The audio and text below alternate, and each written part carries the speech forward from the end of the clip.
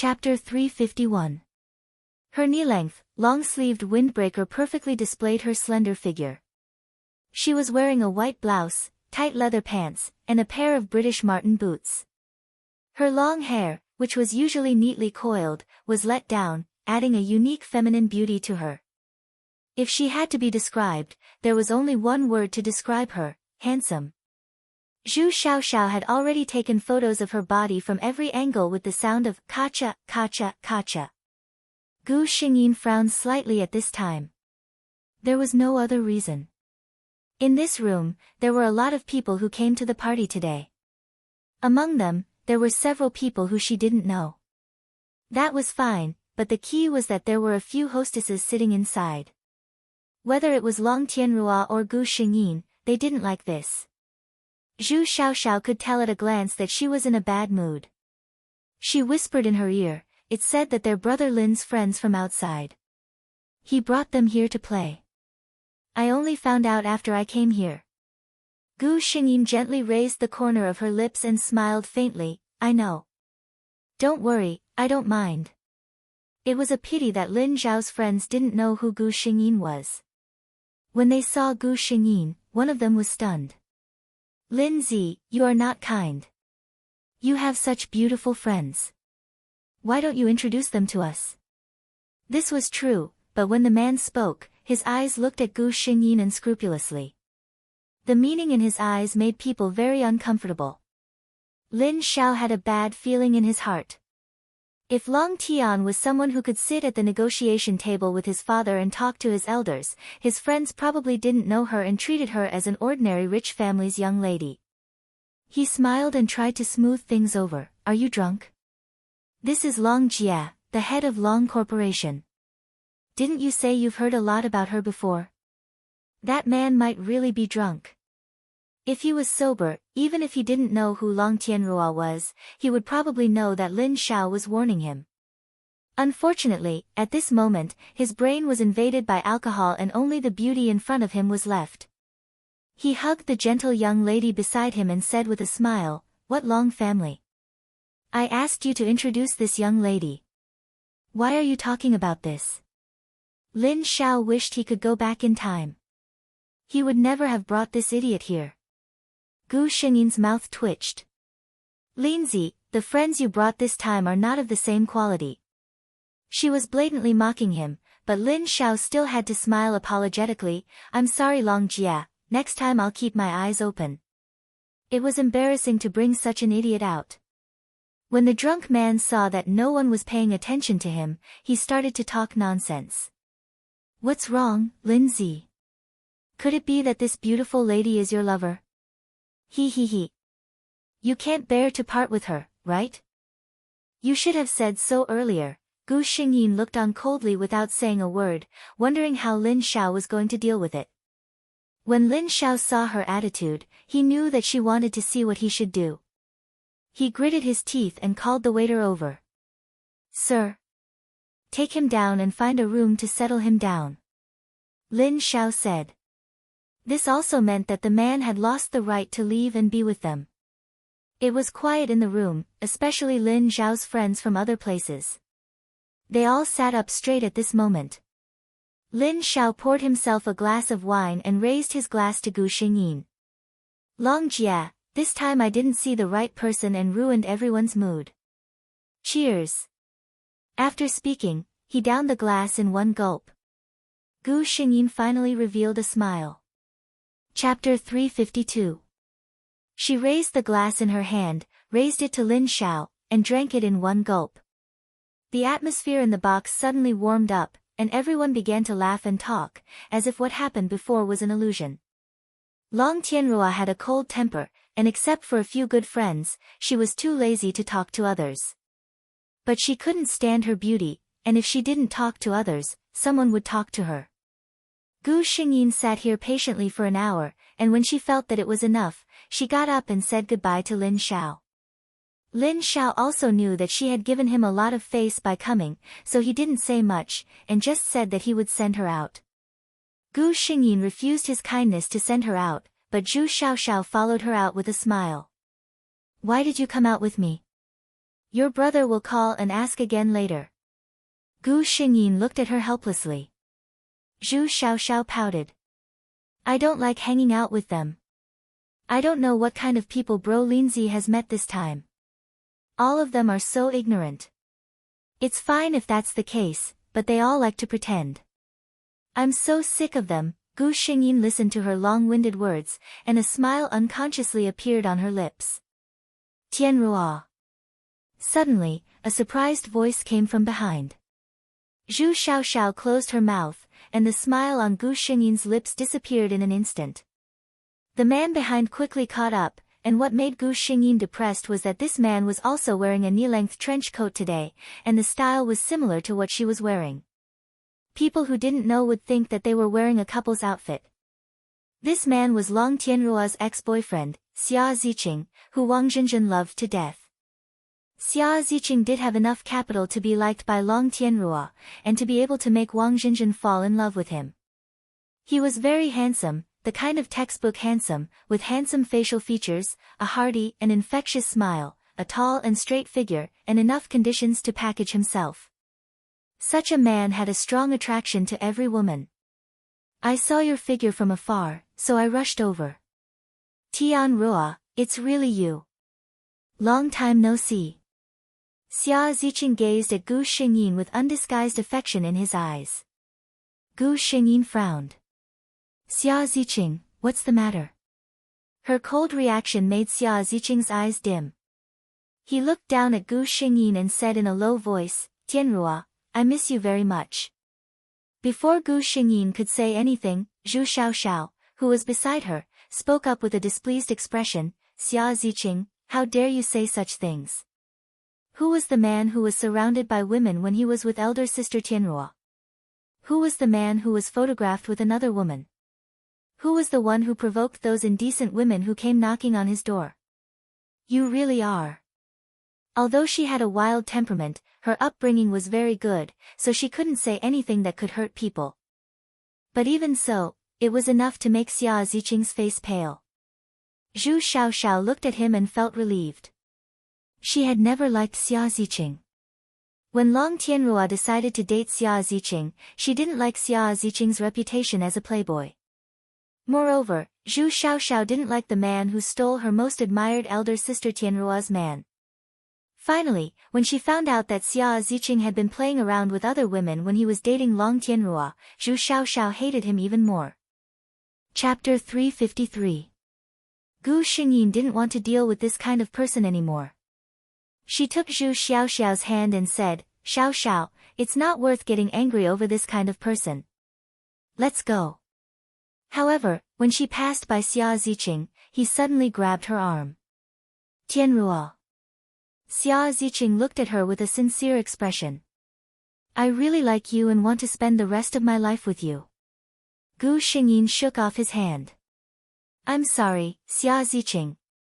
I don't want to spend the rest of my life with you. I'll say it again. We've already broken up. If you continue to pester me, I won't be polite to you.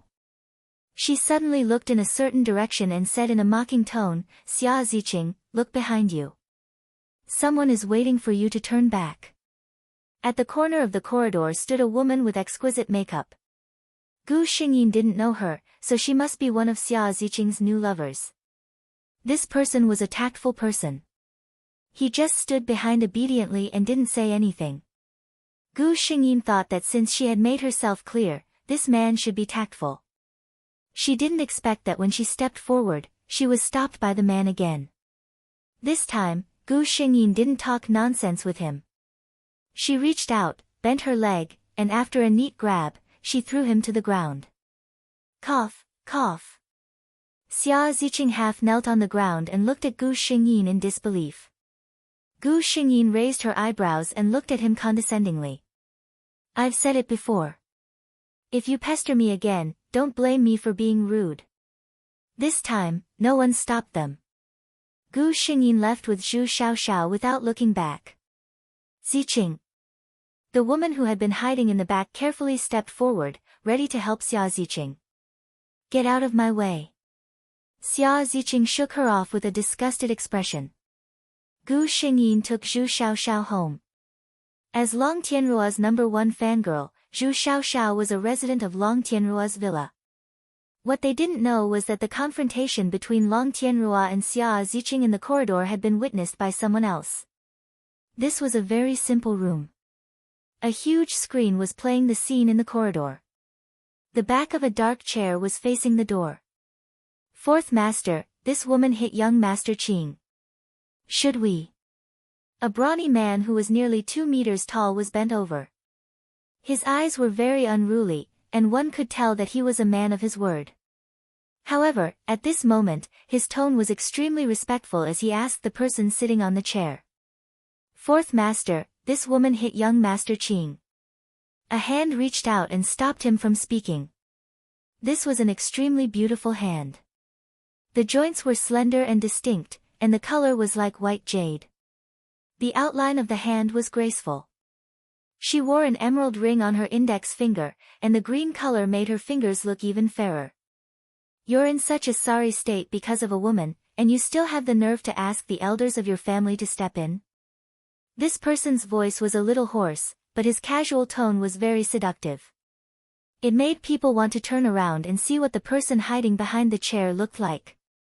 However, it was obvious that the only other person in the room, the brawny man, didn't have the guts. After the man finished speaking, he bowed and quietly left. Long Tianruo. After an unknown amount of time, that deep voice sounded again. You're quite skilled. He only said this one sentence, and the whole room fell silent again. Gu Xingyin didn't know that she had already been noticed by an extraordinary existence. Chapter 354. Gu Xingyin was very busy these days. Every day, she felt more strongly than the day before that it was really not easy to be a president. Long Tianruo had to work overtime almost every day. It was absolutely rare for her to get off work on time like the last time. Fortunately, she had strong professional skills and the invincible existence of the system, so there would not be any mistakes. I'm sorry, you're fired. The personnel manager with a serious face informed Wang Zhenzhen. Wang Zhenzhen's face turned pale. She was weak by nature, but this time, she summoned up the courage to ask why. The answer she got was cold. You were at the bottom in every assessment. I think an employee like you is not suitable for our company. Wang Zhenzhen, who was in a daze, packed her things and went home. Gu Xingyin didn't say much after knowing that Wang Zhenzhen had left the company. When she finished her work, she said to the system, pay attention to Xia Ziqing's recent movements. Report to me at any time if you encounter any situation. She would never let Wang Zhenzhen bear the debt of saving her life. President, here is a cooperation plan with Xia Group. Julie came in with a thick folder. Gu Xingyin pinched her eyebrows tiredly and opened it. Julie looked at her president's tired face and felt distressed. She couldn't wait to do it herself and give her a massage. She blinked hard and pulled back her thoughts that had flown to the horizon. She asked in a serious tone, President, who do you plan to send for this negotiation? Gu Xingyin looked for a while. This was the first time that the two groups had such an important cooperation. It couldn't be taken lightly. I'll go in person. This time, of course, we have to show Xia Group our sincerity. Julie nodded. Okay, I'll communicate with Xia Group. After Julie left, Gu Xingyin breathed a sigh of relief. She leaned her head on the back of the chair and relaxed. It was not that she wanted to be brave.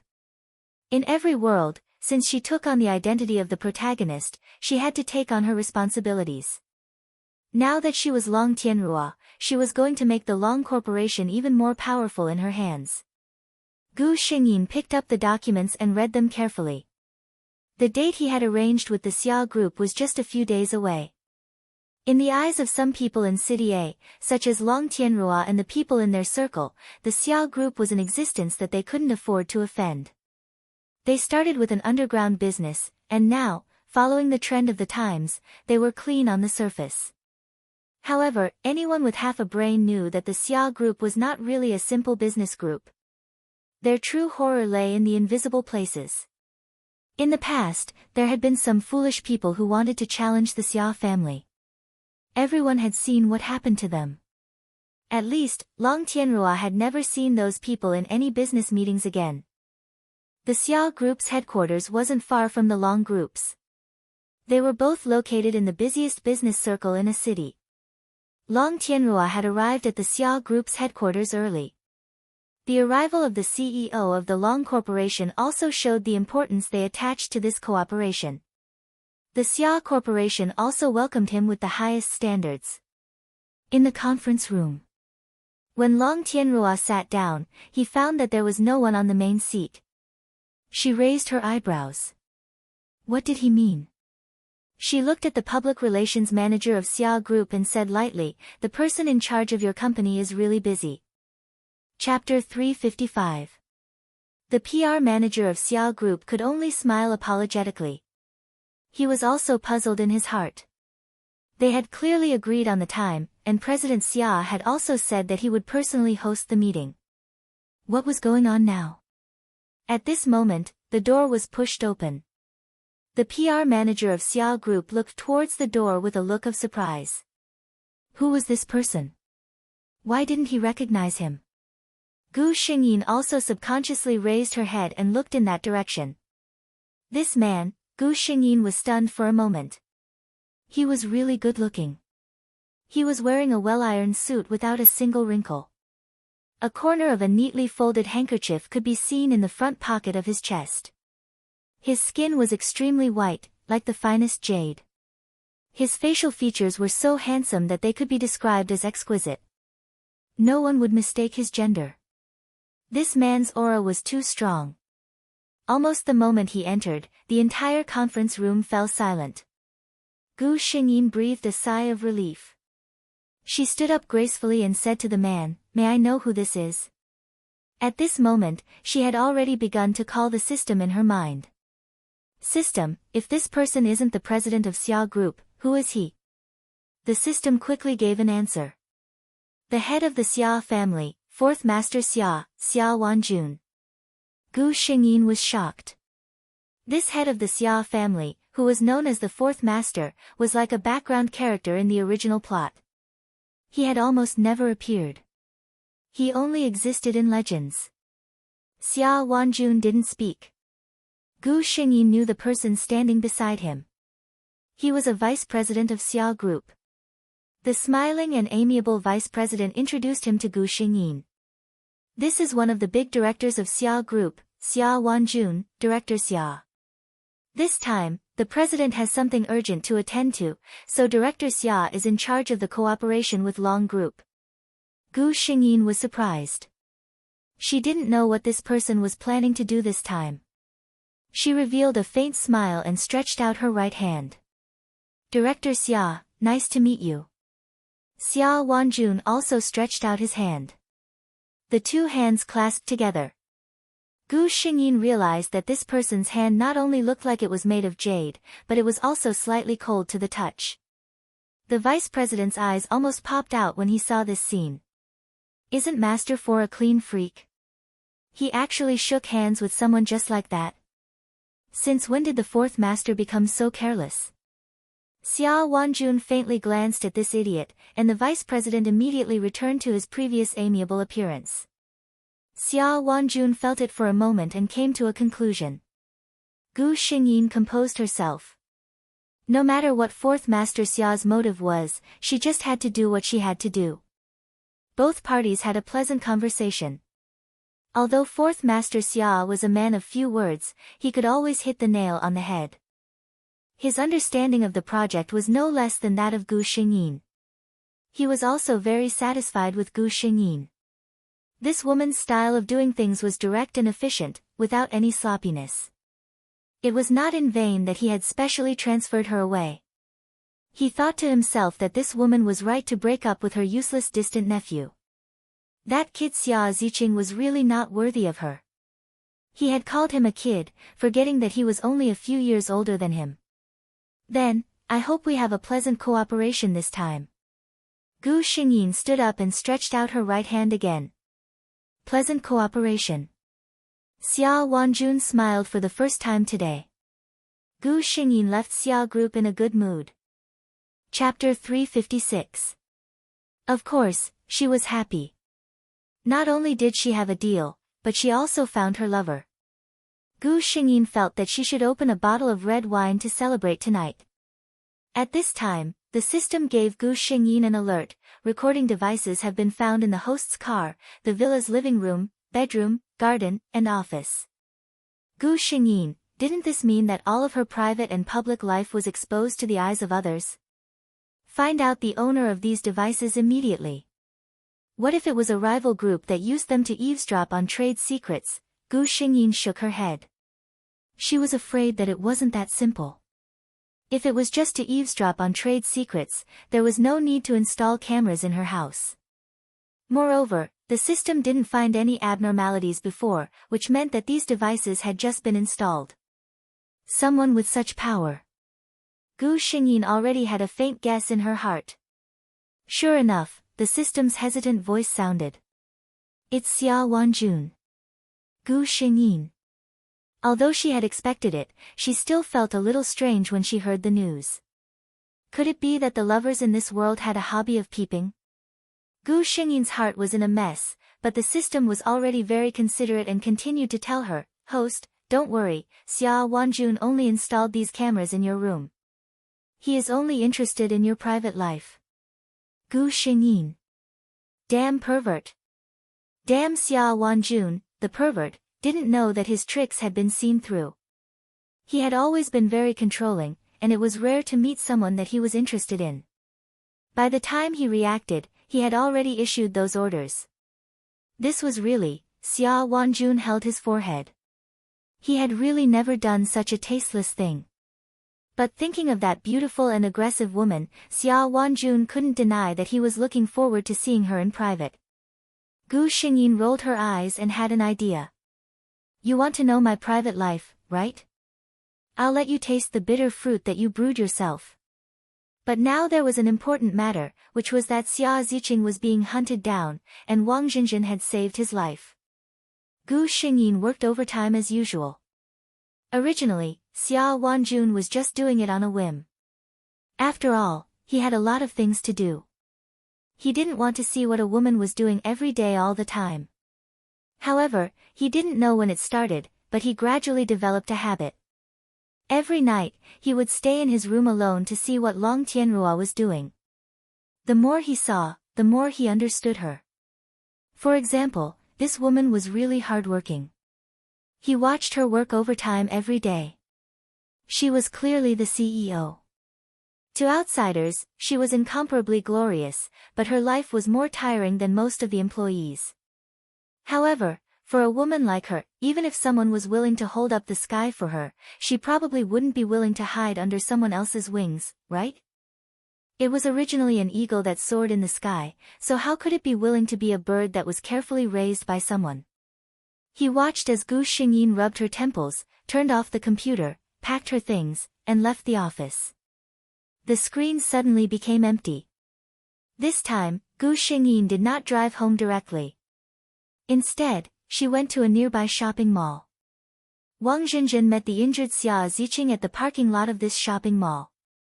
Not to mention why Wang Zhenzhen, who didn't have a car, would go to the parking lot at night, Gu Xingyin got her wish to see the unconscious Xia Ziqing lying on the ground.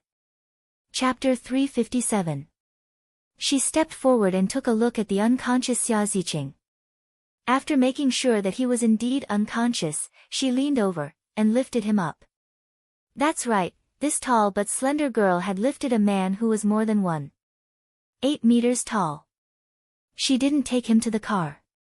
The Xia family's power was spread all over City A. Xia Ziqing just stopped in such a remote place because he was too weak. Gu Xingyin looked around and took Xia Ziqing to a bench at the entrance of the underground shopping mall for people to rest. She was sure that if she left him there, the Xia family's people would come and take him away in less than 5 minutes. After doing this, Gu Xingyin clapped her hands and turned away without hesitation. She didn't see that the man behind her, who was supposed to be unconscious, suddenly opened his eyes with great effort. He glanced in her direction and then fell asleep again. Gu Xingyin didn't go directly to the garage. Instead, she went to the mall and took out a bag of things. She believed that with the Xia family's power, it would be easy for Xia Wanjun to find out who put Xia Ziqing there. So, if Gu Xingyin didn't buy anything and left directly after saving someone, it would be hard to explain. In this way, it was easy to understand.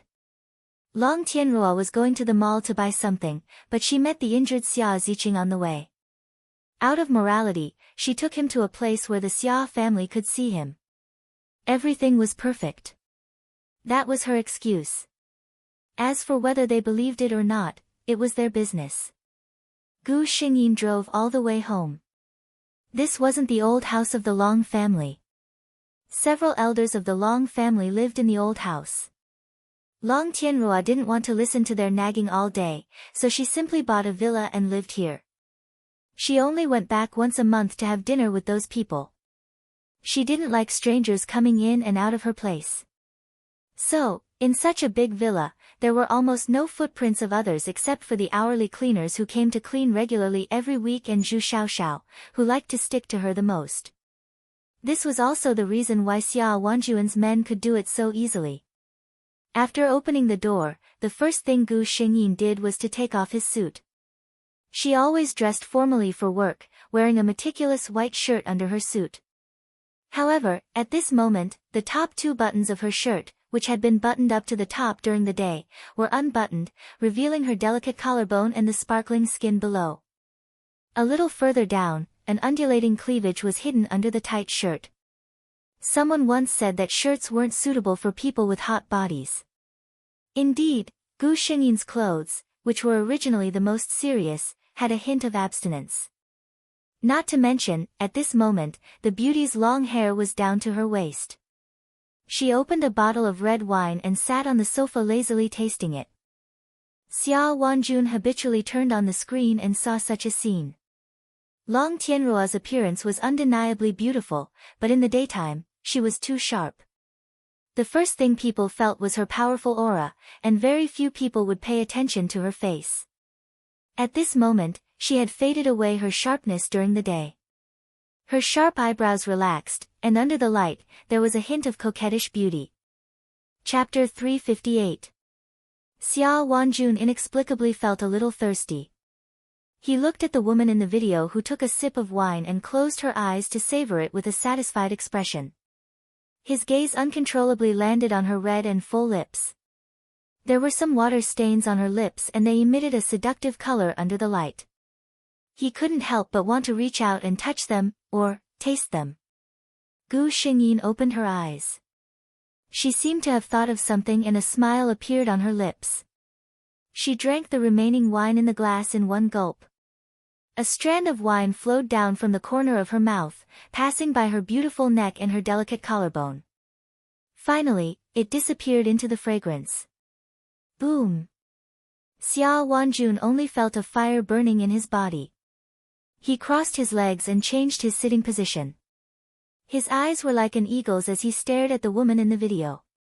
If someone else was here, they would definitely be frightened by the excitement in his eyes. Was this still the indifferent fourth master Xia? If one took a closer look, one would be able to see the determination hidden in the depths of his eyes. Gu Xingyin estimated that it was enough for today. She didn't continue to provoke him. She got up and walked into the room. Xia Wanjun closed his eyes and took a deep breath. He leaned back in the chair quietly. No one knew what he was thinking. He had also installed a camera in Gu Xingyin's room. This time, he didn't look at her. He was afraid that if he couldn't control himself, he would drive directly to her house. Xia Wanjun was in a dilemma. He slowly calmed down the heat in his body. Gu Xingyin was still taking a bath alone.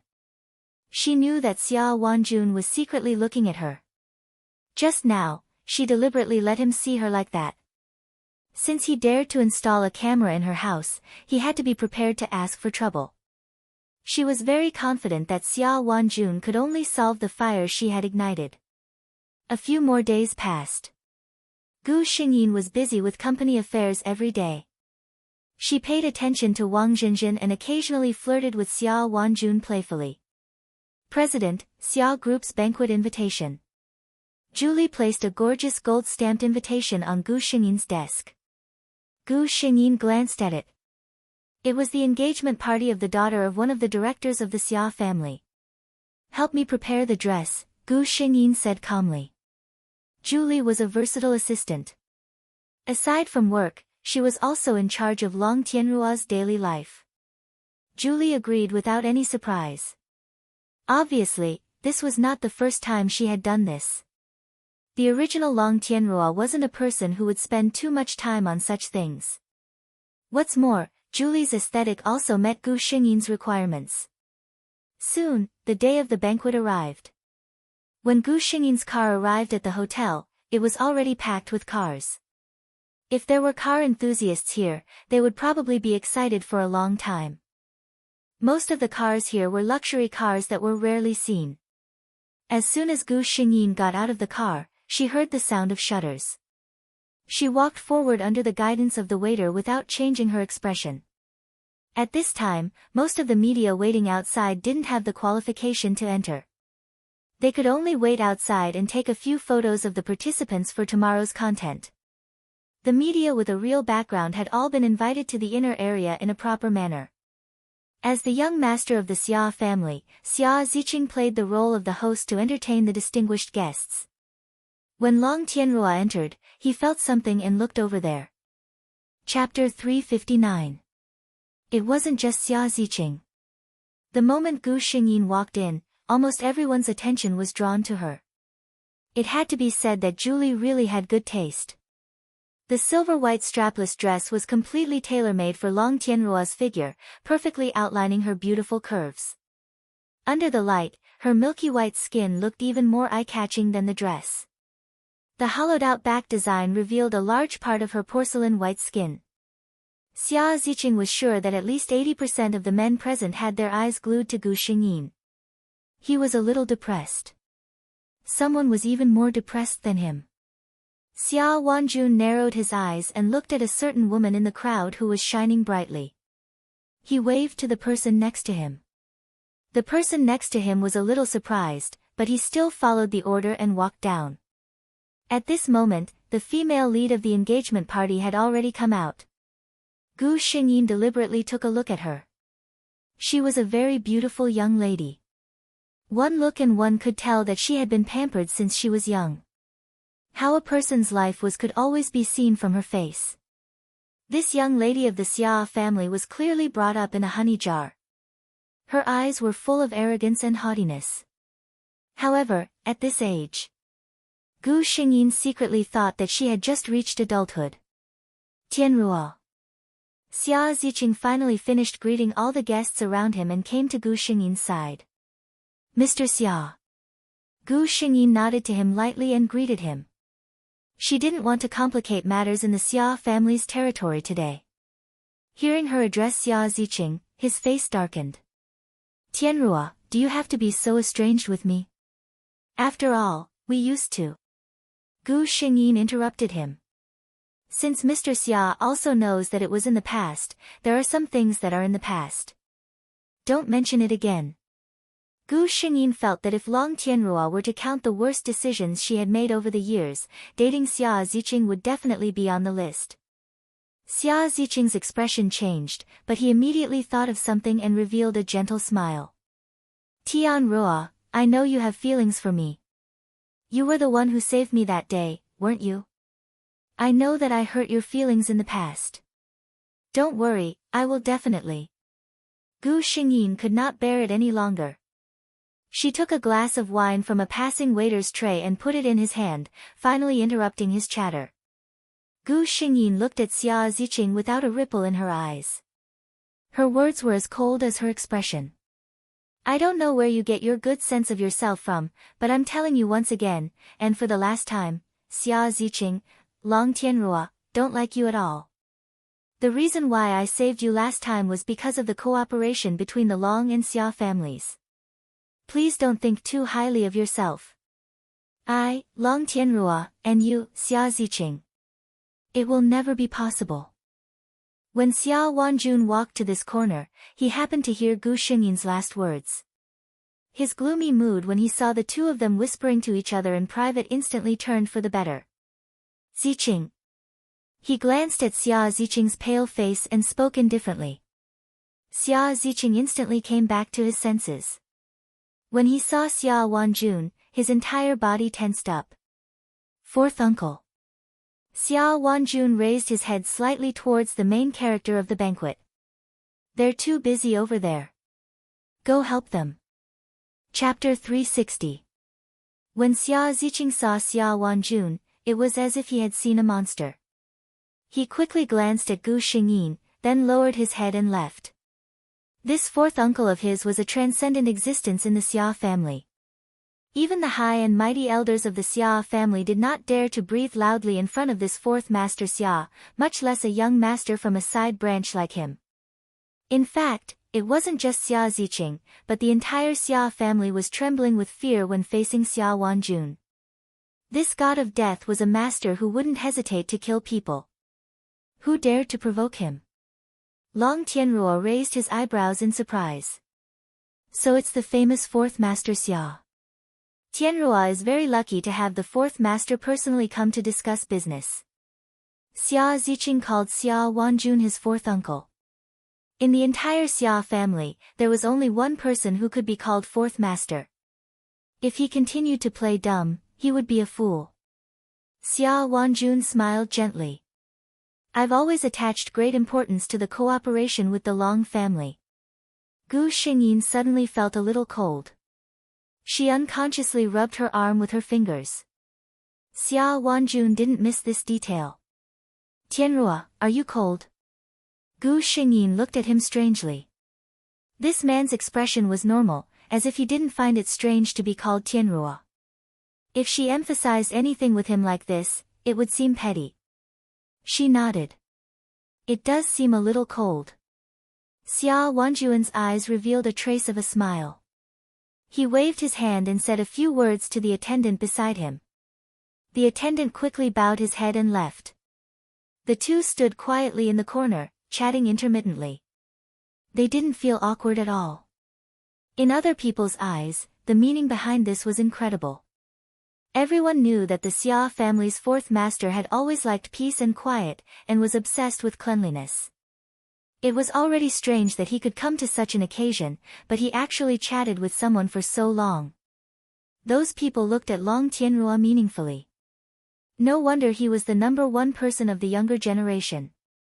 He could even handle someone like the Xia family's fourth master. There were also many people who looked at the two with ambiguous gazes. One had to admit that Xia Wanjun and Long Tianruo were a perfect couple. Quite a number of people were thinking, could it be that fourth master Xia, who was rumored to not be close to women, finally had feelings for her this time? The waiter returned quickly with a snow-white plush shawl in his hand. Xia Wanjun personally reached out to take the shawl from his hand and draped it over Gu Xingyin. He draped the shawl over Gu Xingyin's shoulders from behind, which was equivalent to pulling her into his embrace from behind. The familiar scent instantly surrounded Gu Xingyin. She almost lost control and leaned into the man's arms subconsciously. Xia Wanjun, on the other hand, quite enjoyed this feeling. When he wrapped his arms around Gu Xingyin's shoulders from behind, an impulse that he had never felt before welled up in his heart. It made him want to tighten his arms and take this person into his embrace. In the end, he resisted it with great willpower. He reluctantly withdrew his hands and took a step back, walking back to his previous position. Very beautiful. He looked at Gu Xingyin and praised. He said this with sincerity. Long Tianruo's facial features were already imposing and sharp. Now, with the rabbit fur shawl, she looked even more luxurious. Thank you, fourth master, Gu Xingyin said with a smile as she wrapped the shawl around her and felt the warmth on her body. Xia Wanjun was satisfied with another sentence in his heart, this way, those hateful gazes won't always be on you. Chapter 361. After the Xia family's banquet, gossip about fourth master Xia and Long Corporation's CEO Long Tianruo began to circulate in the upper-class circle of a city. Coincidentally, neither side had any intention of standing up to refute the rumors, and the gossip became more and more intense. She didn't know if Xia Wanjun had done something inside, but Xia Ziqing never came out to disturb her again. However, Gu Xingyin looked at the two people pulling on the road and felt helpless. The plot was indeed powerful. Without that life-saving grace, Wang Jinjin and Xia Ziqing could still be together. It looked like Xia Ziqing accidentally bumped into Wang Jinjin. Looking at Wang Jinjin's lively appearance, she was probably fine. The two of them started arguing because of this. Gu Xingyin could only think of the most vulgar scene. The rich young man was arrogant and made a mistake by hitting someone with his money. The commoner woman was proud and unyielding, fighting for her dignity. Based on the plot of this world, Xia Ziqing would be attracted to a different girl like Wang Jinjin, and then they would have all kinds of misunderstandings. After all the love and hate, the two would live happily together, in your dreams. Gu Xingyin sneered. I won't let you have your way. She watched coldly from the side. In the end, the two seemed to have a big fight. Xia Ziqing threw a check and left angrily. Wang Jinjin squatted on the ground and cried alone. There were many passers-by pointing at her. She thought for a moment, got out of the car, and walked to Wang Jinjin's side. Are you okay? She bent down and asked. Wang Jinjin was crying her heart out when she heard Gu Xingyin's greeting. She instinctively raised her head and looked at Gu Xingyin. With one look, she was so shocked that she even forgot to cry. You. CEO? Wang Jinjin blinked and glanced at her. She immediately remembered that she was no longer an employee of Long Corporation. She couldn't help but blush and lower her head. Gu Xingyin handed her a wet tissue and said, wipe your face. Your makeup is all smudged from crying. Hearing her say this, Wang Jinjin finally remembered her current image. She hurriedly took the towel and wiped her face. Thank you, President. Miss Long, Wang Jinjin whispered. You're welcome. I was just passing by. After all, you are my former employee. Gu Xingyin's tone was gentle. President, you actually know me? Wang Jinjin was surprised and shouted out the previous address. Gu Xingyin nodded calmly. I remember that we've met before. Once at the elevator. Wang Jinjin did not expect that Gu Xingyin would still remember their meeting after such a long time. The CEO was not as cold as the rumors made her out to be. She lowered her head and thought. Are you going home? Gu Xingyin looked at the bags scattered all over the floor.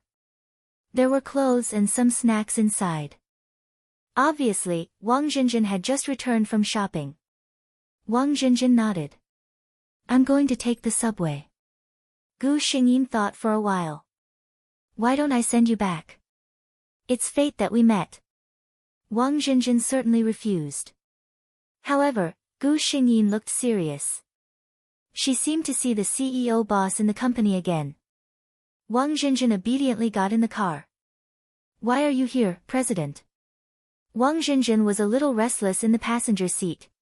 She tried to find a topic to talk about.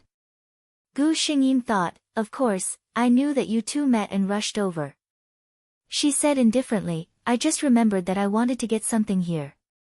Chapter 362. The two of them stopped talking. Gu Xingyin paused and said, I saw it. You'd better keep the check and don't think about anything else. Wang Jinjin's eyes turned red when she heard this.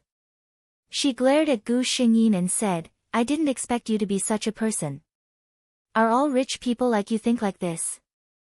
Can everything be solved with money? He owes me an apology. Gu Xingyin was not surprised to hear such words.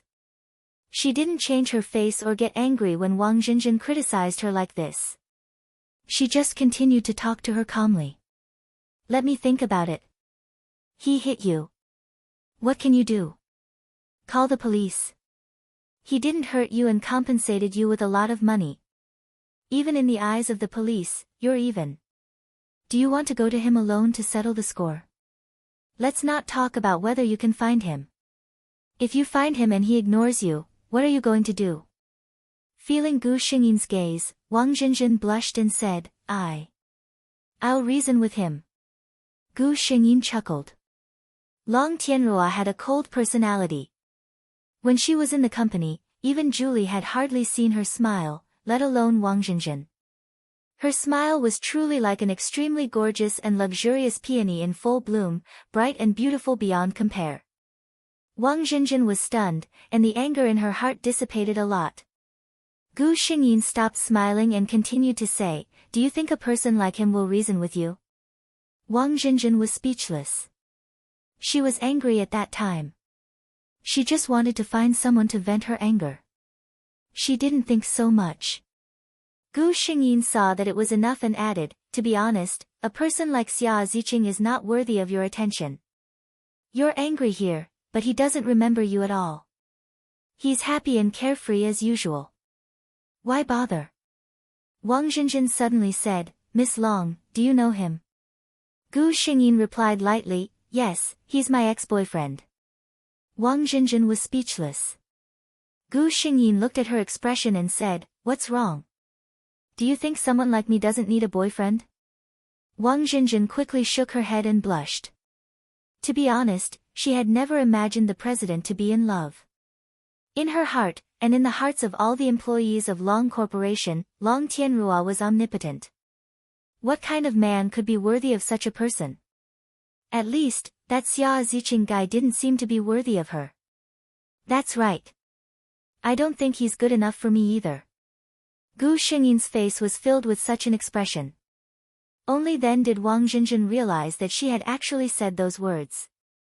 However, what surprised her was Gu Xingyin's words. She had never seen such a confident and matter-of-fact woman. That was true.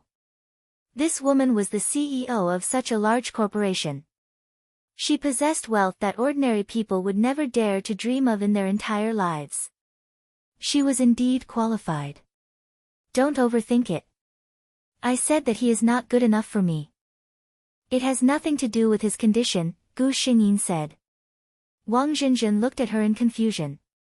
Gu Xingyin smiled coldly.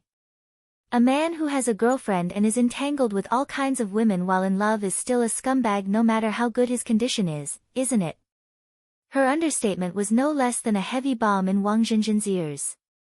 The president was actually cheated on by someone? How could such an outstanding woman not be able to keep her love? At this moment, Wang Zhenzhen's impression of Gu Xingyin was unprecedentedly good. On the contrary, there was only disgust left for that scumbag Xia Ziqing who fooled around. Chapter 363. Soon, they arrived at Wang Zhenzhen's place. Gu Xingyin declined Wang Zhenzhen's invitation to have a cup of tea upstairs. She said that she had something to do later and drove away. The system said, "Host, you're amazing." Gu Xingyin chuckled. Wang Zhenzhen is such a naive girl. If I can't handle her, then all the missions I've done would have been in vain. After their conversation, Wang Zhenzhen had basically given up on the idea of looking for trouble with Xia Ziqing. If Wang Zhenzhen didn't take the initiative to look for him, Xia Ziqing wouldn't have any impression of Wang Zhenzhen. She didn't believe that the two of them could still get together. Gu Xingyin went home, but she didn't expect to hear the system's warning just as she stopped her car. "Host, be careful. There are people here." People? Gu Xingyin's heart skipped a beat. However, it was impossible for outsiders to come to Long Tianrua's private villa at this time. Besides, even if someone came to visit, they wouldn't hide in the underground garage. Gu Xingyin took out her phone. Sure enough, the signal was blocked. She quietly opened the car door. If she delayed any longer, the people outside would be suspicious. The moment she got out of the car, she suddenly turned around and dodged a hand knife from behind. Eh? A surprised voice came from behind her. It seemed that the person was surprised by his own miss. Gu Xingyin smiled coldly. Just as well. She had never had a chance to test her skills in this world. The nimble but swift woman shuttled between the burly men. The burly men didn't take her seriously at first, but Gu Xingyin's words piqued their interest. Crack! Gu Xingyin dislocated one of the men's shoulder joints without batting an eyelid. That burly man was also very powerful. he actually managed to endure this kind of pain. The others looked at each other and knew that they had underestimated this young girl's strength. Gu Xingyin suddenly felt an alarm in her heart. She heard the sound of something breaking through the air. She fell to the ground to avoid being hit. But it was still a little too late. A sharp pain came from her left calf, and Gu Xingyin's world suddenly became hazy. Someone walked up and took a look. She fainted. I didn't expect her to be so powerful. Quick, let's get out of here. Xia Wanjun turned on the video out of habit, but he didn't see the familiar figure. Why isn't he back yet? Xia Wanjun frowned. His heart was filled with displeasure. Didn't she know how to take care of her own body? Bored, he began to flip through the pages. Suddenly, his gaze focused on a certain spot, and a storm quietly gathered in his eyes. He clearly saw that Gu Xingyin had already driven into the garage an hour ago, but he did not see her come out. He immediately pulled up all the surveillance cameras and called someone to come in. Fourth Master. It was still the burly man who had always been by his side. Summer Wolf. Go investigate the whereabouts of Long Tianrua for me personally. Xia Wanjuan's voice was soft, but Xia Lang's expression turned solemn. He had been Fourth Master's subordinate for more than 10 years. Naturally, he could hear the rage hidden under his calm voice. Xia Wanjuan's gaze was fixed on the 4 figures who had snuck into the Long family's villa. His gaze was as cold as ice. When Gu Xingyin woke up, she only felt that her whole body was sore and weak. System. She habitually called out to the system that had been by her side. Chapter 364. Host, I'm here. The system's calm voice came. Where am I now? The system replied, the host is suspected to be kidnapped. Gu Xingyin moved and found that she felt nothing but soreness all over her body. Then the shot she was shot before was probably an anesthetic. Help me check the nearby terrain and tell me how many people are guarding outside. The system soon gave the answer, the host is in the territory of the Shao family in City A. There are more than 30 strong men in the independent manor where the host is. Among them, 20 are armed. Gu Xingyin was speechless. The Shao family was also one of the underworld forces. However, the Shao family and the Long family had always minded their own business. What was the motive for attacking her this time? Gu Xingyin suddenly remembered that the Shao family and the Xia family had always been sworn enemies. Could it be because of the recent rumor? Only in this way could it be explained. It seemed that the Shao family really thought that she had a close relationship with Xia Wanjun and took her as a hostage. At this moment, someone pushed the door open and came in. Gu Xingyin looked over and found that it was an old man in his 50s wearing a dark red tang suit. Gu Xingyin recognized him, asking, Old Master Shao, may I know what brings you here? Shao Xingxiong didn't expect that Gu Xingyin could be so calm in this situation. However, he didn't answer Gu Xingyin's question. Instead, he said, the little girl of the Long family is really a beauty. No wonder, he didn't finish his words, but Gu Xingyin understood. Sure enough, it was related to Xia Wanjun. Shao Xingxiong waved his hand behind him. One of his men came over with a syringe in his hand. Gu Xingyin's face suddenly became cold. She looked straight at him, what do you want? Shao Xingxiong smiled kindly, Miss Long, don't panic. It's just some medicine to calm people down. Don't worry. It's not something addictive. As he spoke, the syringe in his subordinate's hand slowly pierced Gu Xingyin's arm. Gu Xingyin once again could not resist the invasion of darkness and fell into a deep sleep. The smile on Shao Xingxiong's face disappeared without a trace. He ordered his subordinate beside him, go, record a video for Fourth Master Xia. Let him see how his woman is now. However, his subordinate did not reply. Shao Xingxiong felt that something was wrong. Just as he was about to turn around, he heard a sound that made his body tremble. No need, I'm already here. Shao Xingxiong's body stiffened for a moment. He turned his head and saw Xia Wanjun standing at the door. He was still the same, wearing a meticulous black suit. There was not a single trace of anger on him, not even a single strand of his hair was out of place. Only Xiao Xingxiong himself knew how tightly guarded this manor was and how much effort it would take to enter.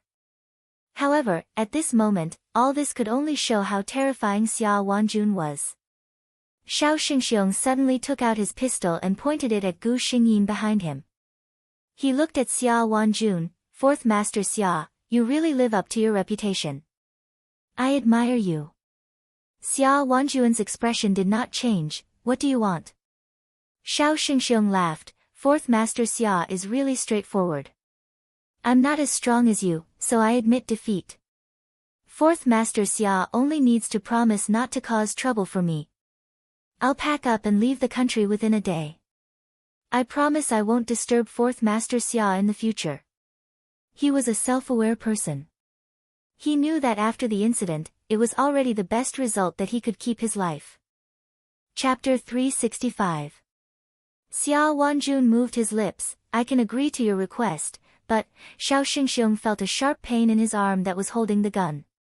His arm went numb, and the gun in his hand fell to the ground. At the same time, he heard a familiar voice, "But he agreed, but I didn't." Xiao Xingxiong looked at Gu Xingyin, who was standing in front of him in disbelief. "How is it possible? You were injected with medicine. You should be lying in bed unconscious, right?" Gu Xingyin finished his words. "Unfortunately, your subordinate might have bought a fake product from somewhere." Gu Xingyin's words made Xiao Xingxiong want to vomit blood. The gun on the ground had been taken away by Xia Wanjun's subordinate. Gu Xingyin knew that she had nothing to do with the rest. She ignored Xiao Xingxiong, who was sitting on the ground in a daze, and walked to the man at the door. Xia Wanjun watched as she leisurely walked to his side, and then collapsed onto the ground. He quickly held the woman beside him, and there was a rare hint of urgency in his tone. He said to the person beside him, "You deal with this." Then he picked up Gu Xingyin and left in a hurry. When Gu Xingyin opened her eyes again, she saw the man sitting by the window at first glance. Xia Wanjun noticed that she had woken up. He got up and walked over. "Do you feel uncomfortable anywhere?" He came back with Gu Xingyin in his arms and informed the family doctor. The result was that she had been injected with medicine that would make her unconscious, and there was nothing serious. However, he was still worried. He had to ask for the answer himself. Gu Xingyin shook her head and got up. She was still a little weak, but there was nothing serious. "Where are you going?" Xia Wanjun saw Gu Xingyin get up and put on her shoes and asked. Gu Xingyin looked at him in confusion. "Going home, of course." She thought for a moment and said, "This time, I won't thank Fourth Master. After all, this unexpected disaster was brought upon me by Fourth Master." Xia Wanjun looked at her impatient appearance and suddenly sneered, "Unexpected disaster?" He suddenly stood up and approached Gu Xingyin step by step until they could hear each other's breathing. "Now, everyone in City A thinks that our relationship is not simple. What's the use of leaving in such a hurry?" A faint blush appeared on Gu Xingyin's face. It was a sign of anger. If Fourth Master wants to clarify things, it's just a matter of a word. Xia Wanjun looked at her face close to his and suddenly smiled. "Why should I clarify?" Gu Xingyin took a step back and looked at him coldly. Then, "Mr. C, is it fun to play with me and everyone?" She paused for a moment before continuing, "Or perhaps, Long Tianrua, have offended Fourth Master in some way. Don't use such a soft knife to deal with people. If it was the real Long Tianrua, she would be innocent in such a thing." It was not easy to be Fourth Master Xia's woman. Xia Wanjun had made countless enemies in his life. His woman was destined to be attacked openly and secretly. Xia Wanjun looked at the cold face of the woman in front of him and suddenly became serious. "Then, what if I'm serious?" Gu Xingyin looked at him in confusion. Xia Wanjun repeated, "What if I'm serious about making you my woman?" Chapter 366. Gu Xingyin looked a little confused, as if she didn't understand what Xia Wanjun meant. But Xiao Wanjun didn't give her any chance to escape. He looked at Gu Xingyin and said word by word, Xiao Wanjun, have fallen in love with you, Long Tianrua. So, it's not a rumor. You're destined to be my woman. System, host, your lover is getting more and more domineering. Gu Xingyin, shut up, I'm the domineering CEO. System, Long Tianrua looked at the confident man and smiled gently. Fourth Master Xia, do you know that no matter how powerful you are, there are some things in this world that can't be exchanged with power? Xia Wanjun also smiled gently. I don't know if it can be exchanged or not. I only know that I, Xia Wanjun, have never failed to get what I want. Long Tianrua looked at him. Then, Fourth Master, do you want to force me? Or do you want my heart? Xia Wanjun felt that this woman was more interesting than he thought. He thought of many reactions that Gu Xingyin would have, but he didn't expect her to negotiate with him like this. Of course it's the latter. I've fallen in love with you, so you naturally have to return my heart. Xia Wanjun said matter-of-factly. Gu Xingyin nodded. Fourth Master, you see, I don't have a lover right now, and you're the most outstanding person I've ever met. I do have some feelings for you. If you want my heart, come and get it yourself. Gu Xingyin looked at the time on her watch. I have an important meeting in the company today. Goodbye, Fourth Master. Xia Wanjun looked at the woman who left without hesitation, feeling very curious. He called one of his subordinates. Fourth Master, what are your orders? The man who was dressed handsomely and was about to find a beautiful woman for a romantic encounter saw the call and quickly straightened his face. Come here, help me, chase a woman. The handsome man blinked hard, wondering if the man in front of him was possessed by some strange person. Since when did the Fourth Master learn to use such a roundabout method? Wasn't it his style to snatch anyone he fancied? No, Fourth Master had taken a fancy to a woman. Could it be that there was anyone who was unwilling? That's not right either.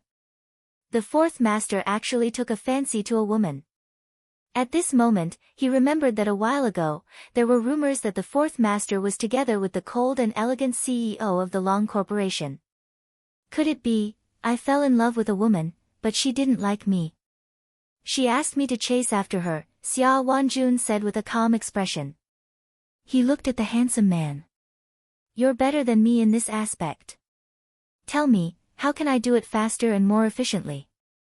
The handsome man asked cautiously, is it that? Dragons? Xia Wanjun nodded. The handsome man thought for a moment. This president of the Long Corporation has a reputation of being cold and arrogant. Fourth Master, it's not that I want to say this, but she must have feelings for you. For a woman to let a man go after her, it's impossible to say that you don't have feelings for her. Xia Wanjun looked at him like he was an idiot.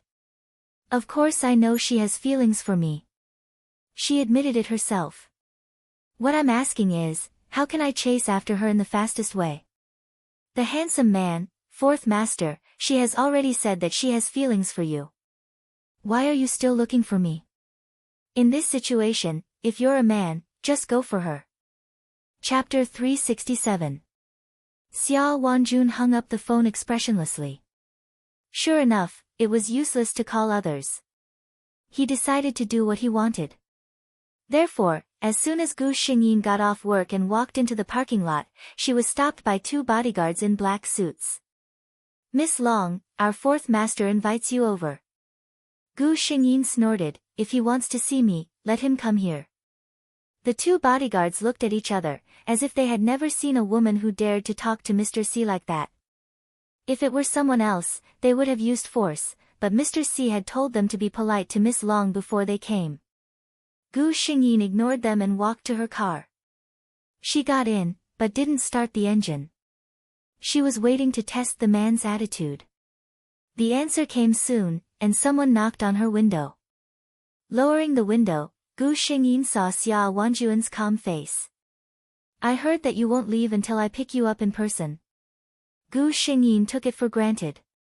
If you want to chase me, of course you have to show your sincerity. The two bodyguards beside him had cracking expressions on their faces. So Master Fu called them here to date Miss Long? This, Xia Wanjun frowned and nodded. Okay, I'll be careful in the future. He opened the door for Gu Xingyin and made an inviting gesture. Then, beautiful lady, would you like to have dinner with me? Only then did Gu Xingyin smile. My pleasure. The driver was driving. Gu Xingyin and Xia Wanjun sat in the back seat and chatted. It could be seen that Xia Wanjun rarely chatted with others like this. Considering the rumor that Mr. C liked to be quiet, Gu Xingyin understood. Long Tianrua wasn't a talkative person, and they often had a gap in their words. Even the driver sitting in front felt embarrassed for them. However, the two people involved did not feel that there was anything wrong with it. Gu Xingyin had reincarnated many times with his lover, so he was very familiar with this man's soul. Even if he was just sitting there quietly, it would be very natural for him, and he would not feel awkward at all. On the contrary, Xia Wanjun was indeed very curious about this feeling. He was a quiet person by nature, especially after the Xia family gained power. No one dared to disturb him. It had been a long time since he had experienced the feeling of being in a narrow space with others. He originally thought that he would not be used to it, but the result was surprising. He could feel the presence of the woman beside him. Her figure, her faint fragrance, and even her breath were close to him, but he didn't feel anything strange. On the contrary, he was even a little happy. Is this the feeling of liking someone? That was what Xia Wanjun thought. He felt that it was not bad. It was their first date, and both of them had a good impression of each other. Gu Xingyin did not feel uncomfortable at all because she was facing her lover. Xia Wanjun felt that his performance was good, and there was nothing wrong with it. He was very satisfied that Gu Xingyin was relaxed in front of him, which meant that she was also satisfied in her heart. Mr. C came to such a conclusion. However, in the eyes of outsiders, their dinner was like this, the two of them had almost no expression during the whole meal. They ate quietly, and there was no other communication except for two clinks of glasses. They really carried out the principle of not talking while eating. Is this really a date? The driver and bodyguard next to them was confused. Chapter 368. However, in the midst of the chauffeur's confusion, the relationship between the two slowly deepened. As for the relationship between the Long Corporation's CEO and the Xia family's fourth master, everyone went from being surprised and curious to taking it for granted. Of course, there were also some people who couldn't figure it out. For example, the person in front of them. Xia Ziqing's life had not been very good recently. His parents had become unprecedentedly strict with their son. Not to mention not allowing him to enter those romantic places, even his daily whereabouts were strictly controlled. Therefore, he had been very isolated recently. By the time he heard the news about Gu Xingyin and the Xia family's fourth master, it was already time for everyone to know. Without hesitation, he drove to find Gu Xingyin. Is this your choice? Xia Ziqing looked at Gu Xingyin with painful eyes. He really liked Long Tianrua. It could be said that he, Xia Ziqing, had never liked a woman so much in his life. But Long Tianrua didn't believe that he liked her, or his actions made it impossible for others to believe. Gu Xingyin didn't directly answer his question. Mr. Xia, in what position are you asking me such a question? I remember that I have said more than once that we have nothing to do with each other. Xia Ziqing looked at Gu Xingyin earnestly. Listen to me, Tianrua. I know that it was my fault that we broke up. I am a scum. You are free to have a new relationship, and I have no right to interfere. But fourth uncle, believe me, he is really not suitable for you. Gu Xingyin was surprised. She never thought that this scum would be so self-aware. She nodded. I am very happy, Xia Ziqing. You have finally recognized your scum. I agree with the first half of what you said. As for the second half, whether they are suitable or not, it is up to the two of them. It is not up to you to decide. Her words made it clear that she wouldn't listen to his advice. Xia Ziqing was anxious and said to her, Tianrua, you have to believe me. I will not lie to you. Do you really know what kind of person the Xia family's fourth master is? You are just a clean businessman. You only see his elegant appearance. You don't know how much blood he has stained his hands. Do you have a problem with me? A low voice came from behind him. Xia Ziqing's face instantly turned pale. He stiffly turned his head and called out to Xia Wanjun, who had appeared out of nowhere, "Fourth uncle." Xia Wanjun glanced at him. It seems that your parents haven't disciplined you enough.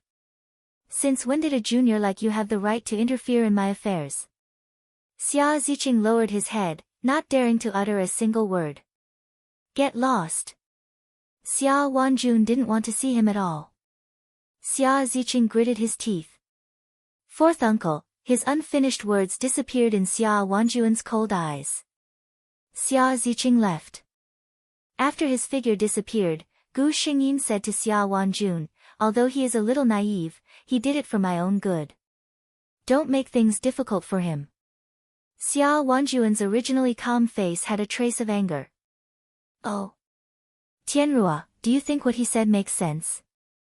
Gu Xingyin looked at the man who was obviously jealous because of her words defending Xia Ziqing. She took the initiative to take his hand. He personally admitted that he is a scum. Don't these words make sense? Xia Wanjun only felt that the feeling in his hand was warm and soft, and it easily soothed the gloom in his heart. Chapter 369. However, he still snorted. I really don't understand. Why did you fall in love with him back then? Gu Xingyin laughed in her heart and followed his words. Yes, I was young and frivolous at that time. I didn't know how to judge people clearly. Xia Ziqing was born a playboy. How could he compare to you, Master Si, who was considerate and devoted? Xia Ziqing glared at him. How dare you make fun of me? Although he said that, he didn't let go of Gu Xingyin's hand. Gu Xingyin had already seen through the man's nature. How could she be afraid of his anger? She was just a little bit of a spoiled child, and the man couldn't do anything to her. The two got into the car and left in a harmonious atmosphere. After the two cars disappeared, Xia Ziqing's soulless figure finally appeared behind a huge pillar not far away. He had never seen Tianrua smile so happily in front of him. She even took the initiative to hold Uncle Si's hand. It seemed that she was acting spoiled with him. He had never seen his fourth uncle so close to a woman before. He looked at his fourth uncle's angry yet helpless expression. Maybe Uncle Si himself didn't know how much he doted on Tianrua when he looked at her. Maybe he was really wrong. Uncle Si really liked Tianrua. The two of them were very happy together. And he thought that the two of them weren't suitable based on his subjective conjecture. Forget it. Xia Ziqing finally laughed dejectedly. Tianrua was right.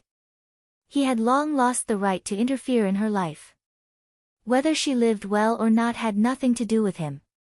Xia Ziqing, who was depressed, ignored his parents' ban and ran to the nearest bar to get drunk. When he returned, he found that his money had been plundered by a few gangsters in an alley.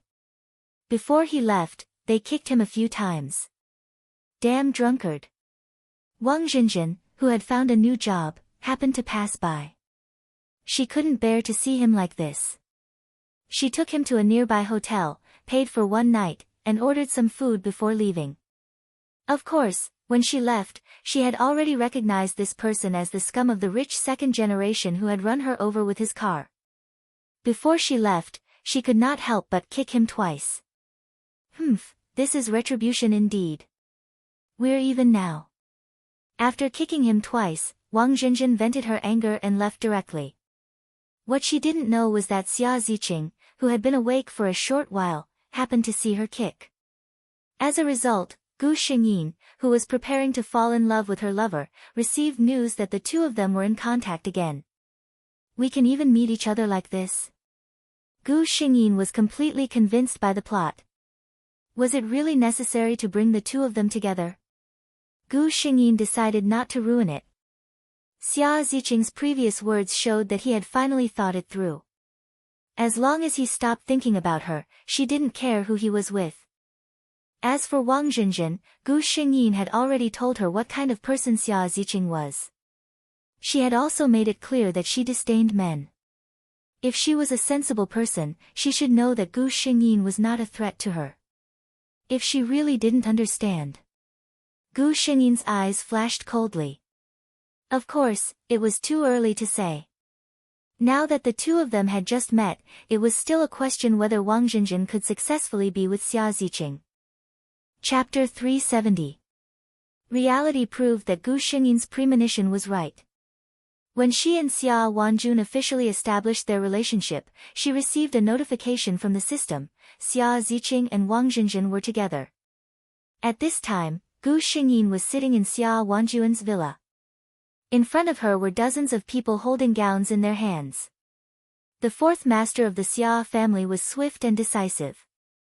The day after Gu Xingyin relented and the two of them officially established their relationship, he released the news of their engagement. No one in the Long family dared to oppose Long Tianruo's decision. Moreover, Long Tianruo and fourth master Xia's marriage wouldn't do any harm to the Long family. The elders of the Long family were all happy to see this happen. As for the Xia family, they had to agree to fourth master Xia's decision, whether they agreed or not. Gu Xingyin randomly picked a gown. It wasn't that she was being casual. These gowns were all custom-made by the world's top designers according to her figure. Each one of them was beautiful and unique. Any one of them would be a treasure that countless socialites would be envious of if they took it out. She changed into the gown. During this time, Xia Wanjun sat there and watched her. He was dressed as usual in a pure black custom-made suit. This man was as meticulous as his suit in some aspects. Gu Xingyin walked out. The people around her all praised her. Only Xia Wanjun stared at her for a while and frowned slightly. What's wrong? Gu Xingyin asked, sensing his dissatisfaction. She looked at herself in the mirror. This blue gown was indeed beautiful. Xia Wanjun looked at her chest that couldn't be hidden. He didn't say anything. He just stood up and picked out a white gown. Try this. Gu Xingyin was a little confused when she took it, but when she put it on, she instantly understood what the man meant. She couldn't help but laugh at the man's pettiness. Compared to the blue gown, this white gown was indeed conservative. As expected, Gu Xingyin walked out and saw the man's satisfied gaze. That's good, said Xia Wanjun. Gu Xingyin did not expose his thoughts. Anyway, it was just trying on a dress. As long as the lover was happy, it was fine. It was the engagement party of the fourth master of the Xia family, and his fiancée was the president of the Long group. Basically, all the famous people in City A were present. Wang Zhenzhen was now considered Xia Ziqing's official girlfriend, so of course, she came along. When she saw Gu Xingyin, her eyes were filled with envy and yearning. Seeing this, Xia Ziqing suddenly asked, "You know Tianruo?" Wang Zhenzhen nodded. Yes, I used to be an employee of the Long group. The president is the idol of all the female employees in our company. She thought for a moment and added, he's also the idol of all the male employees. Xia Ziqing was dazed for a moment as he looked at the woman who would always be the center of attention no matter how many people there were. Once upon a time, it had been his dream to stand with Tianruo at the wedding banquet and receive everyone's blessings. Fortunately, this absent-mindedness only lasted for a moment. He came back to his senses and looked at his girlfriend who was standing quietly beside him. Zhenzhen, do you want to have such an engagement party? Wang Zhenzhen blushed for a moment, and the grudge that had just arisen in her heart because of Xia Ziqing's gaze at Gu Xingyin disappeared. This is too fast. She couldn't get used to Xia Ziqing's rhythm. Gu Xingyin suddenly felt something. She looked at the two people standing in the distance whispering intimately. It seemed that they had a good relationship. Very good. Gu Xingyin was relieved. This time, Wang Zhenzhen wouldn't blame him, right? Chapter 371. Miss Long, congratulations. Wang Zhenjin held a glass of wine and walked to Gu Xingyin. Gu Xingyin knew the plot, so she naturally knew Wang Zhenjin's character. In fact, this girl had always felt inferior, especially after being with Xia Ziqing. She often came into contact with things she had never encountered before, which made her feel very ignorant. At this time, it was not easy for her to summon up the courage to come to her side and give her a blessing. Thank you. Gu Xingyin smiled and clinked glasses with her. Facing Gu Xingyin, Wang Zhenjin was actually very embarrassed. She knew that Xia Ziqing was her ex-boyfriend, and Gu Xingyin had also told her what kind of person her ex-boyfriend was. In the end, she still chose to be with him, which made her feel like she had brushed away his good intentions. Do you blame me? She finally asked this question. In such an occasion, apart from Xia Ziqing, only Gu Xingyin could say a few words to her. Gu Xingyin suddenly laughed. What right do I have to blame you? Xia Ziqing and I have broken up long ago. It's normal for us to look for a new relationship. Don't you see that I'm already engaged? As for you choosing Xia Ziqing in the end. She looked at Wang Zhenjin seriously. Everyone should be responsible for their own choices. Zhenjin, I'm here. I wish you happiness. Wang Zhenjin looked at Gu Xingyin. She could feel that Gu Xingyin's words were sincere. She raised the glass in her hand. Thank you. At this time, she saw Gu Xingyin's fiancé coming over. Wang Zhenjin had heard of this man from Xia Ziqing. He was said to be a powerful figure. Even someone like Xia Ziqing was nothing in front of him. She was a little curious about how Gu Xingyin got along with such a man. Are you tired? She heard the man ask. Of course I'm tired. My feet hurt. It's all your fault. You chose this dress, and now I can only wear such high heels. Gu Xingyin complained to the man. I'll let the banquet end early. The man wrapped his arm around Gu Xingyin's waist so that she could lean on him. Accompanied by vague words, the two figures walked further and further away. Wang Zhenjin held the wine glass and looked at it. She was actually a little dazed. The fourth master, who was said to be the invisible emperor of City A, was just an ordinary man who doted on his lover in front of his lover. In front of him, the powerful CEO of the Long Corporation was just a little woman who only knew how to whine and complain. Wang Zhenjin recalled how she couldn't let go of her feelings for Xia Ziqing. She always felt that she wasn't good enough for him, which often made Xia Ziqing very irritated. Wasn't this also a way to wear down their feelings? Zhenjin, so you're here. You didn't tell me. I was worried to death. Xia Ziqing walked over with a worried face. Wang Zhenjin suddenly smiled. She quickened her pace and walked to the man's side. Ziqing, I'm a little cold. Hearing this, Xia Ziqing took off his jacket and put it on her shoulder. Bear with it a little longer. The banquet will be over soon. It's fourth uncle's banquet. I can't take you away.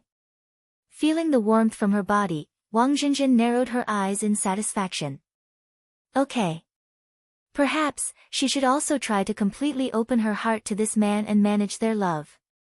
Chapter 372. The Xia family and the Long family had a marriage alliance. That grand engagement banquet had been talked about for a long time. There were rumors that the Xia family's fourth master loved his fiancée very much. He had originally planned to hold the wedding directly, but he felt that the time was too rushed and he couldn't hold a perfect wedding for his fiancée, so he held the engagement banquet first. There were also people who said that the Long family and the Xia family were just a strong alliance. How could there be any true love in this kind of marriage alliance between rich and powerful families? It was just a show for others to see. Just wait and see, in less than a year, there would definitely be all kinds of gossip. However, no matter what outsiders said, it was just the two of them living their lives together. Now, the fourth master, who was rumored to be ruthless and iron-blooded, was in the kitchen cooking dinner for two people. Gu Xingyin was very surprised that Xia Wanjun knew how to cook. For such a man, no one could imagine him washing his hands to make soup. Gu Xingyin actually knew how to cook, and thanks to the system, her cooking skills were not worse than the average chef. However, after being born for so long and experiencing so many worlds, she had almost never cooked by herself. Firstly, she didn't like it. Secondly, with her identity in every world, there was almost never a time when she could use it. She was very satisfied with this. However, what surprised her was that her lover, who had an extremely powerful background in every life, had cooked for her in several lives. I didn't expect that the fourth master would actually cook by himself, Gu Xingyin said with emotion. Xia Wanjun handed the bowl of rice to her and sat down. This is nothing. When the Xia family's fourth master was young, he was just a child who wasn't liked by his parents. His parents were married by the Xia family. After giving birth to him, the heir, they separated and lived separately. Xia Wanjun only had an empty villa and a bunch of servants with him since he was young. He started to come into contact with the Xia family's secret business when he was a teenager. In order to convince the public, he personally participated in the Xia family's devilish training. In the deserted jungles and grasslands, no one would be waiting for you with cooked food. At first, Xia Wanjun didn't even know how to start a fire. Later on, no matter where he was placed, he would be able to find food immediately and leave himself a way out. He shook his head to clear the unpleasant memories in his mind and served Gu Xingyin a bowl of soup. Gu Xingyin took it and didn't ask about the past hidden in his words. Instead, she winked playfully. That's great. I don't know how to cook. In the future, the management of this family will be handed over to Mr. C. The corners of Xia Wanjun's lips curled up slightly. I'm happy to cook for Tianruo. Long Tianruo's past had been thoroughly investigated as soon as he became interested in her. Unlike her, she had always been the treasure in her parents' hearts, the pearl in their palm, since she was born. The biggest blow this young miss had suffered in her life was when her parents had met with an accident. She had to shoulder the entire Long family by herself. She had learned all kinds of things, but she had never come into contact with basic necessities. Before her parents' accident, she didn't need it. After her parents' accident, she didn't have the time at all. That's good. Xia Wanjun thought in his heart. Her life had been smooth sailing. There was no need for her to waste time on these worldly things. He was happy to pamper her and protect her. Xia Wanjun's woman had to be the happiest woman in the world. Chapter 373. The two of them finished dinner in a warm atmosphere, then went out for a walk hand in hand. It was late autumn, and the temperature was very low at night. A gust of cold wind blew over, and Gu Xingyin couldn't help shivering even though she was wearing a coat. Are you cold? Xia Wanjun looked at her and put her hand into his pocket without any explanation. Gu Xingyin wasn't cold. It was just a reflex. However, she enjoyed the feeling of being cared for by her lover. The Xia family's villa was in a famous area in City A, where every inch of land was worth its weight in gold. Gu Xingyin looked around and suddenly kissed Xia Wanjun on the face. I won't be cold if you kiss me too. She winked at the man mischievously. Xia Wanjun turned around and looked at her, but he didn't move. Gu Xingyin was joking. That man was strict, so how could he do something like kissing someone outside? Just as she was about to say that she was joking, someone suddenly pulled her wrist forcefully. She lost her balance and fell forward, right into a familiar and warm embrace. Then, a pair of cold lips covered her lips. Gu Xingyin widened her eyes in surprise. Xia Wanjun held the waist of the person in his arms tightly and deepened the kiss. Gu Xingyin had never known that this man could be so passionate. A surge of passion that made one shudder came from the depths of her body, causing her to become excited. She closed her eyes and indulged herself in the passion brought to her by her lover. Her hands clung tightly to his shoulders. After a long time, their lips parted. Xia Wanjun was still holding Gu Xingyin tightly. He lowered his head and kissed her lips, which were red because of the deep kiss just now. He said, Are you still cold? Gu Xingyin snuggled up in his arms. The familiar smell and warmth made her reluctant to leave. She nodded in all seriousness. Fourth master's embrace is indeed warm. Xia Wanjun laughed when he heard that. The Xia family's fourth master was extremely good-looking. His facial features were as if they were carved from jade, and he had a kind of elegant handsomeness. However, due to his imposing manner, no one dared to stare closely at his face. His smile made Gu Xingyin feel a trace of surprise. Gu Xingyin couldn't help but reach out and caress his face. She sighed with emotion.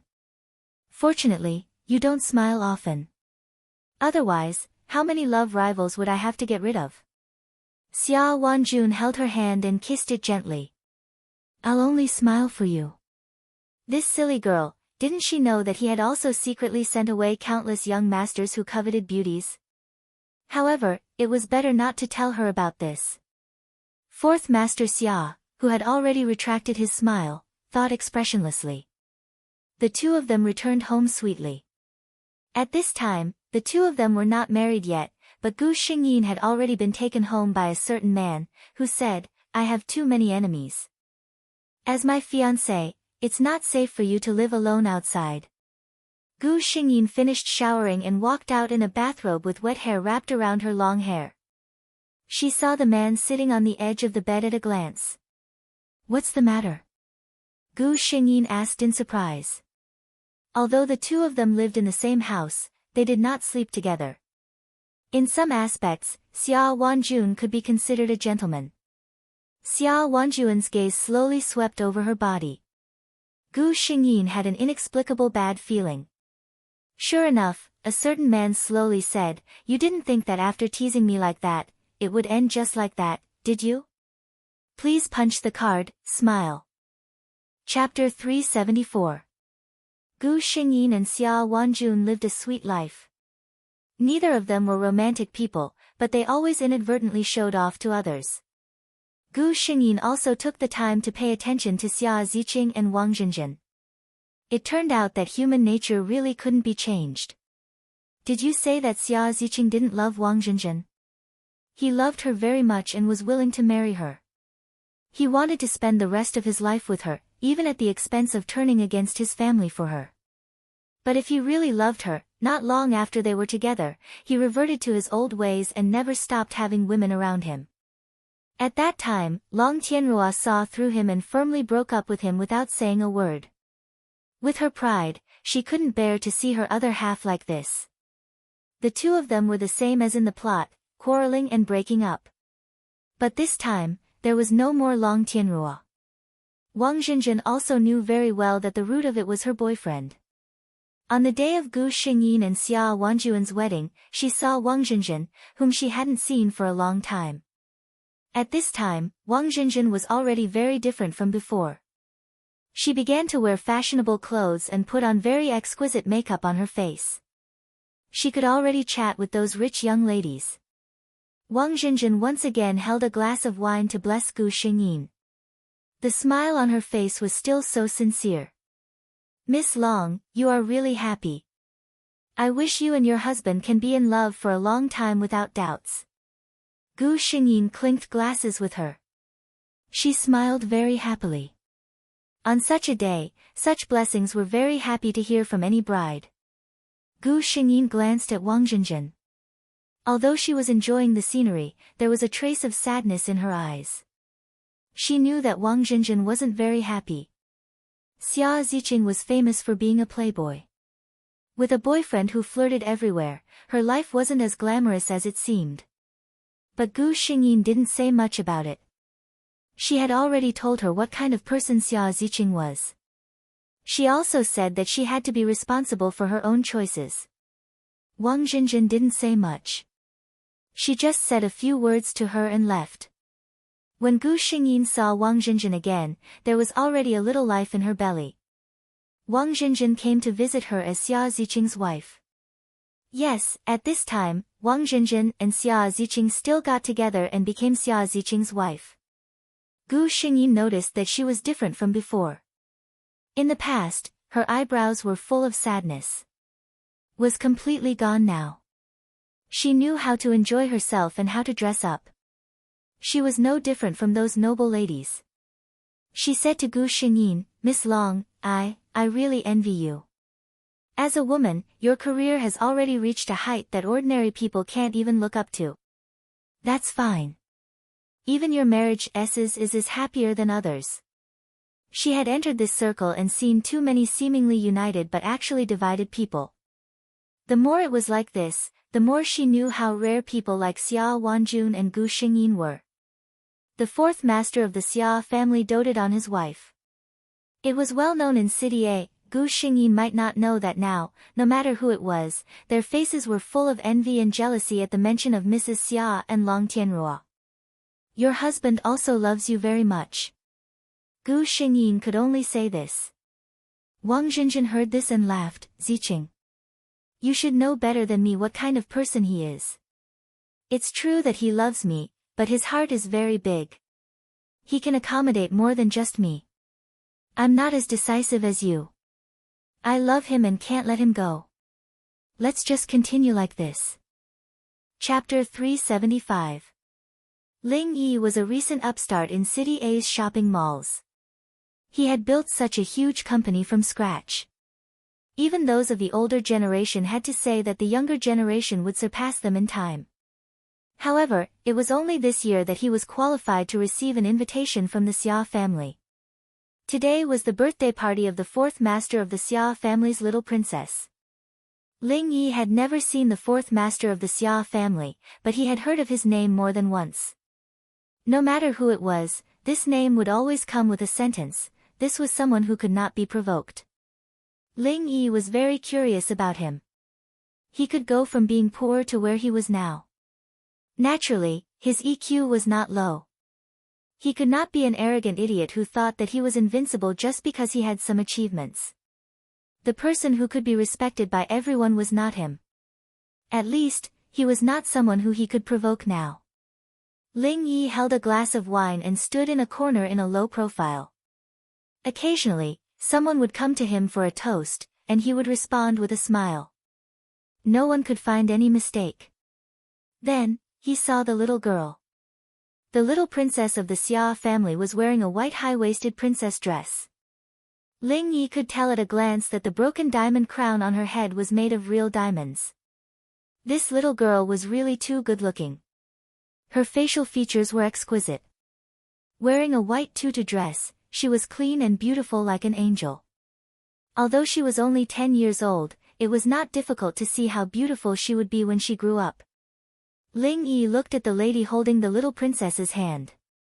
When he saw her, he knew who this little girl had inherited her beauty. Without a doubt, this was her mother, the wife of the fourth master of the Xia family, the CEO of the Long Corporation. This female CEO who had made the Long Corporation prosper was also a legendary figure in the business world of City A. She had even always been Ling Yi's idol. Time seemed to treat her specially. A woman in her 30s who was almost 40 walked under the light in a gown without any trace of age. Ling Yi did not see the legendary fourth master. What? He did not even attend his daughter's birthday party. Thinking of the rumors about the fourth master, doting on his wife, Ling Yi was disappointed. This was just a rumor. That's right, it's rare to see such love in an ordinary family. How could there be such a beautiful fairy tale like love in a wealthy family?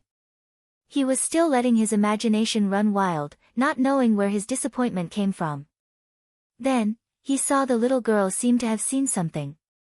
Her eyes lit up, and she let go of her mother's hand and ran in a certain direction. Then, Ling Yi saw a tall man bend down and pick up the little princess who rushed in front of him. The little girl in her father's arms didn't seem to be as restrained as she was in front of her mother. She giggled, and her laughter traveled far. Ling Yi looked at the man. This was fourth master Xia. He had thought that the underground emperor of City A would be a man with a big belly and a beard. The man in front of her was wearing a meticulous black suit. His hair was neatly combed, and his handsome face had become more and more intoxicating under the precipitation of time. It was only when he smiled that the fine lines at the corners of his eyes revealed his age, but it also added a bit of charm to this man. This man who no one would suspect if he went out and said that he was a star model was actually the famous fourth master Xia. He watched as Fourth Master Xia carried his daughter to his wife's side and naturally kissed her on the cheek in front of everyone. The two of them said something, making the little princess in his arms giggle. The child's reaction couldn't lie. Only a child who was raised in a honey jar under the care of her parents could have such a smile without haze. Perhaps, in this world, there really was such a beautiful fairy tale like love. Chapter 376. Gu Xingyin waved her hand to block the sword that was less than a foot away from her. With a flick of her spear, she cleanly knocked the opponent off his horse. She had been in this world for 3 days. On the battlefield, the smoke of war and hot blood. Victory! General, we won. Gu Xingyin raised her eyebrows and smiled. She raised the spear in her hand. Soldiers, pack up the spoils of war and return to enjoy our wine and feast. Good. Good. In this life, she transmigrated into a general with illustrious military achievements. Fu Yunjin, the 32nd generation descendant of the war god clan of the Tianyun dynasty. She was also the inheritor of the war god clan's bloodline glory. She was an invincible general. At the age of 24, she was personally bestowed the position of great general by the emperor. However, in Gu Xingyin's eyes, Fu Yunjin's life was inexplicably sad. Because Fu Yunjin was a woman. She should have been pampered and spoiled as she grew up, enjoying the love of her family. However, her mother passed away during childbirth. Her father loved her mother to the extreme and was unwilling to remarry. In order to not let the war god family's prestige fall, he actually announced to the public that his deceased wife had given birth to a baby boy and raised Fu Yunjin as a boy. While the other young ladies were enjoying the flowers, she was practicing her spear with sandbags tied to her wrists and legs. While the other young ladies were parading through the streets, she was being sternly reprimanded by her father for studying the art of war. She was able to become a great general at the age of 24. What she relied on was not the war god clan's reputation, but her own blood, tears, and sweat. As a woman, Fu Yunjin had already decided not to marry for the rest of her life. She was the sacrifice of the war god clan's so-called glory. She did not want to have a child like her in the future. However, the affairs of the world were always unpredictable. In order to show his love for his subjects, the emperor personally bestowed a marriage to her. He gave the second princess of the imperial concubine to her. But how could she marry the princess? Fu Yunjin had been thinking about how to reject this marriage. However, she did not expect that the second princess, who was famous for her beauty, would be such a vicious woman. She had been in love with Fang Mingyu, the eldest son of Zhu Guo Manor, for a long time. In order to escape this marriage, she had actually bribed an assassin to assassinate Fu Yunjin when he was returning with his army. No matter how powerful Fu Yunjin was, he was only one person, not to mention that the other party had come prepared. The sharp blade was smeared with a poison that could seal a marquis. She was poisoned. Even if she used her inner force to suppress the poison in her body, she couldn't hold on for long.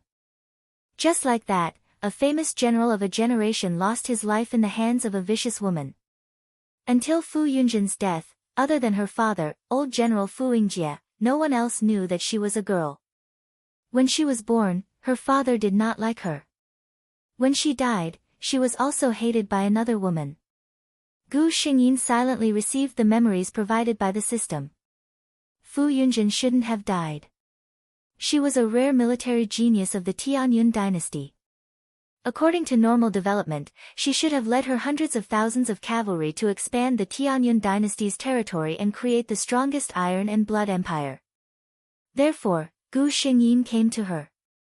At this time, Fu Yunjin had just led the army to defeat the invasion of the neighboring country. Tomorrow, the army would be reorganized and return to the capital. General, everyone is waiting for you. Deputy General Zhang Yuan shouted from outside the tent. Gu Xingyin came back to her senses and replied with a smile, "Okay. I'll be right there." Chapter 377. When she lifted the curtain and went out, she found that there was already a bonfire outside. The soldiers were all holding wine bowls in their hands, waiting for her. General, today, we have so many people, we must make you drunk. Yes. Today, we must make you drunk. Come, General, let me give you a toast. Gu Xingyin smiled and opened a jar of wine. She picked it up and put it in her hand. She laughed and said, "Good, you guys, you've already discussed to make me drunk. You all better pray that I fall today, otherwise, tomorrow on the military field, we'll all come one by one." Her words made many people show a look of lingering fear. Deputy General Zhang Yuan saw this and laughed, "Don't be scared by the general. We have so many people, can't we make him drunk?" Everyone burst into laughter. Gu Xingyin cooperated and downed the wine in her hand, bowl by bowl. She liked this kind of atmosphere. She was going back to that annoying capital city tomorrow. If there was wine today, she would get drunk first. "Your Highness, General Fu's army is almost at the city gate." Jiang Shuha's personal maid reported Fu Yunjin's movements to her. She thought that Her Highness was restless because she was about to see her fiancé, but she didn't know that Her Highness's thoughts were completely different. Jiang Shuha's handkerchief was tightly clenched. She was still a little scared. She knew that her imperial father trusted Fu Yunjin and even praised him as an important minister of the country. If her imperial father knew what she did, Jiang Shuha's face turned pale. No matter how much she was doted on, her imperial father could still cripple her. For a moment, she had the intention to cancel this assassination. But in the next moment, she thought of her cousin. If Fu Yunjin didn't die, how could she have the chance to marry her cousin? Thinking of this, she slowly calmed down. "Fu Yunjin, you can only blame yourself for being an eyesore and blocking this princess's path." At this moment, Gu Xingyin was very clear that the killer sent by second princess Jiang Shuha to kill her was hidden among the people who lined the streets to welcome her not far from the city gate. However, Fu Yunjin's reputation as the #1 martial artist in the current dynasty was not for nothing. This time, Gu Xingyin was well prepared. Jiang Shuha's plan could not be realized. "Here it comes." Gu Xingyin's ears twitched.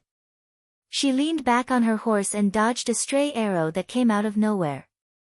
At the same time, the silver spear that had never left her hand drew a cold gleam under the sunlight and went straight for an assassin that was pouncing on her. The long spear shot out like a cold bolt of lightning, swift and unpredictable. It was a one-hit kill. At the same time, the deputy generals and guards behind her also took out their weapons and surrounded her. From their actions, it was obvious that they were prepared. "Leave him alive. This general wants to see who dares to be so daring in front of the imperial city's gate." Gu Xingyin's eyes were cold and murderous as she coldly shouted. "Yes. Princess, something bad has happened." The maid who was sent out to investigate the situation ran in with a panicked face. Did it succeed? Jiang Shuha stood up and tried to suppress the joy in her heart.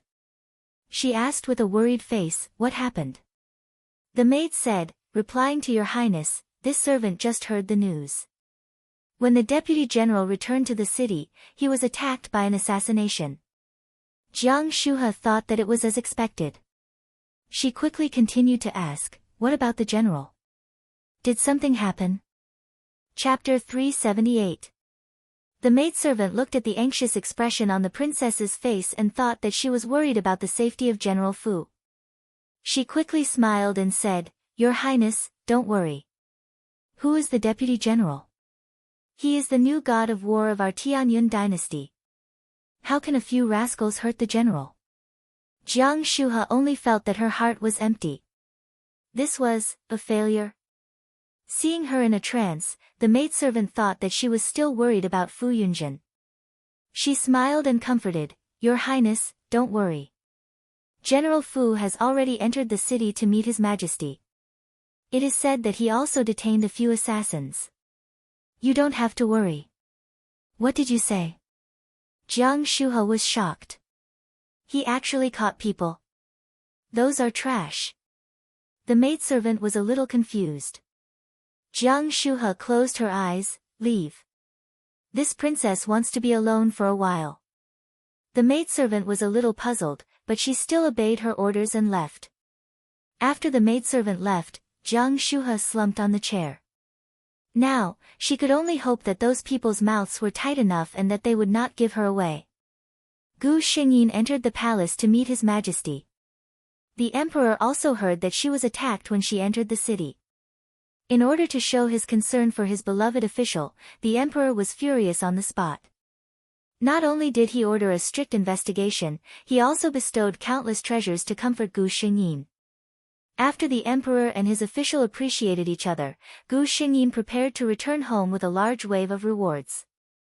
Following a eunuch outside the palace, Gu Xingyin's attention was attracted by a carriage. There were not many people who could use this carriage in the palace. Moreover, looking at the regulations, this was not the style used by the women in the harem. While she was thinking, the other side had already passed by her. At this time, a gust of wind blew over. In a flash, Gu Xingyin saw half of a pale face. Seeing her gaze, the little eunuch who was leading the way whispered, "General Fu doesn't know. That is His Highness Prince Rong's carriage. His Highness Prince Rong just returned to the palace not long ago. At that time, you were leading the troops to war." Gu Xingyin withdrew her gaze and smiled, "Thank you for answering my doubts." Prince Rong, Jiang Huan, was a character that had only been mentioned a few times in the original plot. Prince Rong was the Empress Dowager's youngest son, and Jin Shang's biological brother from the same mother. Ever since he was born with a congenital deficiency. At that time, even the imperial physicians did not dare to guarantee that he would be able to survive.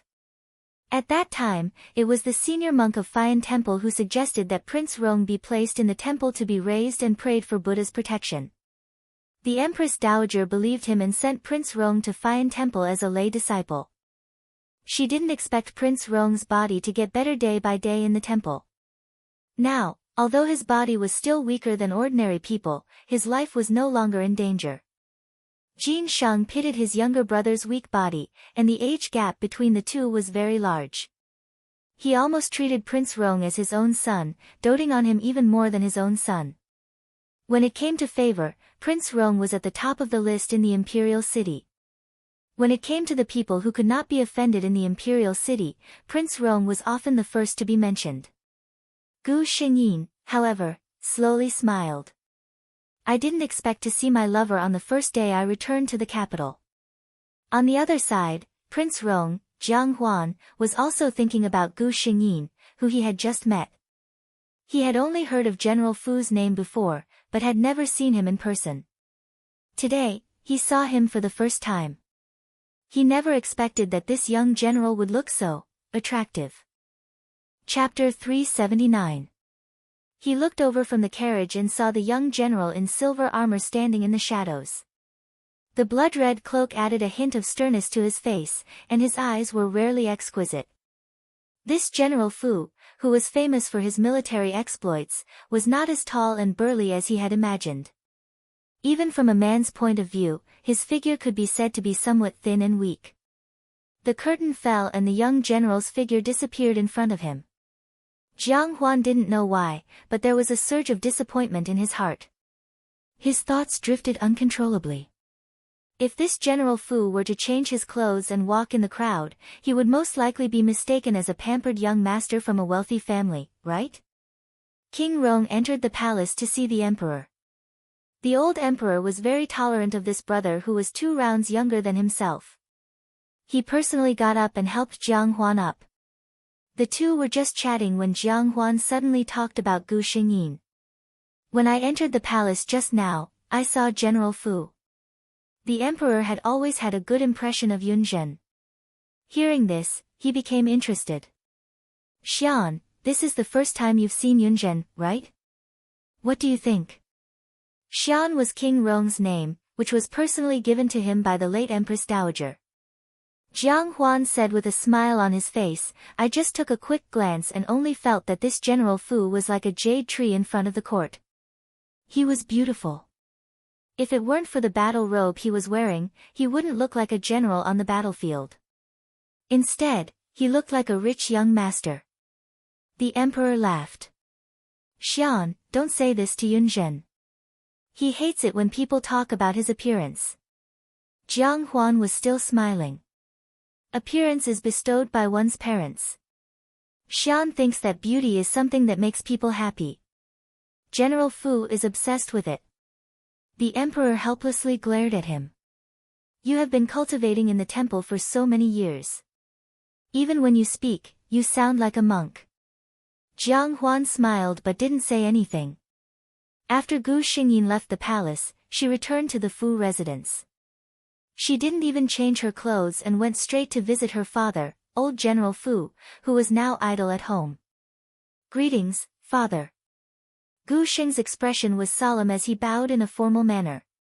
Old General Fu looked at his expressionless daughter in silence. After a long time, he said, "Get up." He withdrew his hands from his sleeves without leaving a trace. After Gu Xingyin got up, she stood quietly to the side. The father and daughter looked at each other in silence. After an unknown amount of time, Gu Xingyin felt that the atmosphere was too awkward. Finally, she said, "Father, do you have any instructions for me? If there is nothing else, I will take my leave."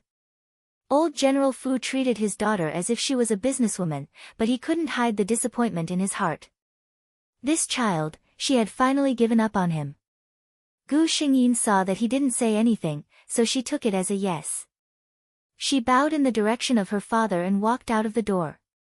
After Gu Xingyin left, old General Fu turned to the old housekeeper, who had been standing beside him, and asked, "Changfu, do you think she hates me?"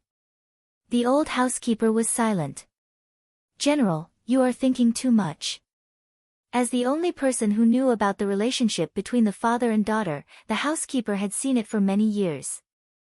Sometimes, even he felt that the general was too much to the young miss. But he was just a servant. What could he say about the master's affairs? Chapter 380. As expected, the assassins who tried to kill Fu Yunjin did not mention second Princess Jiang Shuha. They all knew that if they said it, they would die. If they didn't say it, they would die. If they didn't say it, at most they would die. If they said it, with second princess's ruthlessness, perhaps their entire family would be buried with her. Because they were unable to find out the mastermind, the emperor once again felt that he owed Fu Yunjin. Another large wave of rewards flowed into the general's residence. However, the more the emperor expressed his appreciation for Fu Yunjin, the more flustered second princess Jiang Shuha became. The emperor liked Fu Yunjin so much, he would definitely not agree to her breaking off the engagement. If she stubbornly refused, perhaps the engagement would be cancelled in the end. But if that happened, imperial father would definitely dislike her. Even the Zhuge manor would not be willing to marry a princess who was not liked by the emperor. Princess Shuha was unwilling to marry someone she did not like, but she could not give up her honor. After thinking about it, she could only go find Fu Yunjin. When Gu Xingyin heard that the princess had arrived, he was shocked. Logically speaking, as fiancés, it was not appropriate for the two to meet.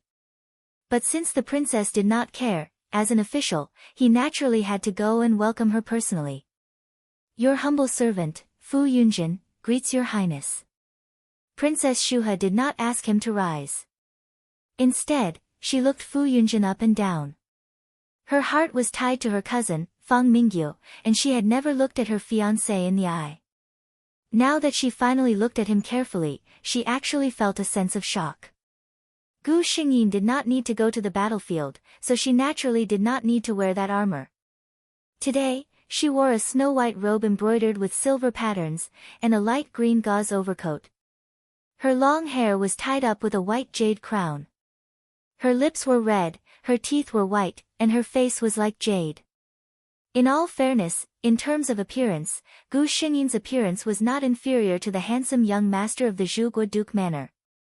"General Fu, please rise." Princess Shuha's face was red, and even her voice was much gentler. Gu Xingyin stood up as instructed. She lowered her eyes and stood at the side, waiting for Princess Shuha to speak. "I came here today to tell you that I already have someone in my heart. If you know your place, you should go and tell my father to cancel our marriage," Princess Shuhi said as if it was a matter of fact. Gu Xingyin sneered in her heart. She thought the princess would say something. It was actually this. For Fu Yunjin to die in the hands of such a woman was indeed an injustice. She had a look of disbelief on her face. After a long while, she said to Princess Shu He, "Your Highness, our marriage was personally bestowed by His Majesty. Disobeying the imperial edict is a great crime. This humble subject does not dare to offend His Majesty." She looked at Princess Shu He, who raised an eyebrow and was about to explode. Without waiting for her to speak, she continued, "Of course, Your Highness, the princess is of noble birth and deeply favored by the emperor. If you are not willing to marry this subject, the Holy One will not force you." She wanted to get rid of the marriage but didn't want to be a bad person. How could there be such a good thing in the world? Did she really think everyone else was an idiot? She didn't even deal with her for the assassination, and Princess Shu He still had the face to come. Princess Shu He didn't think that a general like Fu Yunjin would have so many tricks up his sleeve. He didn't fall for her provocation at all and pushed the matter back with just a few words. She purposely said those words to anger Fu Yunjin. If he couldn't bear her humiliation and did something impulsive, she would have a way to put the blame on him. Chapter 381. Of course, if Fu Yunjin could not bear the humiliation and ran to imperial father to ask to cancel the marriage, that would be the best. Most generals had explosive tempers, and Princess Shu He did not think that the famous General Fu would be an exception. But she had not expected that this General Fu would be able to endure this kind of humiliation without any change in expression. Was he a man or not? Princess Shu He looked angrily at Gu Xingyin. Gu Xingyin easily saw the meaning in her eyes. She really wanted to say to this princess, "Sorry, you guessed right, I really am not a man." Princess Shu He glared at her for a moment and then said angrily, "Fu Yunjin, this princess will say it here today, I will not marry you. You are just a toad eating swan meat. You want to marry this princess, that is wishful thinking." After saying this, she carefully looked at Gu Xingyin, hoping to see something from her expression. But Gu Xingyin's expression did not change. She said faintly, "Your Highness, your words are useless to me. My Fu family has always been loyal to the emperor. The Fu family has no reason to go against His Majesty's decree. If your Highness is not willing, you can directly report to the emperor." After saying this, she looked at Princess Shu He, whose eyes were even wider, and continued, "This official is wholeheartedly for the country and originally had no interest in love. But the emperor's decree has already been sent. If there are no accidents, this official will be on the same level as your Highness and treat each other with respect." The meaning of these words was, "You look down on me, Fu Yunjin, and I, Fu Yunjin, do not like you that much. But because the emperor has decreed the marriage, I will treat you respectfully after marriage. You do not need to think about anything else." Princess Shu He's face turned green from her blunt rebuttal. Her chest rose and fell for a moment before she said coldly, "Such a clever and eloquent General Fu. This princess only knew that you were skilled in the art of war, but I did not expect General Fu's tongue to be sharper than a normal woman's." Gu Xingyin smiled faintly in response. "There is no harm in having more skills. Your Highness is too kind." Princess Shu He left angrily. The reason why she dared to be so brazen was that she was relying on the man's pride. As for being despised by his fiancée in front of his face and wanting to break off the engagement, any man with even the slightest bit of courage would not spread the news. But she was wrong. Fu Yunjin was not a man at all. If she could break off this engagement with the princess, not only would she be able to solve a huge problem in front of her, but she would also be able to use this as an excuse to refuse other marriages in the future. The price of such a good thing was only to be laughed at behind his back for a period of time. To Fu Yunjin, it was nothing. Gu Xingyin went out in a good mood. She had to think carefully about how to bring up this matter to the emperor. Of course, the marriage had to be called off, but he couldn't be the one to say it first. Princess Shu He wanted to pull herself out of this so easily. Not so easy. Gu Xingyin was dressed like a rich young master, strolling casually on the street. She was born beautiful and dressed luxuriously. From time to time, her eyes would wander around and she would smile, making many young ladies blush. I say, who are you? You dirted this young master's clothes and you think you can get away with just an apology? Do you know who this young master is? An arrogant voice entered Gu Xingyin's ears. She looked towards the direction of the voice. Chapter 382. The young master who spoke was dressed gorgeously and held a folding fan in his hand in the middle of autumn, looking elegant. Gu Xingyin looked at him carefully. He could barely be considered handsome, but his complexion was a little pale and his steps were unsteady. It seemed like he spent a lot of energy on his beauty. Gu Xingyin felt that he looked familiar. Opposite him was an inconspicuous carriage covered by a green cloth. The coachman was a bearded man who was over 40 years old. The moment Gu Xingyin saw this man, her heart quivered. Her intuition as a military general told her that this was an expert. At this time, the young master spoke again. Do you know how much this young master's clothes cost? People like you won't be able to pay it back in your lifetime. The clothes he was wearing were just a little dusty. If one didn't look carefully, they wouldn't be able to see it. Gu Xingyin heard the people around her talking. So pitiful, why did he have to meet this devil incarnate? Yes, it's most likely that this person lost money in the casino again. He's feeling unhappy now and bumped into the muzzle of the gun. Sigh, who asked his father to be the marquis? When Gu Xingyin heard this, she suddenly remembered who this young master was. The famous hedonistic son of the Marquis of Baocheng, Hu Jiabao. Gu Xingyin thought of this famous hedonistic son because this guy didn't abstain from meat and vegetables. There was once when he saw Fu Yunjin dressed casually, he actually had those shameful thoughts and wanted to use force on her. The result was obvious. Fu Yunjin gave him a fierce beating, then ordered people to strip him down to his underwear and send him back to the Marquis of Baocheng's residence.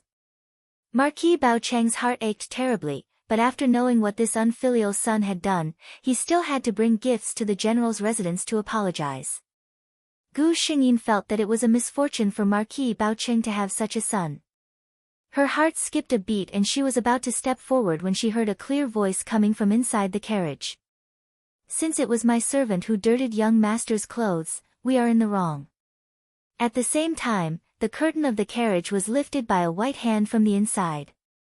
The joints of this hand were clearly defined, and the shape of the hand was graceful.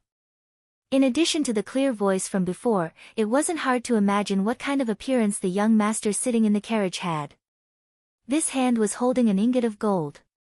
The coachman took the gold from the person in the carriage and handed it to the young master of the Baocheng Marquis. This young master, I am truly sorry. This is my young master's apology for dirtying your clothes. An ingot of gold. No matter how expensive Hu Jiabao's clothes were, it was enough for him to buy another set. But at this moment, Hu Jiabao was not looking at the ingot of gold. Instead, his gaze was fixed in the direction of the carriage curtain. Young master, I don't want your gold. Let your young master have a meal with me and this matter will be over. How about it? Hu Jiabao thought of the jade-like hand from before and felt his heart itch. The coachman's expression changed when he heard those words that seemed to have a deeper meaning.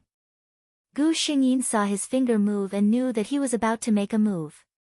She sighed in her heart and stepped out from the crowd. Young Master Hua, long time no see. How have you been? When Hu Jiabao saw her, his expression changed. Chapter 383. You. Why are you here? Hu Jiabao would never forget the pain this handsome man brought to him. Gu Xingyin laughed heartily. What are you talking about, young Master Hua? In this imperial city, does anyone who wants to come here have to get your permission? Hu Jiabao naturally didn't dare to agree. Gu Xingyin glanced at him. It's been a long time since we last met. Seeing young Master Hua again, this scene seems a bit familiar. It would have been better if she didn't say it, but once she did, Hu Jiabao's face became ugly. This wasn't a familiar scene. Didn't he also have a sudden lust when he was beaten up? Hu Jiabao sternly said, Fu Yunjin, don't think you're invincible just because you know some martial arts. It's not your turn to meddle in this young master's affairs. Gu Xingyin put away her smile and slowly said, "That's really unfortunate. What if I say that today, I want to meddle in this matter?" Hu Jiabao angrily glared at her. Gu Xingyin smiled and looked back.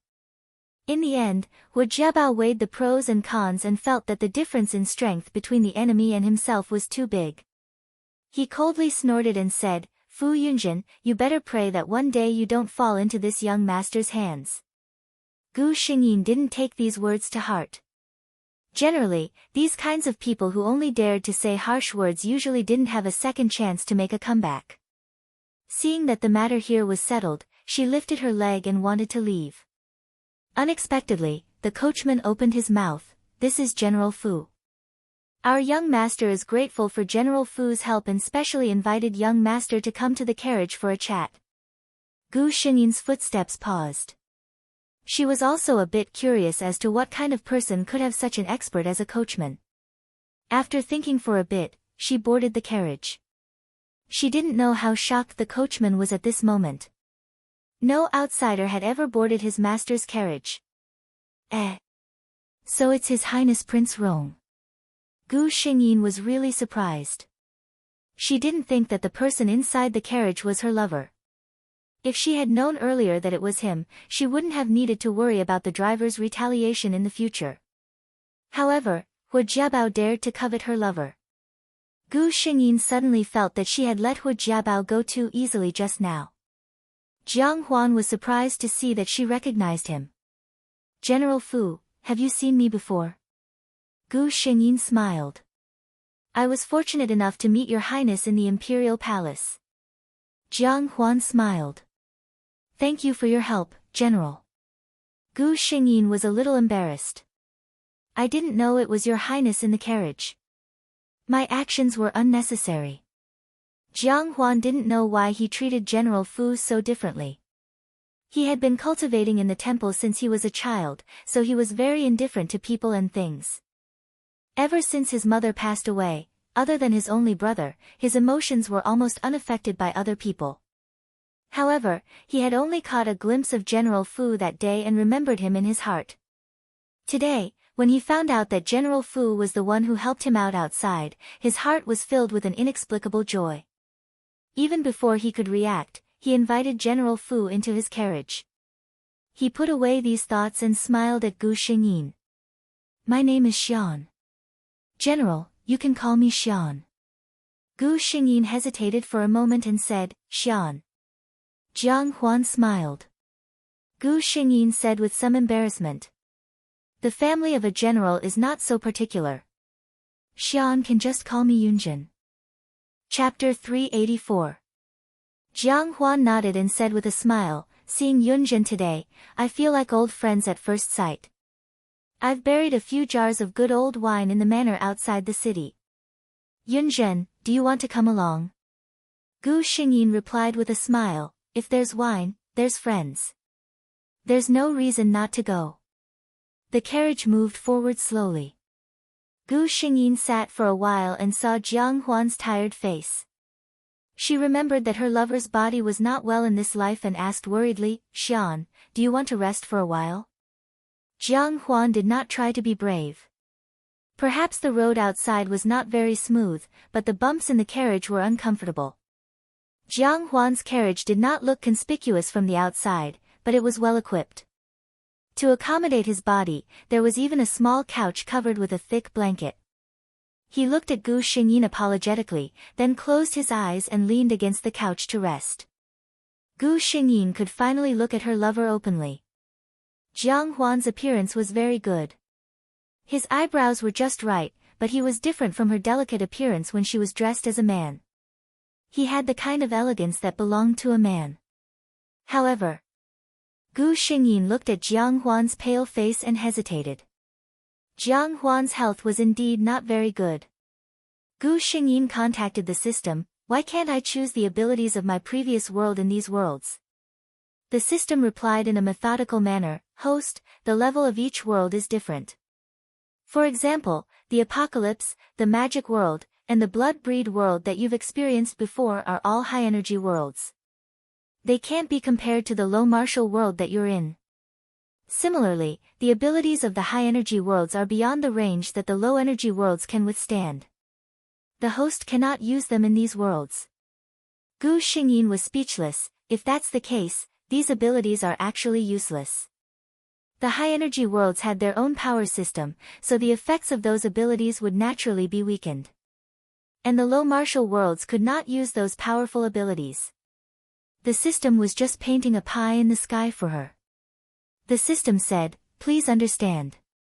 If the abilities of the high-energy worlds are used in the low-energy worlds, it will easily trigger a warning from the laws.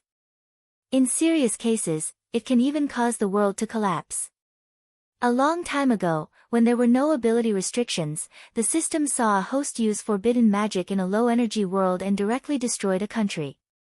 Gu Xingyin, I'm just complaining. As a human that was created, compared to normal humans, there were still some differences. For example, her understanding of the system's methods, and desire. The desire of normal people would get bigger as they get more things. This was not shown on Gu Xingyin. The system was also quite satisfied with Gu Xingyin as its host. It had never seen such a carefree host. Gu Xingyin suddenly asked, "System, is there any medicine that can strengthen the body?" The system glanced at the sleeping Jiang Huan and answered, "Yes." A white light flashed, and a small porcelain bottle appeared in Gu Xingyin's hand that was hidden in her sleeve. The system's product, a health pill from a high-class world. Put it in water and it will dissolve in the mouth. It's colorless and odorless, and has no side effects. Gu Xingyin squinted her eyes happily. As long as it did not involve the storyline characters, the system was very tolerant of its host. Chapter 385. The carriage traveled for an unknown period of time before it finally stopped at a place. Gu Xingyin got up and lifted the curtain. Sure enough, she found that they were no longer in the imperial city. She came back to her senses and glanced at Jiang Huan. She found that he had opened his eyes and sat up. Gu Xingyin smiled and didn't say much. She turned and got off the carriage. Jiang Huan followed. This was a large manor. Seeing that it was clean and tidy, and the flowers and trees in the courtyard were neat and tidy, Gu Xingyin knew that there were people serving here all year round. Jiang Huan led the way for Gu Xingyin. This was the manor that Imperial Mother chose for me. She liked the quiet environment here, and there won't be any disturbances. The carriage driver was not by their side. He should have driven the carriage somewhere. There were people in the manor leading the way for the two. Someone had already prepared fresh fruits and snacks in the courtyard. The two sat down and rested for a while.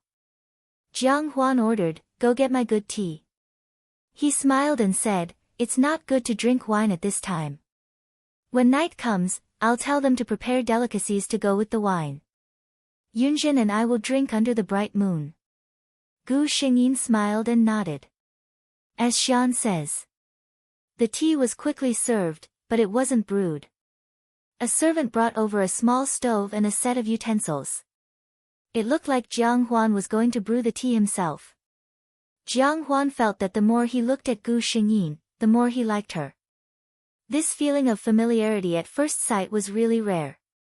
The servants are vulgar. I'll brew a pot of tea for Yunjin. Gu Xingyin smiled as she watched him brew the tea step by step like moving clouds and flowing water. She held it in front of her. Try it. Gu Xingyin picked up the teacup and gently sniffed it. Then she took a sip. Her eyes couldn't help but brighten. Is this the best Yuqian Longjing tea? Jiang Huan was just expressing his respect for his good friend.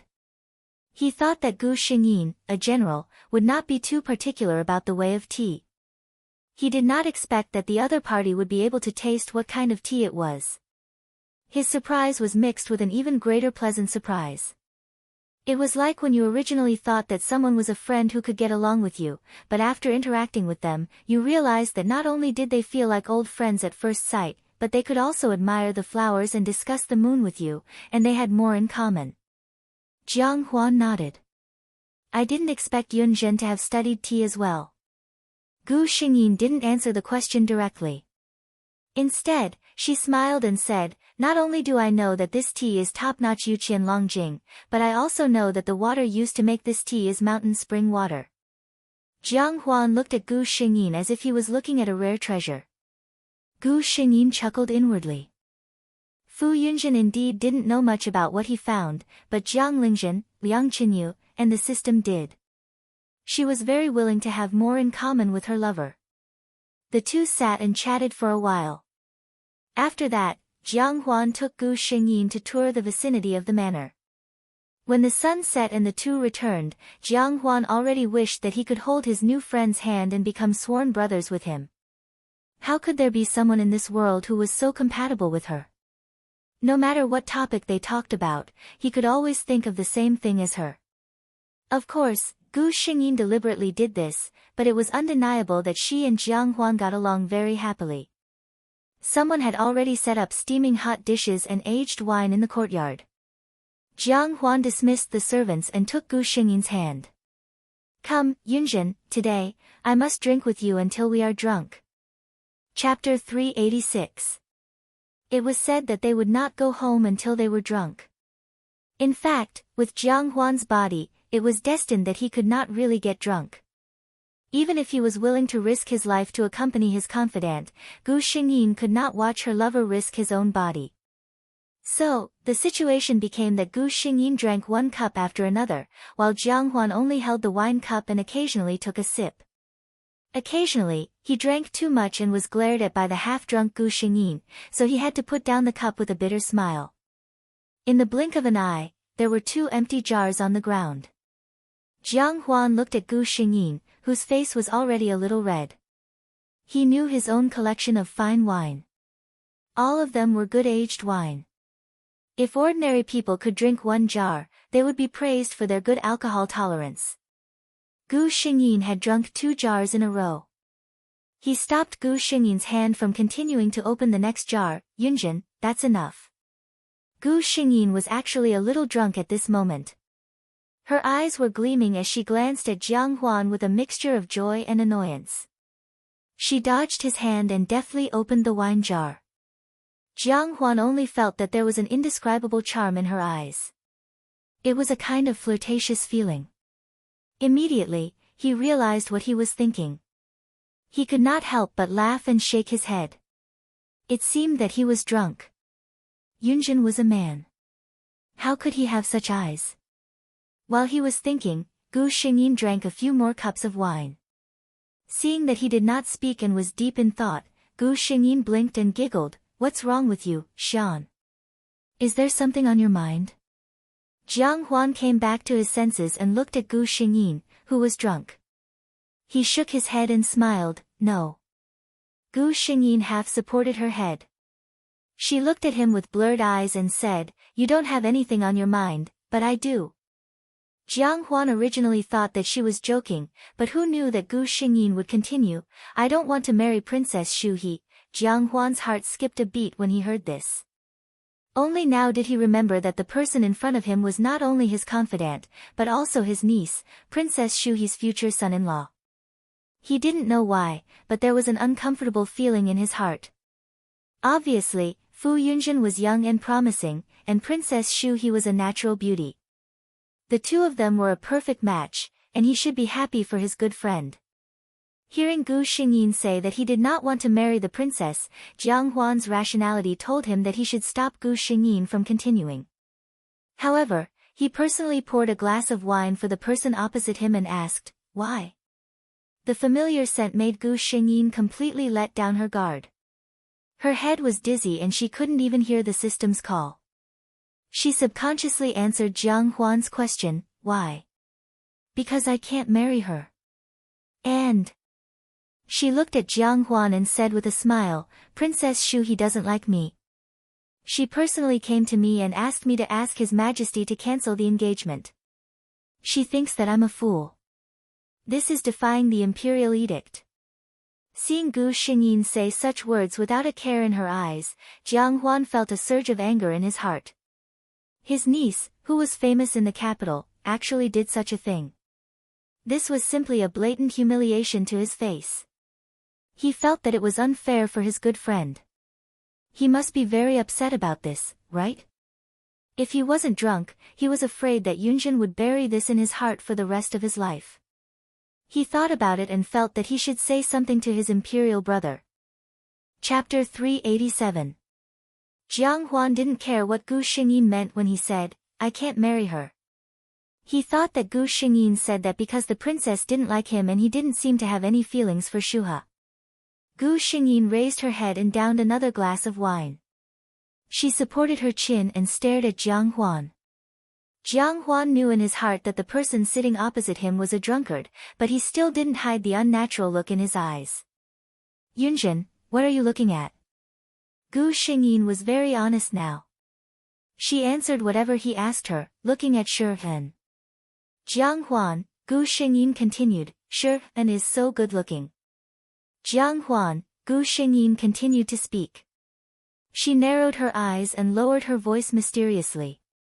She said to Jiang Huan, "Do you know that my name is actually not Fu Yunjin?" "Jiang Huan. Then what is your name?" Gu Xingyin looked proud. "I won't tell you." "Guess." "Jiang Huan." Well, it was not normal for him to answer a drunkard's question seriously. Then, he saw Gu Xingyin, who was opposite him, lying on the table obediently and sleeping. Jiang Huan sighed helplessly. Suddenly, he laughed to himself. He called the servants to clean up and walked in front of Gu Xingyin to help her up. He could have asked the servants to do it, but he didn't know why he didn't want others to do it. Fortunately, although Jiang Huan's body was not very good, he still had the strength to help a person. Moreover, Yunjin not only looked thin and weak, but when he held her in his arms, Jiang Huan realized that the person in his arms was unexpectedly slender. Gu Xingyin moved a little uncomfortably. She felt the familiar scent, so she didn't break away. She buried her head in Jiang Huan's neck. Her warm breath sprinkled on his sensitive skin. Jiang Huan only felt inexplicably hot. Could it be that he was drunk too? Jiang Huan could not help but laugh. He helped her to the guest room that had already been prepared and placed her on the bed. He removed Gu Xingyin's shoes. Just as he reached for his belt, the man on the bed suddenly opened his eyes and stared at him coldly. His hands were not careless at all. Jiang Huan only felt a huge force pass over him. Before he could react, he was already lying on the bed. The man who was lying unconscious on the bed was leaning over him, looking at him with murderous eyes. One of his hands was around Jiang Huan's neck. Jiang Huan only needed one glance to confirm that if he acted rashly, the other party would really kill him. He laughed bitterly and tried his best to relax. "I just want to take off your robe so you can sleep more comfortably." The person on top of him stared at him for a while, then suddenly closed his eyes and collapsed on top of him. Fortunately, Gu Xingyin was not heavy. However, the weight of her entire body still made Jiang Huan unable to see clearly. Jiang Huan looked at the person who was sleeping soundly. Only then did he realize that this person had not woken up at all. The series of actions just now was just a conditioned reflex. Thinking of this, a bitter feeling surged in his heart. He was so vigilant even when he was sleeping. He really did not know what kind of life this good friend of his was living. He looked up and saw that the person on top of him was lying obediently in his arms. Half of her face was buried in his chest, and the other half of her face was revealed. How could there be any trace of the murderous aura from before? Feeling the softness and slenderness of the person in his arms, it was hard to imagine that such a person was actually the ever-victorious general whose name shook the entire Tianyun dynasty. Chapter 388. Jiang Huan had also drunk a few glasses of wine. Now that the alcohol had kicked in, and with the warm body in his arms, he inexplicably did not want to let go. In a daze, he closed his eyes and fell asleep. The next day, Jiang Huan was the first to wake up. He had paid attention to his health all these years, and waking up early had long become a habit. However, the heavy feeling from his body made his mind a little muddled. His Highness King Rong had some small habits, such as not liking others to get close to him. What was going on now? He opened his eyes and saw a certain figure half lying in his arms at first glance. After a night of sleep, Gu Xingyin's clothes were a little messy. At this time, her collar was slightly open, revealing the white skin under her neck and a line of delicate collarbone. Looking up, it was her rosy and soft lips, which were slightly open, and a little bit of her ruddy tongue could be seen. It seemed that she had slept well, and the expression on her face was quite satisfied. She looked like a satisfied kitten. Jiang Huan's face unconsciously carried a trace of a smile. He moved and found that half of his body was almost numb. He could not help but let out a hiss. This sound woke Gu Xingyin up. Her mind was still a little muddled. She opened her eyes in a daze. Before she could see clearly who was beside her, she habitually reached out to hold the other person's waist, half-closed her eyes, and kissed him on the face. Then, she felt the person beside her stiffen. Gu Xingyin then realized that something was wrong. Her muddled mind finally cleared up this time. She suddenly sat up and looked at Jiang Huan, who was still in a daze after being kissed by her. She showed an awkward smile and explained dryly, "Xian, I'm really sorry. I thought you were." Halfway through, she paused. Who did she think it was? Xia Wanjun. My snow wolf. Gu Xingyin finally found someone she could say. The snow wolf was a wolf with snow-white fur. Fu Yunjin had raised it since it was young, and they were very close. Jiang Huan's face was still a little stiff. Hearing her explanation, he nodded and said, Yunjin should not have such a habit in the future. In his mind, he was thinking that he must not let Yunjin rest in the same room with other people in the future. His habit of hugging and kissing people when he woke up was not good. Gu Xingyin felt a little embarrassed. She quickly got out of bed and said, I'm still a little dizzy. I'm going out to get some fresh air. Then, she went out, leaving Jiang Huan sitting on the bed alone, thinking about that kiss. Jiang Huan's face blushed as he recalled the warm and soft touch from before. Ever since he was young, he had been cultivating in the temple because of his poor health.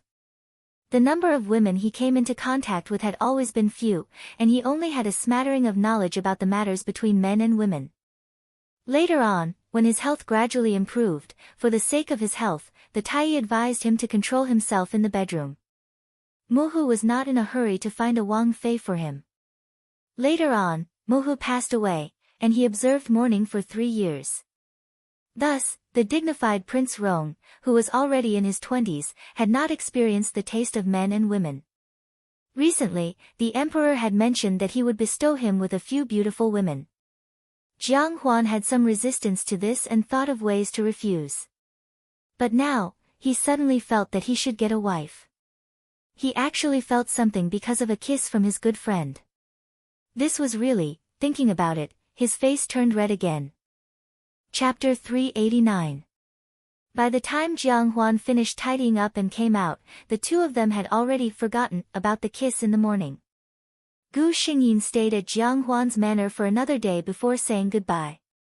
After all, she was an official and did not have as much freedom as Jiang Huan, a wealthy prince. Jiang Huan did not keep her any longer and only said that he was going to the palace and could go with her. It was still the same inconspicuous carriage with the same unfathomable coachman. After entering the city, Gu Xingyin got off the carriage and said goodbye to Jiang Huan before heading to the Fu residence. Jiang Huan went straight to the palace. He was still thinking about the words Gu Xingyin said to him when she was drunk. Since Princess Xu he dared to say such things, there was already a gap between the two of them. Even if they became husband and wife in the future, it would be a pair of resentful couples. He wanted to persuade his imperial brother to change his mind, so of course, he could not speak rashly. Today, he would go and sound him out first. Gu Xingyin went straight back to the residence. When the servant guarding the door saw her return, he said while packing, General, the old general has orders for you to see him when you come back. Gu Xingyin nodded. He changed his direction and walked toward the main courtyard where old General Fu lived. This child greets father. Gu Xingyin bowed properly. You still know to come back? Where have you been these 2 days? Old General Fu looked at his handsome daughter and asked sternly. She disappeared for 2 days without any reason and did not even send a message back. Did she not think that her family would be worried? This child only went to see a good friend. Gu Xingyin replied calmly. Old General Fu saw her nonchalant attitude and became angry. Don't forget your identity. You must be careful when making friends. Gu Xingyin knew that he was emphasizing that she was a girl and did not want her identity to be exposed. To be honest, as a transmigrator who was on a mission, she was familiar with the storyline. Naturally, she knew that this old general had feelings for his daughter. However, he had always been stubborn and would never speak softly. His words of concern sounded like he was lecturing her. But while she could know and understand, Fu Yunjin could not. Hearing his father's words, Gu Xingyin suddenly laughed. He raised his head and looked straight at his father. Father, you worry too much. Your son has been in the army for so many years and has still been doing well. Father, don't worry. I won't let the war god family's reputation be ruined by me, Fu Yunjin. Old General Fu was speechless when he saw the mockery in his daughter's eyes. He had always known that this child held a grudge against him. Yes, for the sake of the so-called glory of the family, he had selfishly decided her life. Ever since she made the decision to give birth to a young master in the general's residence, her daughter was destined to never be able to lead a normal life. His face was dejected. You hate me. Gu Xingyin's expression didn't change. I wouldn't dare. It wasn't that she didn't dare, but she didn't dare. Gu Xingyin retreated. Old General Fu was alone in the room. He stood there for a long time and carefully took out a scroll from a secret compartment in the study. The scroll slowly unfolded. On the slightly yellowed paper, there was a beautiful woman with a sweet smile. Looking carefully, this woman's appearance was 70% similar to Fu Yunjin's. The only difference was that the woman in the painting had a gentle smile while Fu Yunjin's eyebrows had a bit more heroic spirit. Ah Z, I was wrong. I was really wrong in the past. His rough hands slowly rubbed on the paper. No one could hear the old man's regret. Chapter 390. I heard that you invited Yunjin to your manor. The emperor took a sip of tea and asked Jiang Huan with a smile. There was nothing to hide about this kind of thing, so Jiang Huan nodded. The emperor was surprised. I remember that your manor is very precious. Back then, I wanted to borrow it and use it, but you refused. Why are you so generous this time? Jiang Huan glanced at the emperor and said bluntly, last time you wanted to use my manor for those vulgar foreigners, and I entertained my friends there. How can it be the same? The emperor was surprised. His brother looked gentle, but in fact, he was very proud. He rarely looked at ordinary people. How long had he and Yunjin known each other? Jiang Huan saw the emperor's meaning and nodded. Yunjin and I hit it off at first sight. He remembered his purpose of entering the palace and couldn't help but ask, brother, I heard that you arranged a marriage for Yunjin and Shuha. The emperor nodded and said with a smile, that was several years ago. My princess should be matched with such a young hero. The emperor thought of something and his eyes were full of smiles. He said, Yunjin insisted that he didn't make a great contribution and didn't have the face to marry the princess. Fortunately, Shuha was willing to wait. Otherwise, my grandson would have run away.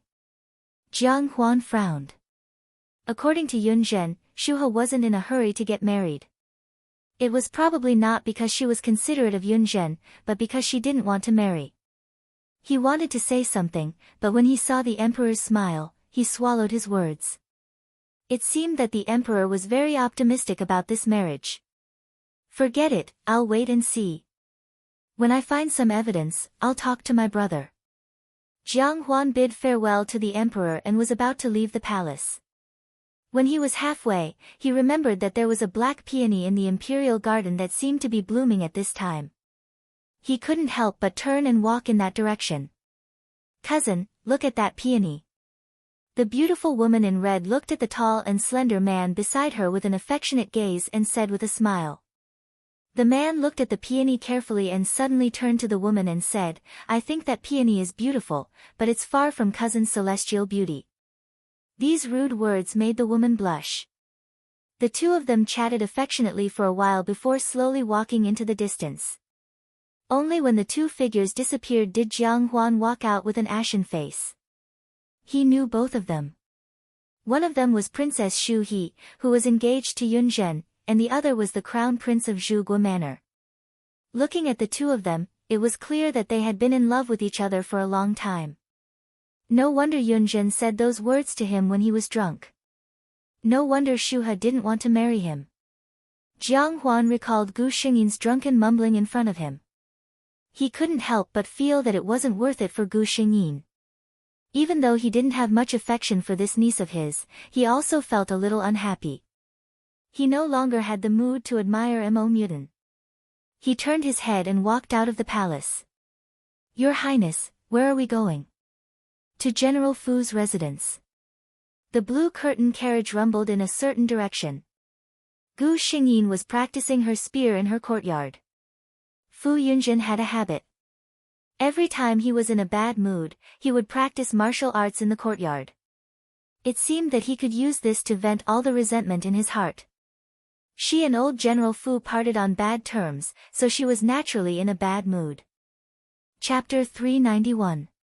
When Jiang Huan came, Gu Xingyin was a little surprised, but she still ordered someone to invite him over. She went to change her clothes. Xian, why are you looking for me? Gu Xingyin asked. Jiang Huan came to find Fu Yunjin on the spur of the moment. What could he say to her? Say that he saw Xu He being intimate with someone in the imperial garden? Even if the two of them had a good relationship, it would be hurtful to say such words. Jiang Huan smiled. I came out of the palace and happened to pass by your residence, so I came in to take a look. Gu Xingyin thought that this was not the same as leaving the city, but she did not say anything. Jiang Huan, on the other hand, was very uneasy. He had a knot in his heart when he heard Fu Yunjin's drunken words, but he was not sure what his good friend was thinking. After all, many people felt that marrying a princess was an honor, even if the princess was not like an ordinary wife. He hesitated for a long time, but still asked, Yunjin, what do you think of the marriage between Princess Xu He and he? Gu Xingyin's expression changed subtly, and she smiled. Why did Xian suddenly think of this? Jiang Huan looked at her carefully, and did not miss the unnatural expression that flashed across her face when she heard his words. Last night, I heard Yunjin's drunken words, and I have some doubts.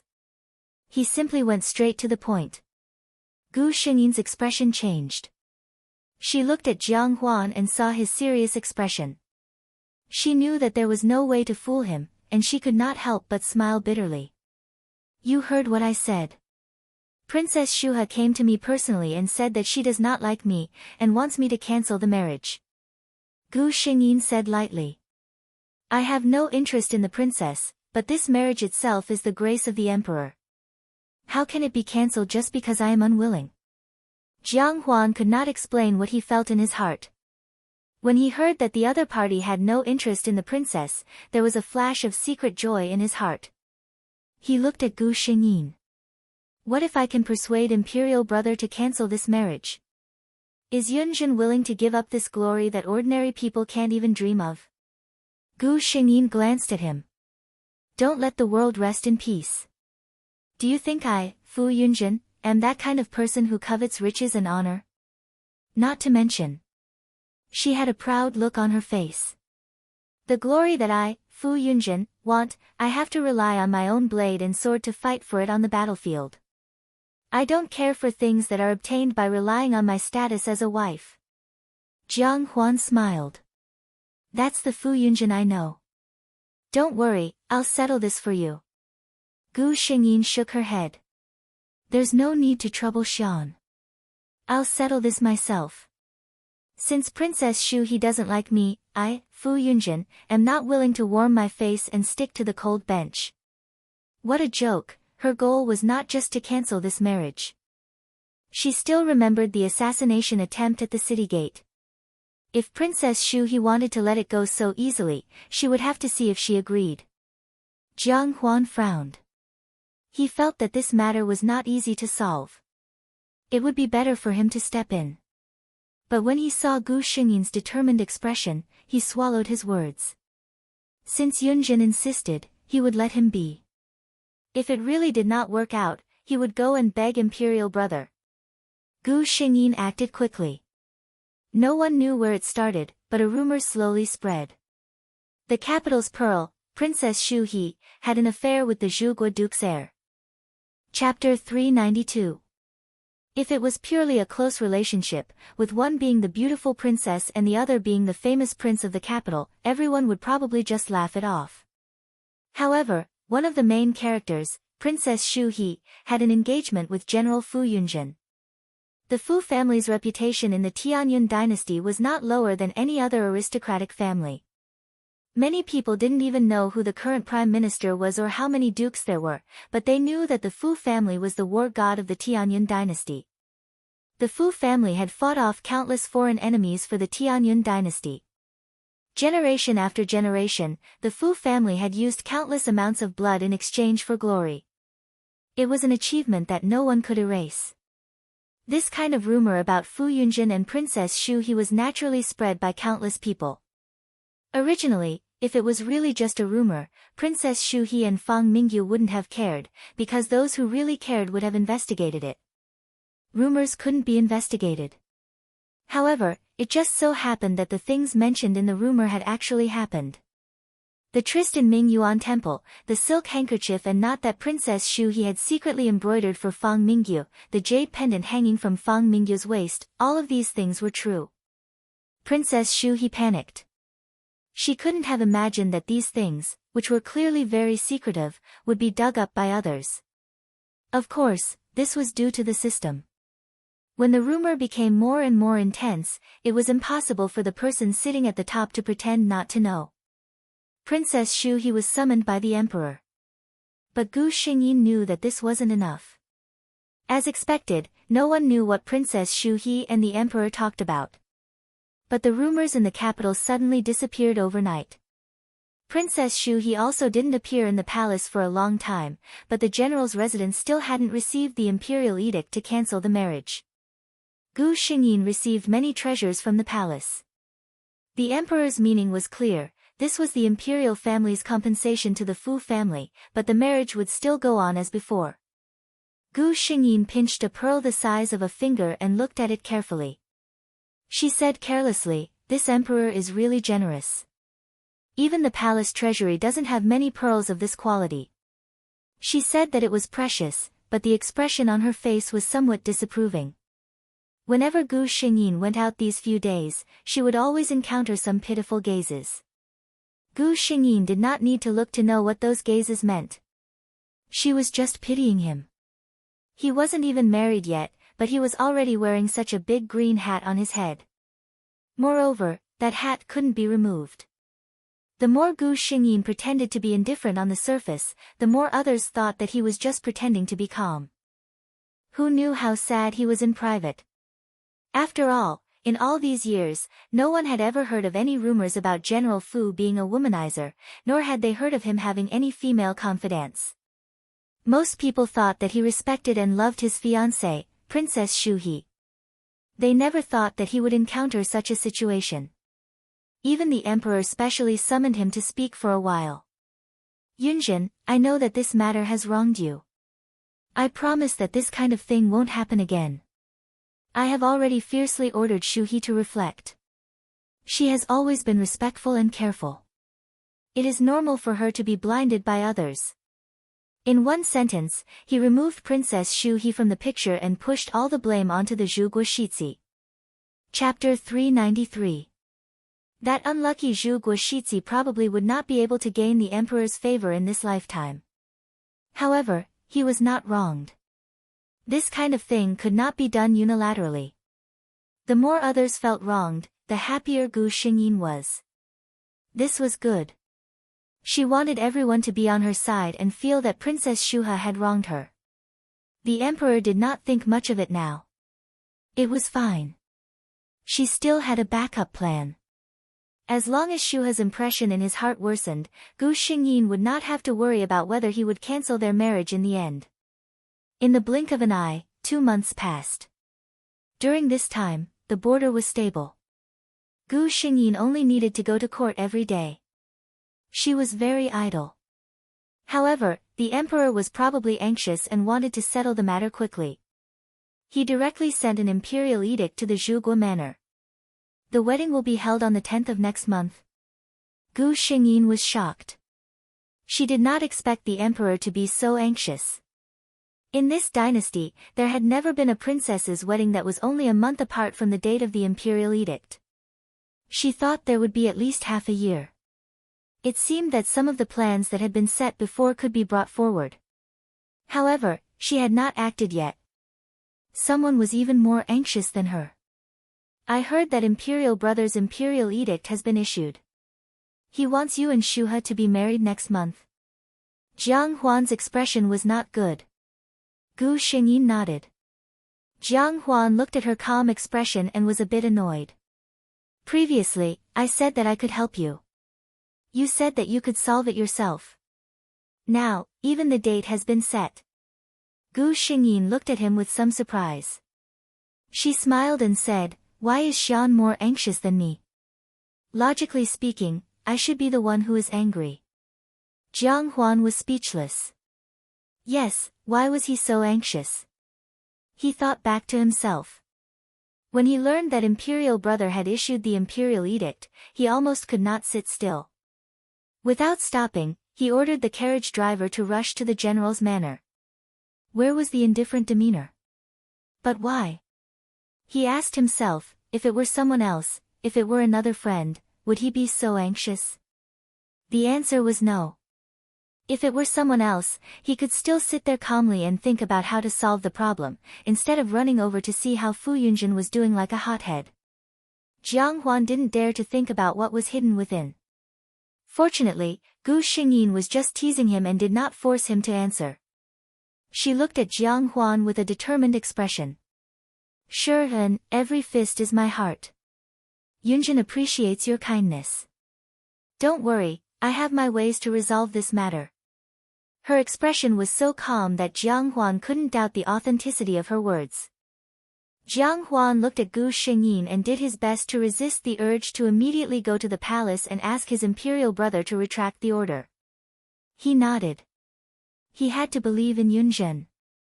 Gu Xingyin's plan was very simple and crude. She was going to plan an assassination and then follow the clues to connect this group of assassins with the group of people at the city gate. As long as she was willing, there were countless ways for the emperor to find the mastermind. This way, she did not believe that the emperor would have the face to let Princess Shuha marry her. A princess could have a bad relationship with the prince consort, but if a princess wanted to murder an important official in court, the crime would be serious. Needless to say, although the Tianyun dynasty was a large country, the tribes of the surrounding countries had never stopped harassing the border. In the emperor's heart, it was still unknown whether one of his many daughters, the princess, or her, the little war god, was more important. Chapter 394. However, Gu Xingyin didn't have time to act before the system informed her of an important matter. "Is what you said true? I really didn't expect that this Princess Shu he would also have such a naive moment." Gu Xingyin exclaimed to the system. The system just told her that Princess Shu he had just been released from her confinement and thought of a way to contact the heir of Zhuge Manor, Fang Mingyu. The two of them planned to elope. Gu Xingyin could still somewhat understand Princess Shu he's actions, but Fang Mingyu? He's willing to give up his status and identity to elope with Shu he? Could it be that his feelings were so deep that he didn't care about anything else? The answer really was yes. Gu Xingyin only felt that since Princess Shu he had put in so much effort to help her, it would be a pity if she didn't help them out. 3 days later, it was the birthday of the old princess consort of Jingan. The old princess consort's seniority was quite high, so even the emperor in the palace sent down a decree to bestow a generous gift. Princess Shu he, who had been confined for several months, also dressed up and came to the prince's estate. However, she had already discovered that she was no longer the focus of the crowd. Many noble ladies were looking at her with special gazes. She knew why. Right now, her reputation in the capital's upper-class circle was probably extremely bad. This was all thanks to him. Princess Shu He thought of the figure she faintly saw talking and laughing across the flower pond. He was dressed in white robes and had a jade belt, unbridled and unrestrained. If it wasn't for Fu Yunjin, she and her cousin could be together in a legitimate manner. Even if they were discovered, Imperial Father might still be able to bestow a marriage. But now, she had just been released from confinement and her cousin was also harshly punished by the Zhuge manor. Both of their reputations were ruined. Only this Fu Yunjin was still the General Fu that everyone respected. Why? Princess Shu He's hand was currently pinching a flower. She unconsciously used all her strength, causing the bright petals to shatter in her hand. The dark red flower juice stained her hand, but she didn't care at all. It doesn't matter. Princess Shu He comforted herself. It was better if no one paid attention to her. It would be easier to carry out her plan later. Gu Xingyin exchanged pleasantries with various familiar and unfamiliar people, but in his mind, he had the system pay attention to Princess Shu He's movements. Jiang Huan, who had been by her side, noticed her absent-mindedness and asked her what was wrong. Gu Xingyin pretended to be deep in thought and replied, I don't know why, but I have a bad premonition in my heart today. She was just joking, but Jiang Huan took it seriously. He quickly took her hand and asked, Are you not feeling well? Do you want an imperial physician to come and take a look? Gu Xingyin let him hold her hand. She didn't care if it was strange for two men to hold each other like this. She smiled and said, I lied to you. She slyly leaned over to Jiang Huan's ear and whispered, I just don't have the patience to chat with those bureaucratic people. She was half leaning on him, and her warm breath hit him. Jiang Huan subconsciously had the impulse to raise his hand and embrace this warmth. He pressed down his restless hand and said gently, I know you don't have the patience for these twists and turns. Bear with it. When the banquet is over, we will find an excuse to leave. His tone was full of indulgence and pampering. His Highness Prince Rong and General Fu's relationship is really good. In the distance, two noble ladies looked at the two figures together. One of them sighed. The other replied, Yes, I originally thought it was just a rumor. But the two of them like this, no matter how she looked at it, it felt a bit strange. She put her doubts in the bottom of her heart. Chapter 395. The banquet quickly came to an end. Jiang Huan remembered what he said earlier and came to find Gu Xingyin. I just told Prince Jingan that we have some matters to attend to, so we have to leave first. At this time, the system also sent a notification, Host, Princess Shu He's carriage has already been prepared at the left gate of the residence. The heavens are helping me. Gu Xingyin's eyes lit up. Jiang Huan's carriage just so happened to be at the left gate. The two of them walked out of the residence. At this time, there were many carriages of high officials and nobles parked outside the residence. All of them had servants guarding them, but because there were too many people, it was a bit messy. It was likely that Princess Shu He and the others had seen through this and were preparing to leave quietly while there were many people watching. Gu Xingyin slowly walked and quickly locked onto Princess Shu He's position. If it wasn't for the system's notification, she wouldn't have discovered that this woman with a sallow complexion and coarse clothing was actually Princess Shu He, who was famous for her beauty in the capital. Coincidentally, the carriage she prepared was also an ordinary-looking carriage with blue curtains, but from the outside, it was 80% similar to Jiang Huan's carriage. Gu Xingyin suddenly stopped in her tracks and said to Jiang Huan, I heard that Princess Consort Jingan loves flowers and that there are more exotic flowers and plants in the rear garden than in the imperial garden. There's even a stalk of Indian orchid that's the only stalk in Tianyun dynasty. I actually forgot to take a look earlier. Jiang Huan's interest was piqued. There's such a thing. Gu Xingyin laughed inwardly. Then why don't we go take a look? She pretended to inadvertently call out to Princess Shu He, who was about to get on the carriage, You're a servant of the Prince of Jing'an's residence. Do you know where the Indian orchid is located in the residence? If it's convenient, can you take us there to take a look? Princess Shu He froze in place. She never expected that just as she was about to succeed, she would meet the person she didn't want to meet the most. Her mind raced, but on the surface, she only slightly lowered her head and said in a low voice, replying to Darren, "This servant is only a woman who does rough work." This time, this servant was commissioned by the master to go buy some ingredients and doesn't know where the Indian orchid is. "Oh," Gu Xingyin replied. Princess Shu He heaved a sigh of relief and was about to leave when she heard Gu Xingyin say with certainty, "You're lying." Princess Shu He's heart skipped a beat. As expected, Gu Xingyin continued, "You said that you are only a servant who does rough work. I see that your clothes are indeed unsightly, but your hands are fair and delicate. These are not the hands that a servant who does rough work should have. Moreover, you say that you're just a rough woman, but I can see that you're very dignified, so you're lying. You couldn't be one of the head maidservants of Prince Jing An's estate, and you secretly stole money from your master and ran away, right?" Princess Shu He's heart was in her throat. She was thinking about how to deal with it when a gentle voice came from the carriage. "She's just a servant. General Fu, don't bother with her." It was Fang Mingyu. Gu Xingyin looked at the man who came forward to help Princess Shu He out of her predicament. He was indeed a man of striking appearance. She could see that he had deep feelings for Princess Shu He.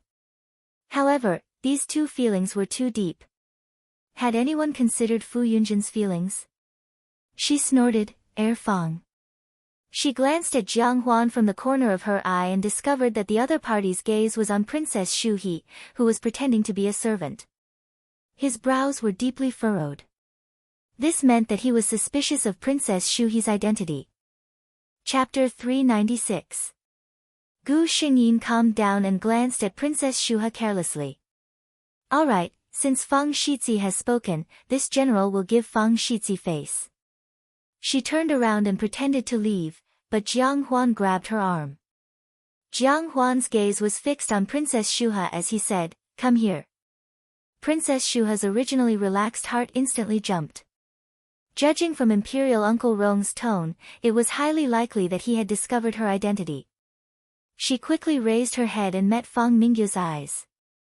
The two of them saw the same message in each other's eyes, "Run." Princess Shu He didn't say anything else and walked towards the carriage. Fang Mingyu leaned forward and pulled her up.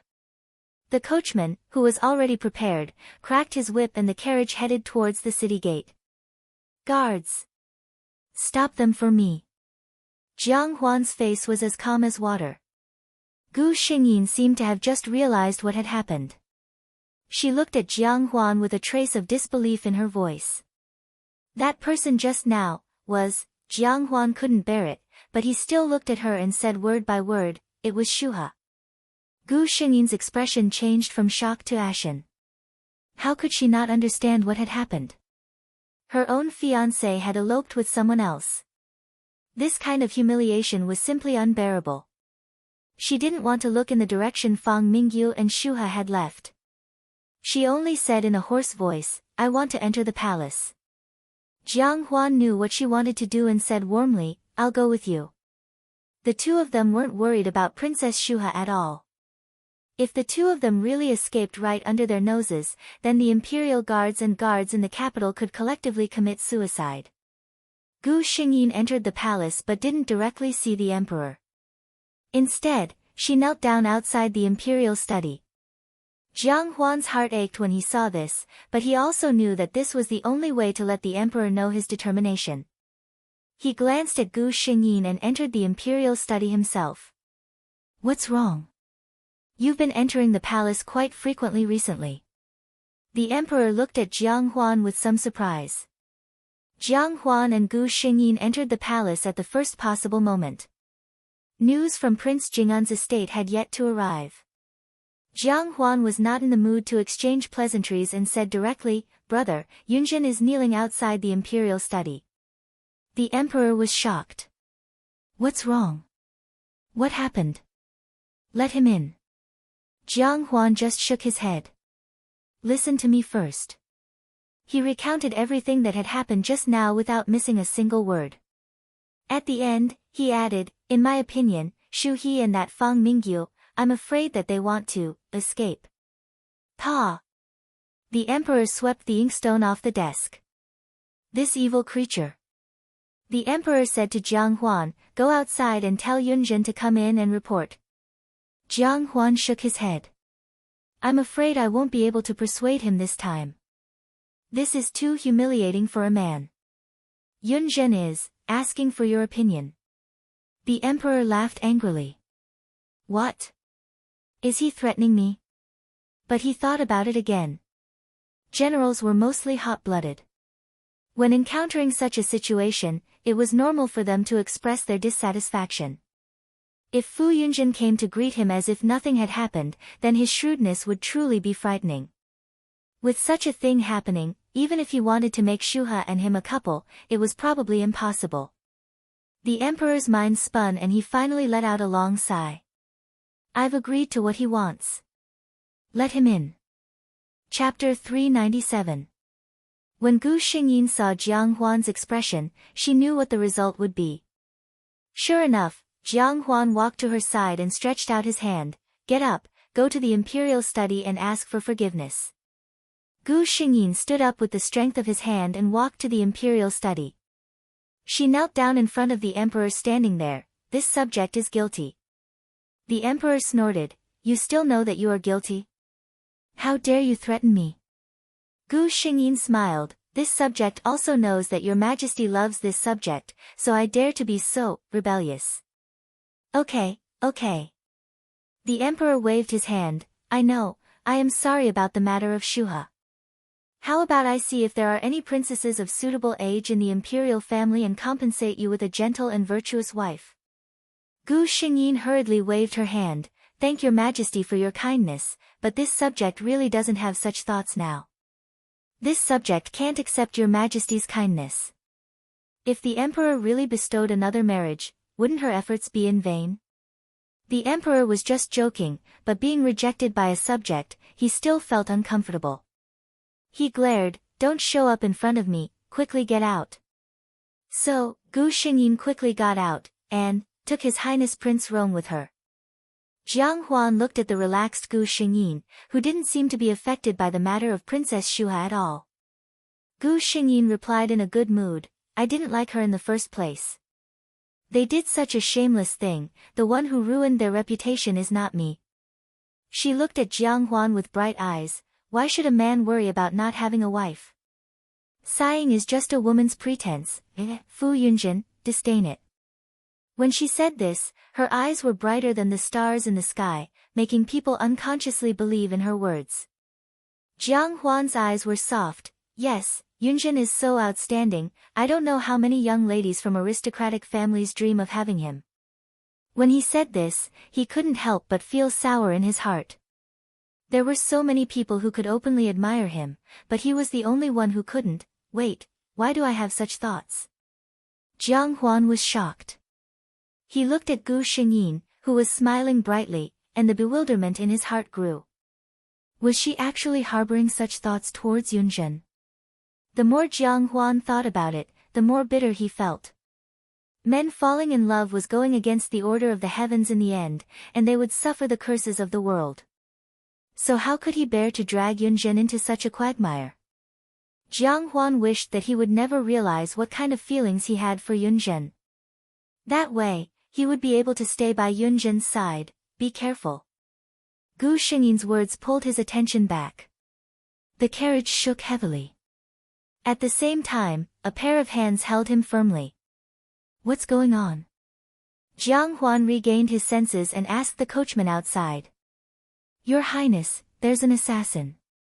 Please don't come out. The coachman's muffled voice sounded. Gu Xingyin's heart skipped a beat. This was the move that he had planted. She held Jiang Huan and got up. I'll go out and take a look. You stay inside and don't move. Jiang Huan subconsciously stopped her. Gu Xingyin smiled proudly. Xian, don't forget who I am. In this world, the person who can take my life by force has not appeared yet. After saying this, she turned over and got out of the carriage. She knocked out an assassin and removed the weapon in his hand. A group of rascals who don't know what's good for them. Chapter 398. Jiang Huan sat in the carriage, his heart filled with worry. However, he knew his own situation and did not rashly get down. Not long after, the sounds of fighting outside stopped. Gu Xingyin lifted the curtain and sat back in her clean clothes. "Are you all right?" Jiang Huan asked nervously. Gu Xingyin shook her head. "It's just a group of motley crew. A few of them have been caught by your coachman and are going to be sent to the Supreme Court later." She lowered her eyes and hid the look in her eyes. These people were all fugitives that she had paid a great price to find. She had promised them that she would protect their wives and children for a lifetime of prosperity and safety, but the price was their lives.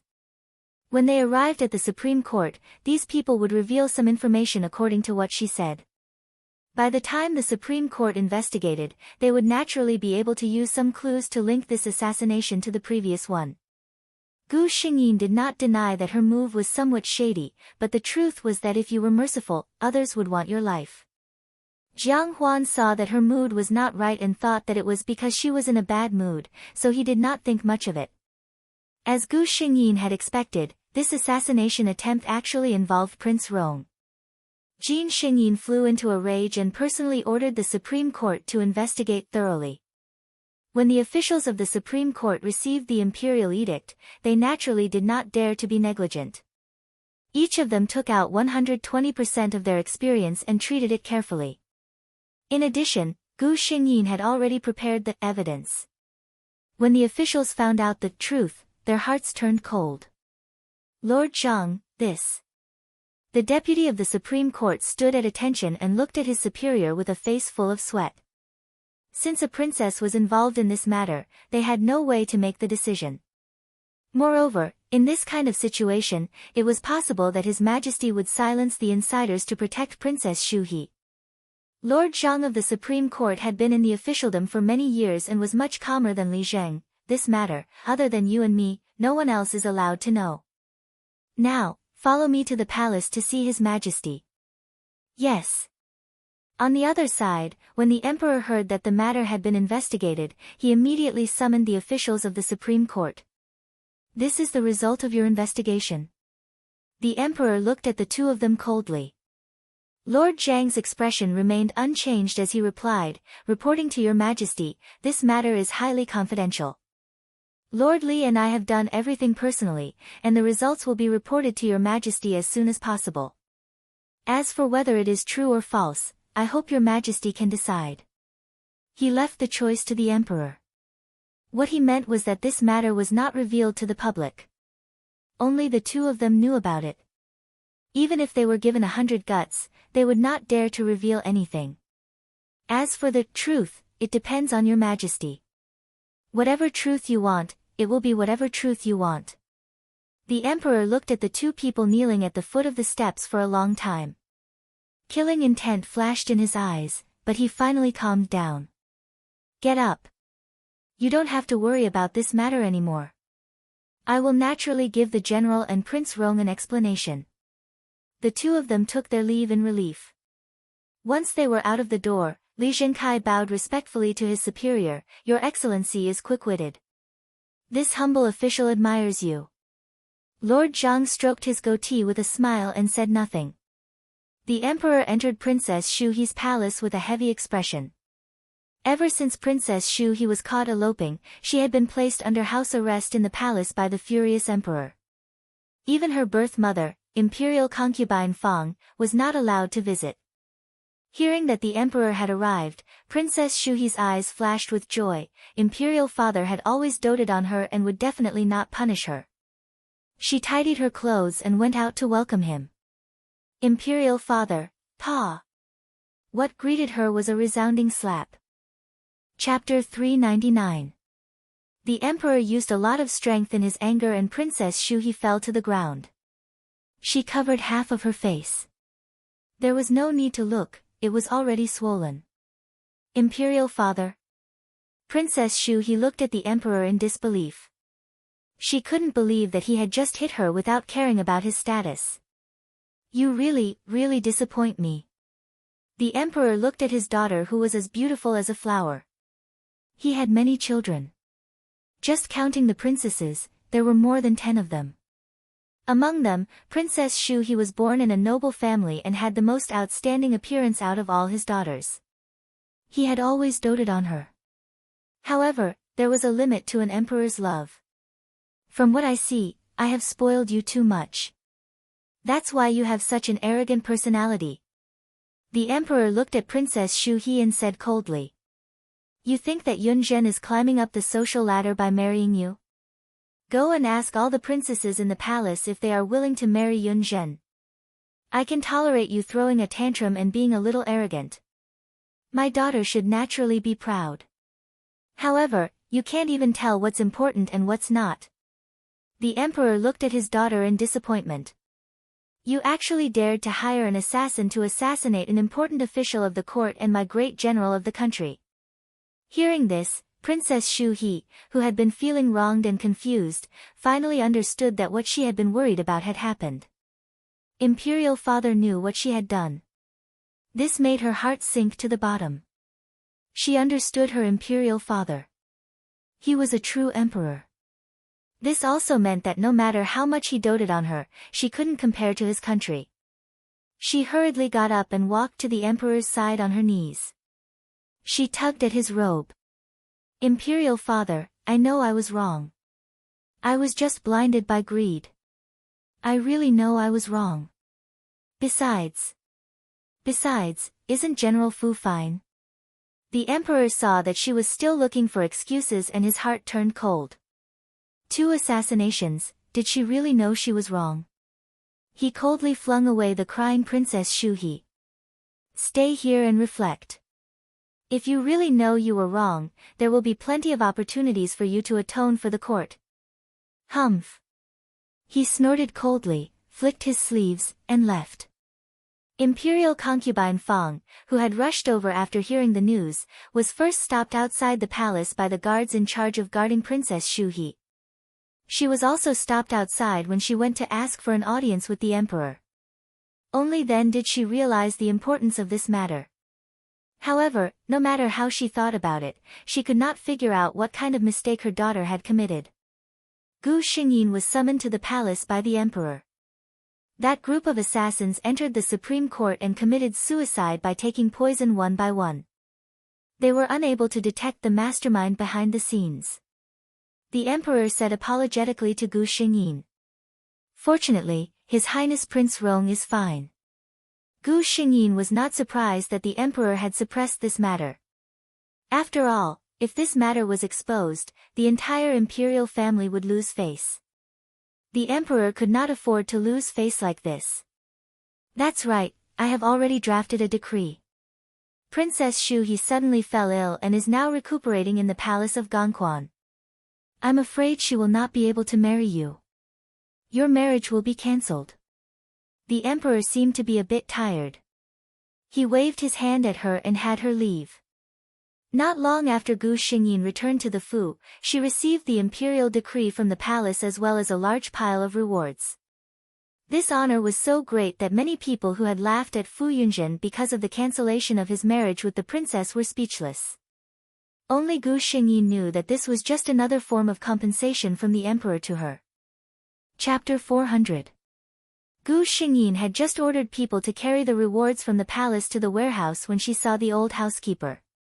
Father, why is he looking for me? The old housekeeper had always been by old General Fu's side. Now that he came to find her, Gu Xingyin didn't have to think of other possibilities. Father. Gu Xingyin came to old General Fu's study. The old housekeeper considerately closed the door, leaving the father and daughter some private space. Tell me honestly, what happened? His Majesty can't give so many rewards to our family for no reason. Old General Fu looked at Gu Xingyin. Gu Xingyin didn't think so, didn't it say in the imperial edict? Princess Shuha contracted a serious disease and our marriage was cancelled. This is the compensation from the royal family. Old General Fu impatiently interrupted her, I want to hear the truth. The royal family's excuse might be able to fool ordinary people, but for people like them, they knew that something must have happened. Gu Xingyin suddenly gave a short laugh and looked at his father with a strange gaze. Do you really want to know? Old General Fu looked at his daughter and frowned. Then I will tell you the truth. It was because Princess Shuha didn't want to marry me. The last time I came back victorious, the assassination at the city gate was her doing. Old General Fu squeezed the teacup in his hand so hard that a crack appeared. He had thought of many possibilities, but he didn't expect it to be like this. You. He looked at his daughter with a dry throat, but he didn't know what to say. In the end, he was also at fault. If it wasn't for his mistake, his daughter wouldn't have to suffer so much. Gu Xingyin stood there quietly. She was waiting for old General Fu to say something. She knew that the real Fu Yunjin was also waiting for her whole life. She didn't know what she wanted to hear. Maybe it was the affirmation from her father, or maybe it was the late regret of her father, or maybe it was something else. However, Fu Yunjin's life was too short. In the end, she didn't get what she wanted. Gu Xingyin suddenly felt a strong sense of sorrow in her heart. She was shocked. This was not what she should be feeling. The system gave the answer in time. This is the instinct that the original owner, Fu Yunjin, engraved in the depths of his body. The host was slightly affected for a while. Gu Xingyin had also heard that hosts like them who were doing quests, such as herself, possessed the body of the original host. It was equivalent to living a new life in their place. The original host's soul had long since melted away. Logically speaking, it shouldn't be able to affect the host at all. However, humans were, after all, one of the most mysterious races in the world. Their feelings were also the most complicated and difficult to understand. Just like now, the real Fu Yunjin had died long ago in her previous life, but some deep obsession remained in her body. Unless she got an answer, she would never be able to get rid of it. As long as it didn't affect the mission, Gu Xingyin didn't mind helping these hosts complete their obsessions. However, after waiting for a long time, she still didn't hear old General Fu's words. Gu Xingyin looked at him coldly. Old General Fu clearly had regret in his heart, but because of his personality and his face, he couldn't say a word of apology to his daughter. She decided to give him a strong dose of medicine. Chapter 401. Father, look at me, Gu Xingyin said. Old General Fu was a little surprised. After his daughter became sensible, their relationship became very bad. She was rarely willing to take the initiative to start a conversation.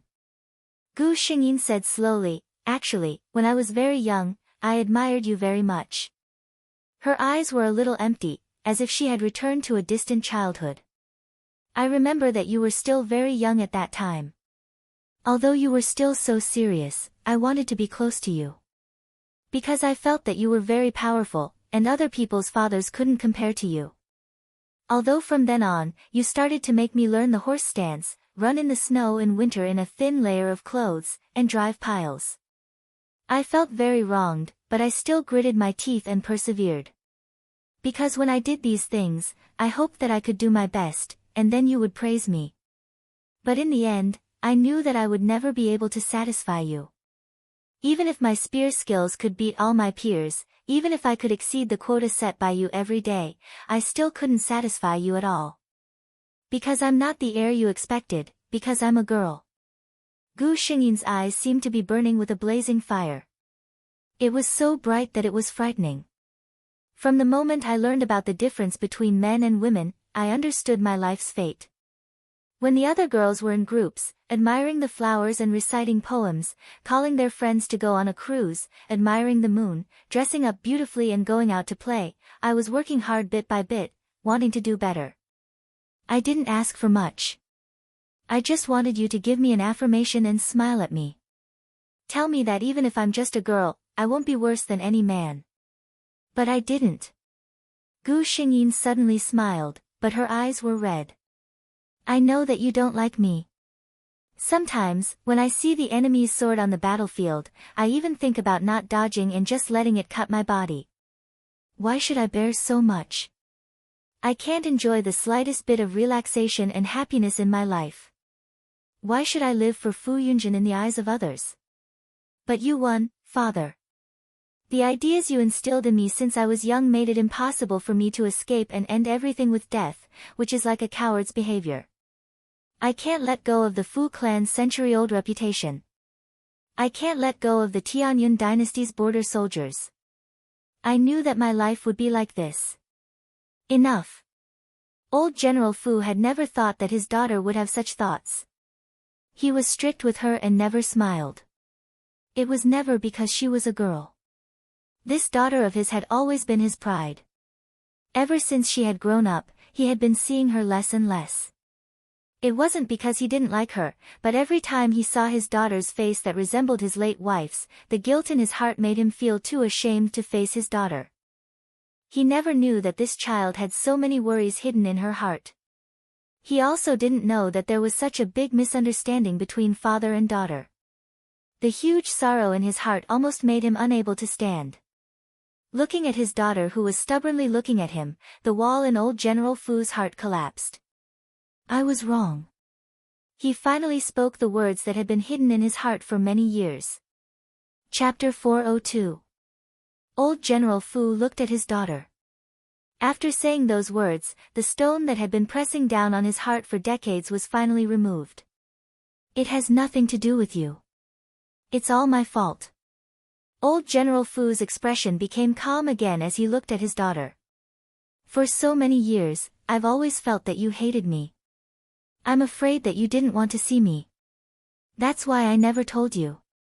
You have always been my proudest daughter. I didn't want to see you, not because I didn't want to see you, but because I felt that I wasn't a qualified father. I didn't have the face to face you. Old General Fu and Fu Yunjin, the father and daughter, finally had their first long talk in 24 years. That night, Gu Xingyin came to Jiang Huan's residence. Drink with me. Gu Xingyin only said one sentence to him.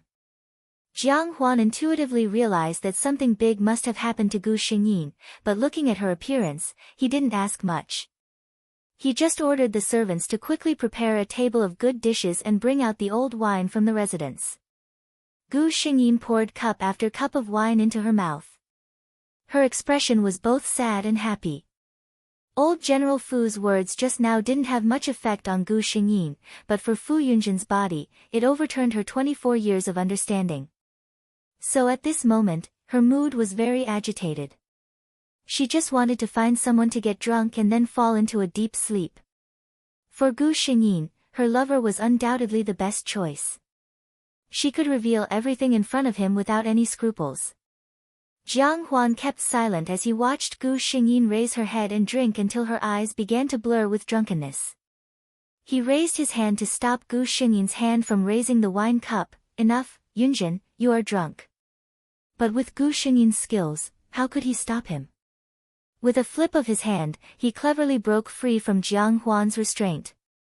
In the blink of an eye, he downed another cup of wine. No, no, no. I'm happy. Gu Xingyin looked at Jiang Huan with a smile and winked at him mysteriously. You know what? I always thought that he didn't like me, but today, he told me that he was so cold and strict to me because he felt sorry for me. Gu Xingyin snorted and laughed, telling Jiang Huan these things without a care. Actually, as a member of the Fu family, I don't think it is bad to shoulder the responsibility of the Fu family. Why didn't he tell me earlier? Jiang Huan listened in silence. From her words, he could guess that Gu Xingyin was talking about his father, old General Fu. The relationship between old General Fu and his only son, Fu Yunjin, was not a secret in the capital. In public, the father and son treated each other coldly. However, from Gu Xingyin's words, there seemed to be more to it than meets the eye. Jiang Huan did not ask. In his heart, he knew that Yunjin just wanted to find someone to talk to and did not need his answer. But he did not expect that Gu Xingyin would throw such a shocking news at him. All these years, I worked so hard and risked my life, wasn't it just to get his affirmation? Just to let him know that I, as a daughter, am not worse than any man. He actually said that he doesn't care about this. Clang! Jiang Huan's hand trembled and the cup in his hand fell on the table. Some of the remaining wine in the cup fell on his lapel, but he was not in the mood to care about this. Chapter 403. He looked at Gu Xingyin in shock. For a moment, he even wondered if he had been intoxicated by the fragrance of the wine. It was as if he was hallucinating. Yunjin. Jiang Huan could clearly hear his heartbeat beating like a drum. He tried to keep his voice calm. Gu Xingyin raised her eyes and looked at him with some effort. Looking at her, Jiang Huan felt that there was something wrong with his good friend. Her skin was so fair and delicate. Her facial features were so delicate that she did not look like a man's. When she looked at people with drunken eyes, she was charming and seductive. There were so many flaws. Why was it that he had never doubted his identity for so long? In the end, it was because the fact that old General Fu raised his daughter as a man was too unbelievable. It was also because he went to the battlefield at the age of 15. For 9 years, he cleared all doubts with his military achievements. How could such a person be a woman? You said earlier that you are a woman. Jiang Huan decided to verify with Gu Xingyin. At this moment, he was very glad that he had already ordered all the servants to leave. Gu Xingyin was completely free at this time. When she heard Jiang Huan's question, she nodded seriously, yes. She looked up at Jiang Huan and suddenly grinned. You don't believe it, do you? She nodded. That's true. If it were me, I probably wouldn't believe it either. As she spoke, she actually stood up shakily and reached out to pull her belt. Let me show you. Jiang Huan was stunned. He quickly stood up and stopped her. This person was very different from her usual self when drunk. Thinking of Gu Xingyin's behavior when she was drunk twice, Jiang Huan was even more determined to keep an eye on her in the future. He would not let her have the chance to get drunk in front of others. He was being kind, but Gu Xingyin did not appreciate his kindness at all. Don't stop me, She struggled to break free from Jiang Huan's grasp and successfully pulled out the belt in her hand. Her originally neat outer robe instantly loosened, revealing the snow-white inner robe underneath. Only then did Jiang Huan realize that the body hidden under the outer robe was indeed excessively slender. He helplessly looked at the drunkard. His heart was filled with endless joy, but he didn't want to take advantage of her in such a situation. Once again, he walked forward, covered her with the robe, and softly coaxed her. I believe that Yunzhen is a woman, but a woman can't casually take off her clothes in front of others. Jiang Huan finally understood his feelings and realized that he had fallen in love with a man, and that man was his good friend. Jiang Huan, who had been suffering all this time, felt redeemed by the heavens today. He looked at the person in front of him and his heart was filled with emotions. He just wanted to hug her tightly in his arms and bite her red lips so that the two of them would never be separated again. However, he had always been a gentleman and was unwilling to take advantage of others. He wanted to be a gentleman, but Gu Xingyin wasn't willing to give him the chance. Gu Xingyin listened to him and nodded very seriously. I know, a woman's body can't be seen by others, only by the person she likes. She raised her head, and the corners of her eyes, which were red because of the alcohol, had an indescribable charm. She reached out and wrapped her arms around the neck of the person in front of her. Slowly, her body moved closer to him, and her breath smelled like orchids. But I like Xian, and I want to show it to you. Today, 20,000 words were sent. This was all the chapters that Gigi had saved for the past 3 months, and it was also the last time that she would update. After that, she would update 8,000 to 10,000 words every day in the morning. Good night everyone. Then, I recommend my super good friend Huan Chu's Transmigration System, Guide to Prince Charming. It's a very good book. Chapter 404. Gu Xingyin woke up very early the next day. She felt that something was wrong the moment she woke up, so she didn't open her eyes. Gu Xingyin's mind raced. Scenes flashed through her mind, and she finally understood what she had done last night. After she got drunk, she not only confessed her details clearly, but also packed herself up and sent herself out. When she thought of something, she couldn't help but breathe erratically. She felt the arm around her waist tighten its grip. At the same time, a familiar voice came from above her head, "Good morning, Yunjin." Jiang Huan's voice was very normal, without much awkwardness, which calmed Gu Xingyin a lot. She secretly despised herself. How many lives have I experienced? How can I not be as calm as my lover who has no reincarnation memory? Thinking of this, she looked over and met Jiang Huan's smiling eyes. "Good morning, Xian." Aware that the hand behind her back was slowly moving, Gu Xingyin blinked and said, "I'm going to see my father today. I ran out yesterday, so he probably feels uneasy." The man's intention couldn't be more obvious. Although Fu Yunjin's body was good, it was his first time after all, and he couldn't withstand another ravaging. Who would have thought that Jiang Huan, who looked so weak, was actually so strong in some aspects? Jiang Huan sighed. He had a soft body in his arms, and it was the first time he had tasted it. It was impossible to say that he didn't want it. But looking at Gu Xingyin's appearance, he knew that he couldn't force her. He withdrew his hand and watched as Gu Xingyin got up and put on her clothes without any hesitation. When Gu Xingyin finished putting on her clothes, she turned around and found that Jiang Huan had also finished dressing. Jiang Huan looked at her and suddenly sighed, "I don't know when I'll be able to draw Yunjin's eyebrows."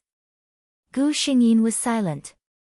She was now a man, so of course, she couldn't put on makeup, draw eyebrows, and paste flowers on her face.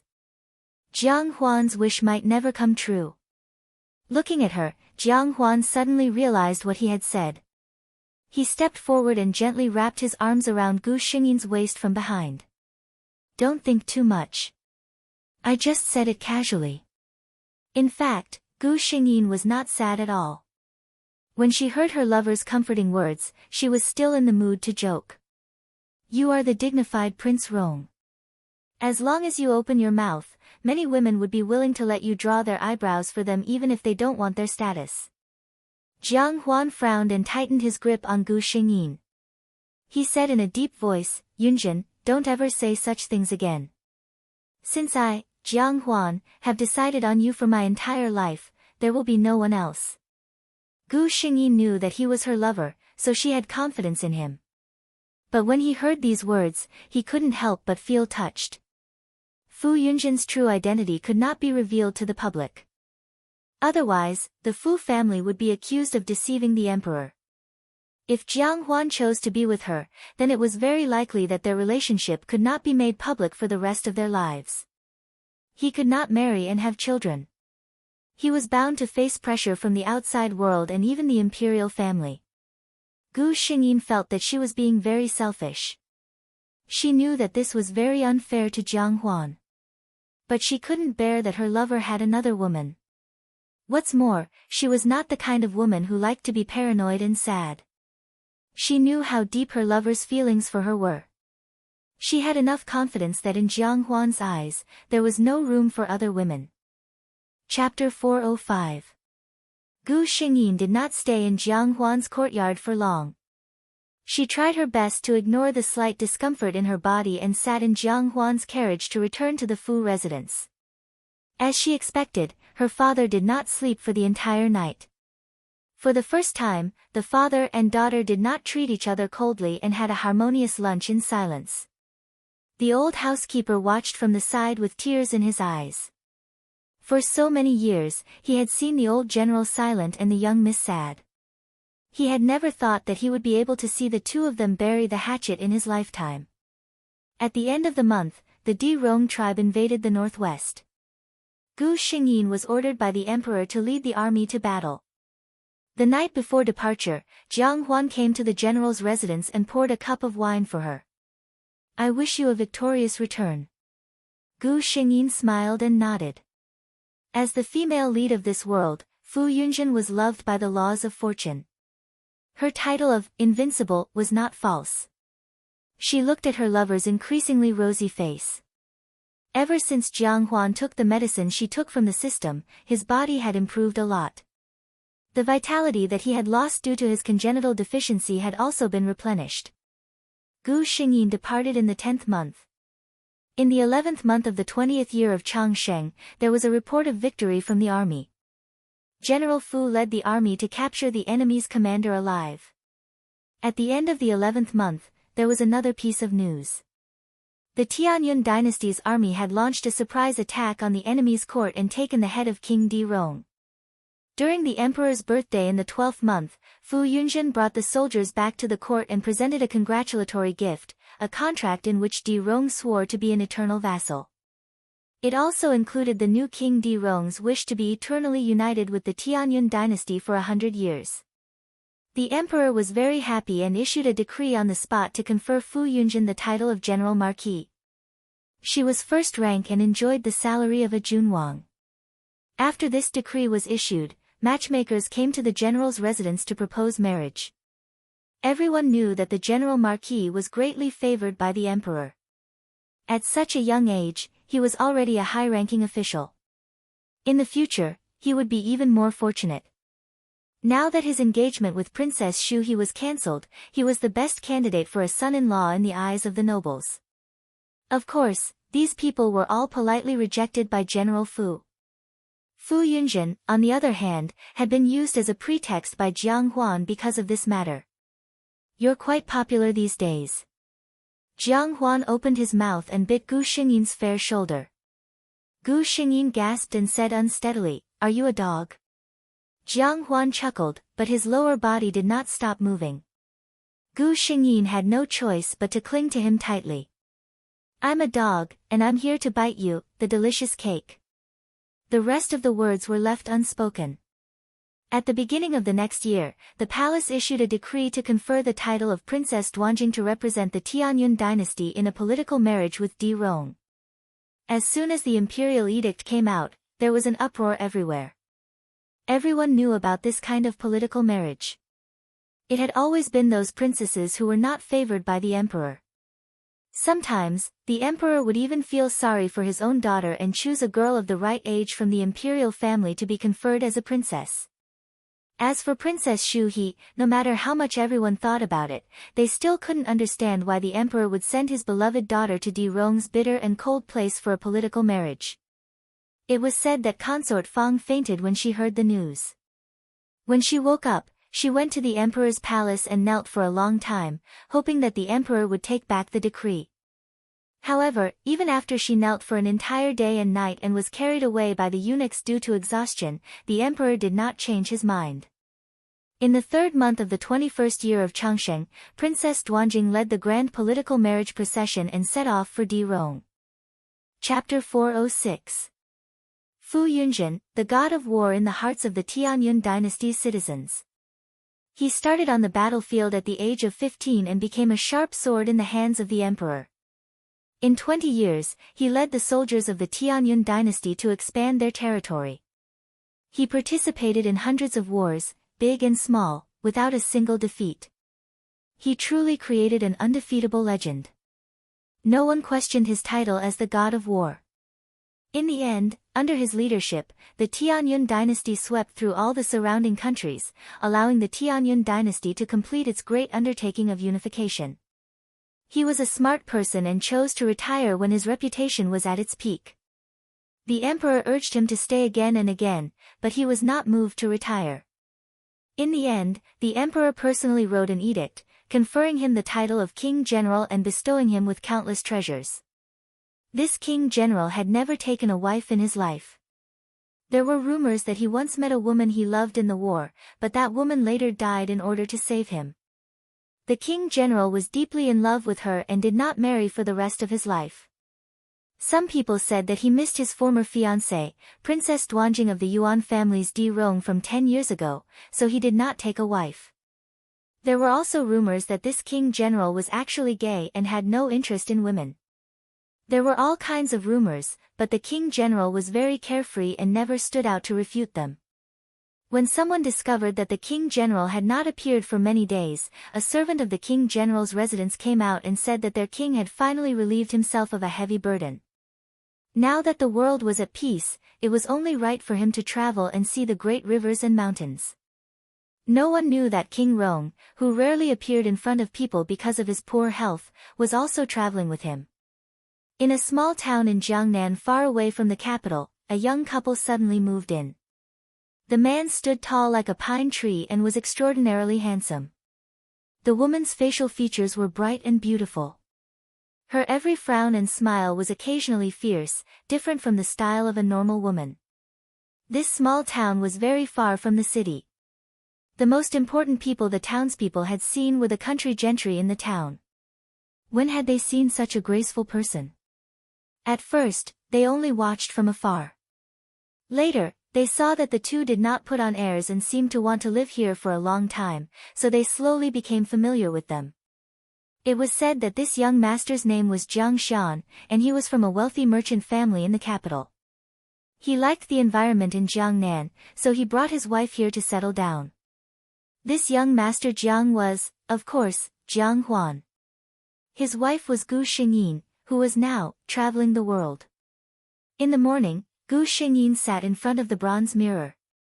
The man beside her was holding an eyebrow pencil, carefully drawing the outline of her brows. Now, I can finally draw Yunjin's eyebrows. After finishing the last stroke, Jiang Huan put down the brush and pulled her into his arms. Gu Xingyin glanced sideways at the mirror. Their silhouettes overlapped in the mirror, snuggling up to each other as they enjoyed each other's company. In the winter of the 34th year of Changsheng, someone suddenly knocked on the door of General Fu's residence in the capital. An unfamiliar man was holding a baby in his arms. In his arms was a letter personally written by the General Fu Yunjin. The letter clearly stated that the child was born while he was traveling. The child's mother had an accident and it was inconvenient for him to take the child with him. Therefore, he asked someone to bring the child back home and let his father raise the child on his behalf. Old General Fu, who was almost 60 years old, looked at the familiar child and burst into tears for a moment. He named the child Fu Suixin. It meant that he hoped that he could live freely and unrestrained. His daughter had finally obtained her own happiness. Chapter 407. General, you're awake. A gentle voice sounded. A figure in a huge hibernation chamber opened her eyes, glanced at the person beside her, and nodded. There was no sign of sleepiness on her face. She got up and walked to the large display screen. Behind her, the person who woke her up looked at her with an inexplicable expression. This was a very handsome woman. Using the adjective handsome to describe a woman was usually not very appropriate, but it was incomparably appropriate to use on this woman. It was said that men in military uniforms were the most handsome. This sentence was also applicable to women. The close-fitting design of the empire's military uniform outlined her tall and straight figure meticulously. Under her neatly trimmed short hair was a perfect androgynous face. Her pair of emotionless brown eyes were enough to make most of the empire's citizens fall head over heels for her. This time, the mission world Gu Xingyin came to was different from the past. The Great Milky Way era was 1003. Humans had entered the era of super technology. The planet they lived on was no longer enough to satisfy them. The entire Milky Way, or even the more distant and unpredictable interstellar, was their goal to conquer. Today's humans could strengthen their genes through various genetic repair fluids to obtain strong abilities and vitality. The average lifespan of humans had been extended to 500 years. Of course, some of the strong people standing at the top had even longer lifespans. For example, Gu Xingyin's body this time, the only female general of the Galaxy Empire, Situ Jin. The Galaxy Empire was one of the two major forces in the Milky Way. Its counterpart was the Interstellar Federation, which was known as a liberal democracy. Situ Jin was born into a political family in the Galaxy Empire. However, she was not interested in politics. At the age of 18, she entered the Empire Military Academy on her own. 5 years later, she graduated with an SSS grade and directly entered the Violent Lion Legion, one of the 3 ace legions of the Empire. For the next 20 years, she climbed up step by step until last year, when she was personally awarded the Medal of Honor by the Emperor of the Galaxy Empire and became the commander of the Violent Lion Legion. In the Empire, besides the Marshal, the highest ranks were the commanders of the 3 ace legions, which were the 3 generals of the Empire. Not only was Situ Jin the only commander, but he was also the youngest general in the history of the empire. The people of the empire were guessing that if this continued, Situ Jin would very likely become the first female marshal since the establishment of the Galaxy Empire. However, Situ Jin was unable to continue. The reason was because of the gentle adjutant standing behind her, Lin Qi. As Situ Jin's adjutant, Lin Qi was Situ Jin's confidant and one of the people she trusted the most in the world. However, the person she trusted the most had betrayed her during the war between Situ Jin and the Federation. Situ Jin had died in the battle against the Empire and the Federation. She was also the highest-ranking commander who had died on the battlefield during the thousand-year conflict between the Empire and the Federation. The Emperor was furious, and the small skirmishes between the two sides became white-hot. From then on, both sides began to fight to the death. The war spread to the entire galaxy, and the entire Milky Way fell into chaos.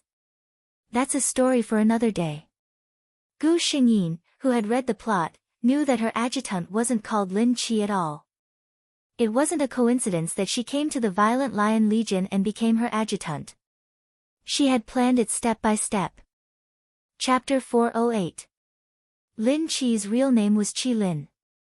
Her father was a soldier of the Federation, and her mother was an ordinary person of the Empire.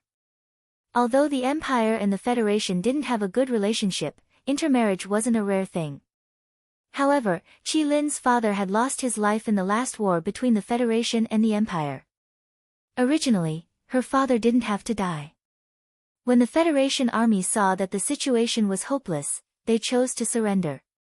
However, at that time, the commander of the Violent Lion Legion, Situ Jin, had given the order to not leave anyone alive. That was why her father still died after surrendering. This was the news Qi Lin had obtained after investigating for a long time. Because of this, she hated Situ Jin. She concealed her identity and prepared for a long time. Finally, after careful planning, she came to Situ Jin's side and became her adjutant, obtaining her trust. The original Situ Jin didn't understand until her death why her adjutant betrayed her. However, when Gu Xingyin found out, she only felt sorrow. Not only for Situ Jin, but also for Qi Lin. Situ Jin had given the order to not leave anyone alive, but that was because the army Qi Lin's father was in wasn't an ordinary Federation army. They were a secret organization of the Federation that specialized in human experiments. Their methods were extremely cruel and seriously violated the interstellar convention jointly promulgated by the various forces of the Milky Way. Situ Jin had been ordered to destroy all of this. Because the truth wasn't suitable to be announced, the public thought that this was just an ordinary small-scale war. Qi Lin had always thought that her father was a hero. In order to avenge him, she didn't hesitate to do so many things. In that battle, not only did Situ Jin die, but the Violent Lion Legion's third fleet was almost completely wiped out. This was all caused by Qi Lin. Because of this alone, Gu Xingyin couldn't tolerate her. The two were now on the Violent Lion Legion's largest command ship, Star Wing. Situ Jin represented the Galaxy Empire and headed to a neutral force in the northern part of the Milky Way, Storm Chamber of Commerce. The Storm Chamber of Commerce didn't belong to any force. It occupied a planet by itself.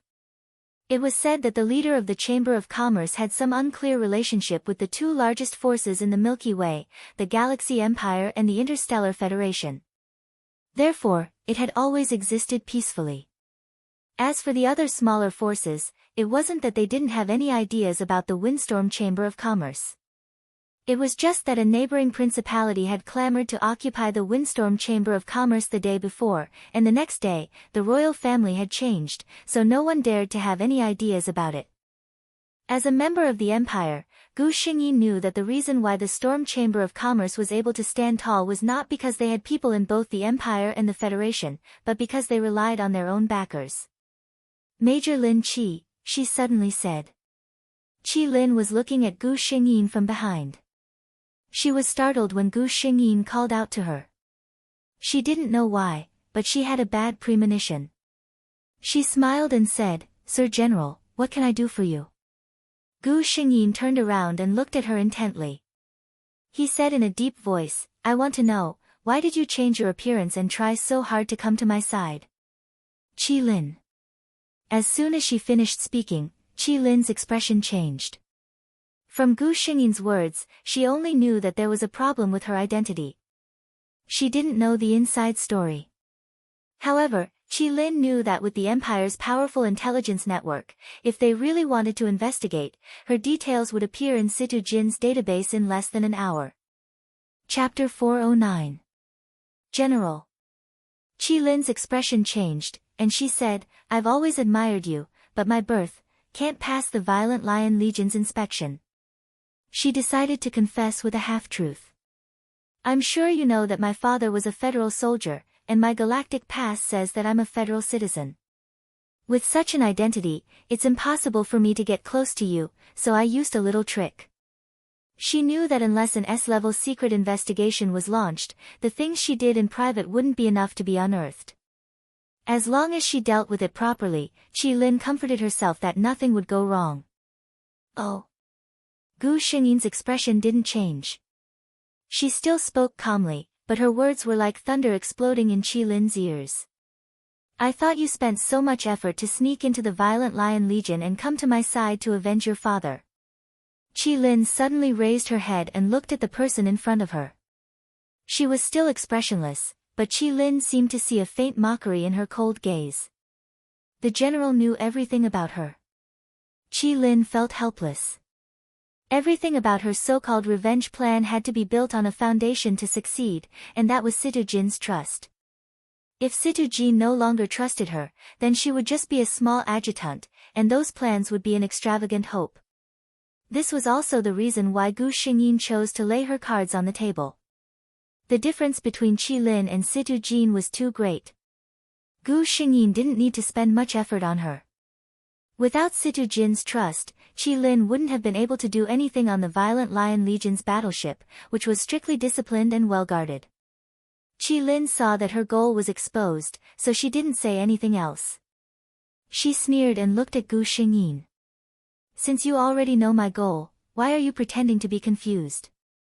That's right, I, Qi Lin, came to the Violent Lion Legion to seek justice for my father who died in vain. What I want is your life, Situ Jin. Gu Xingyin's expression remained indifferent. Even when Qi Lin said those words, she was not moved at all. She looked at the agitated Qi Lin as though she was looking at a clown. Senior Colonel Shen, come to the command center. She ignored Qi Lin and called for her other trusted aide, the captain of the Violent Lion Legion's First Fleet. Sir General. Shinan came very quickly. He was a very handsome and charming man. If it wasn't for the military uniform and badge on his body, no one would have thought that he was the rumored First Fleet captain of the Violent Lion Legion, the most belligerent. Shinan sensed the unusual atmosphere in the command room as soon as he entered. He bowed to Gu Xingyin and stood quietly by the side, waiting for further instructions. Shinan, tell Major Lin Qi who our opponents were in the battle in the northern Green Plains 3 years ago. Shinan was shocked. He was one of the few people who knew about the secret mission. He was one of the few people who knew about it. This was a military secret. Shinan glanced at Gu Xingyin. A soldier obeying orders had the upper hand. He slowly told her what happened 3 years ago. Impossible. My father was a glorious federal soldier. How could he be one of those crazy experimenters you speak of? Qi Lin couldn't accept this at all.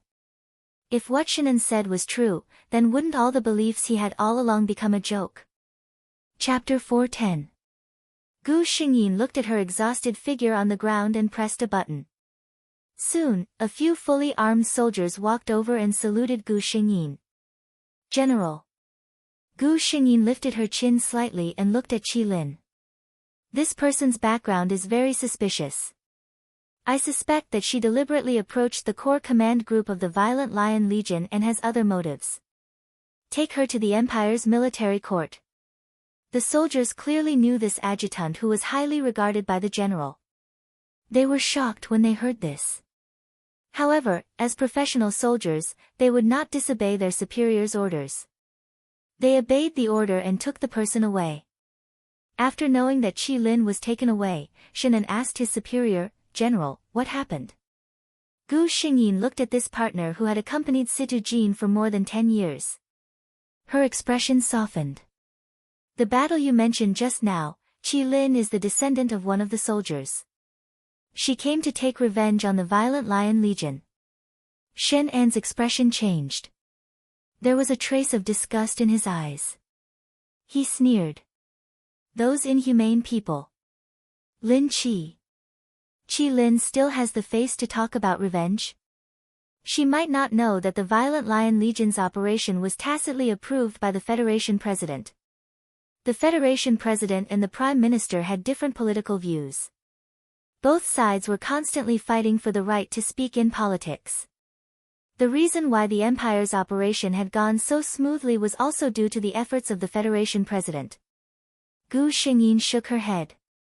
"I suspect that she doesn't know anything at all. She probably came here to take revenge because she was bewitched by others.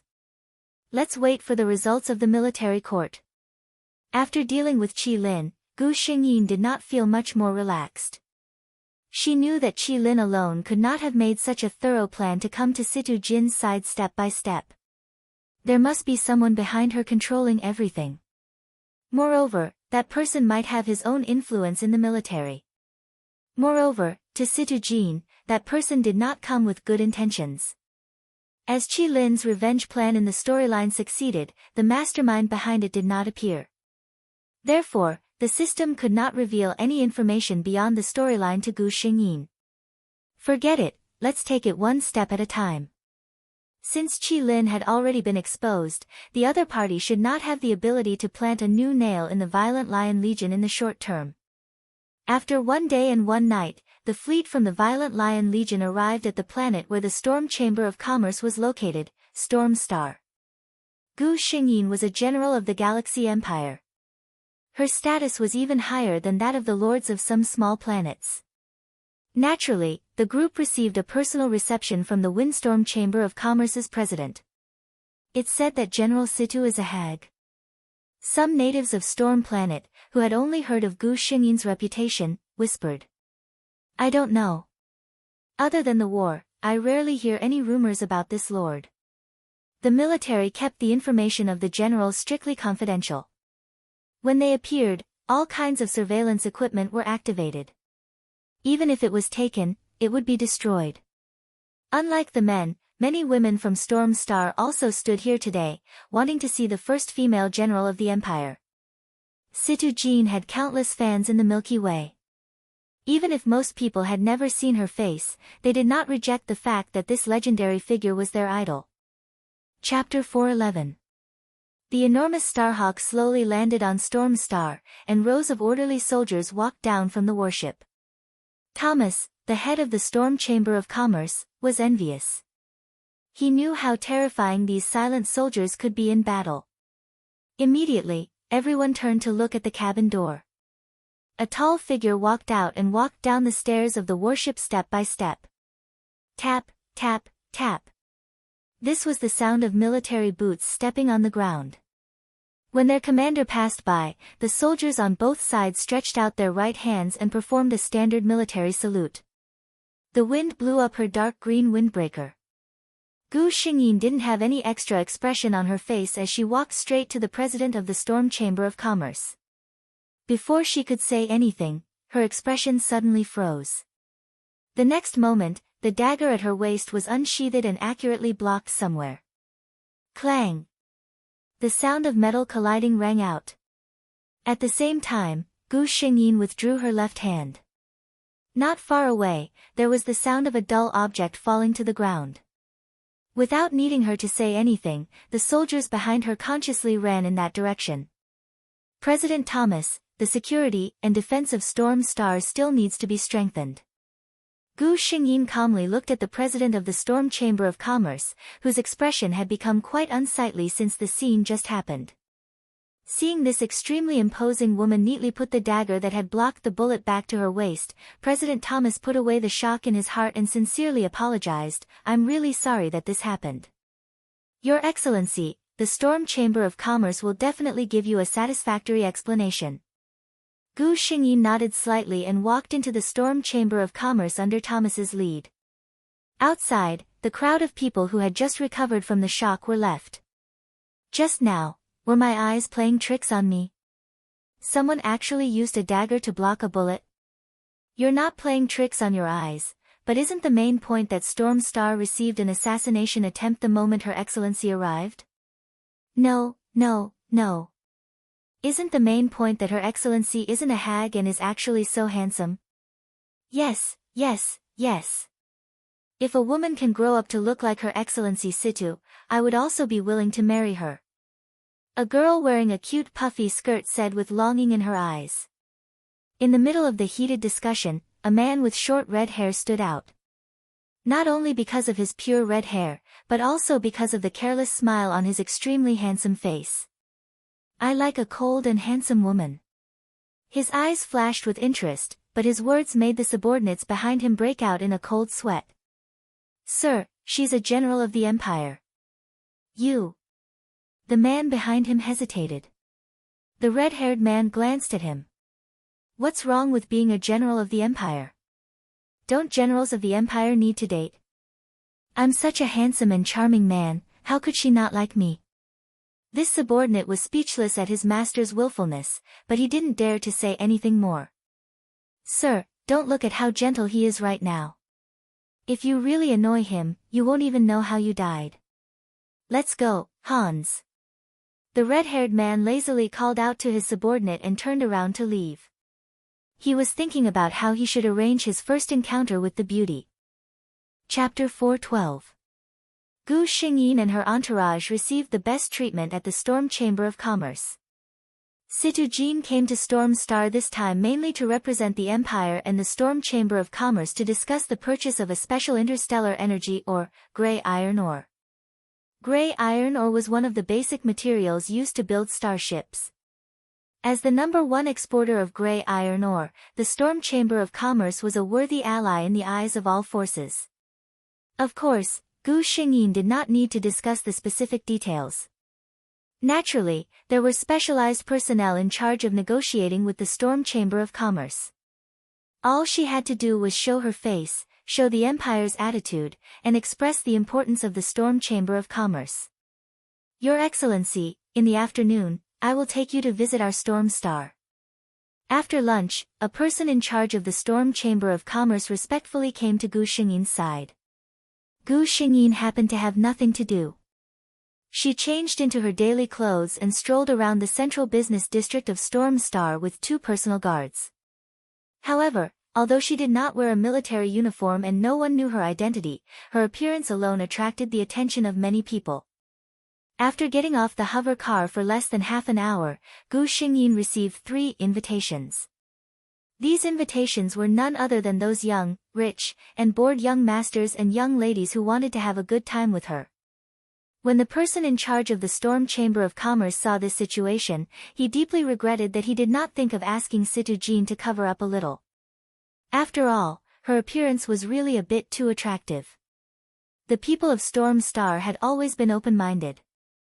It was not uncommon for men and women to develop an unusual relationship when they saw eye to eye. On one hand, the person in charge of the Storm Chamber of Commerce regretted it. On the other hand, he had to worry that Situ Jean would be annoyed by the harassment. If she could not help but make a move, no one on Storm Star would be a match for this SSS-level powerhouse. In fact, he was thinking too much. With Situ Jin's personality, she probably still felt that this kind of thing was quite fresh. If she really showed the slightest impatience, those invitations would probably not reach her at all. Those 2 personal guards were not just for show. It was normal that Gu Xingyin did not refuse. She was quite curious about this matter. In the Milky Way galaxy, if Situ Jean was in any place, it would undoubtedly be the Galaxy Empire. Most people might think that she had seen this kind of thing too many times, but in reality, Situ Jean had never even received a confession in all these years. It was because she was so popular in the Empire that some people had even deified her. As for the men, those who were of the same status as her were old enough to be her grandfather. Those who were of the same age as her were still working hard in the 3 armies. As a result, when Situ Jean appeared in the empire, at most one or two admirers recognized her and offered her a bouquet of flowers. There was nothing else that was even more excessive.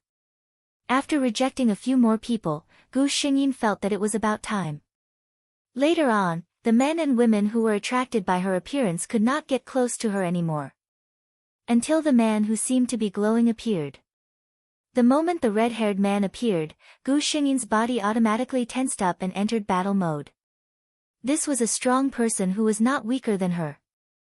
The next moment, her body returned to normal because she felt a familiar aura. Chapter 413. This beautiful lady, I don't know if I have the honor to invite you to have dinner together. The handsome red-haired man smiled widely.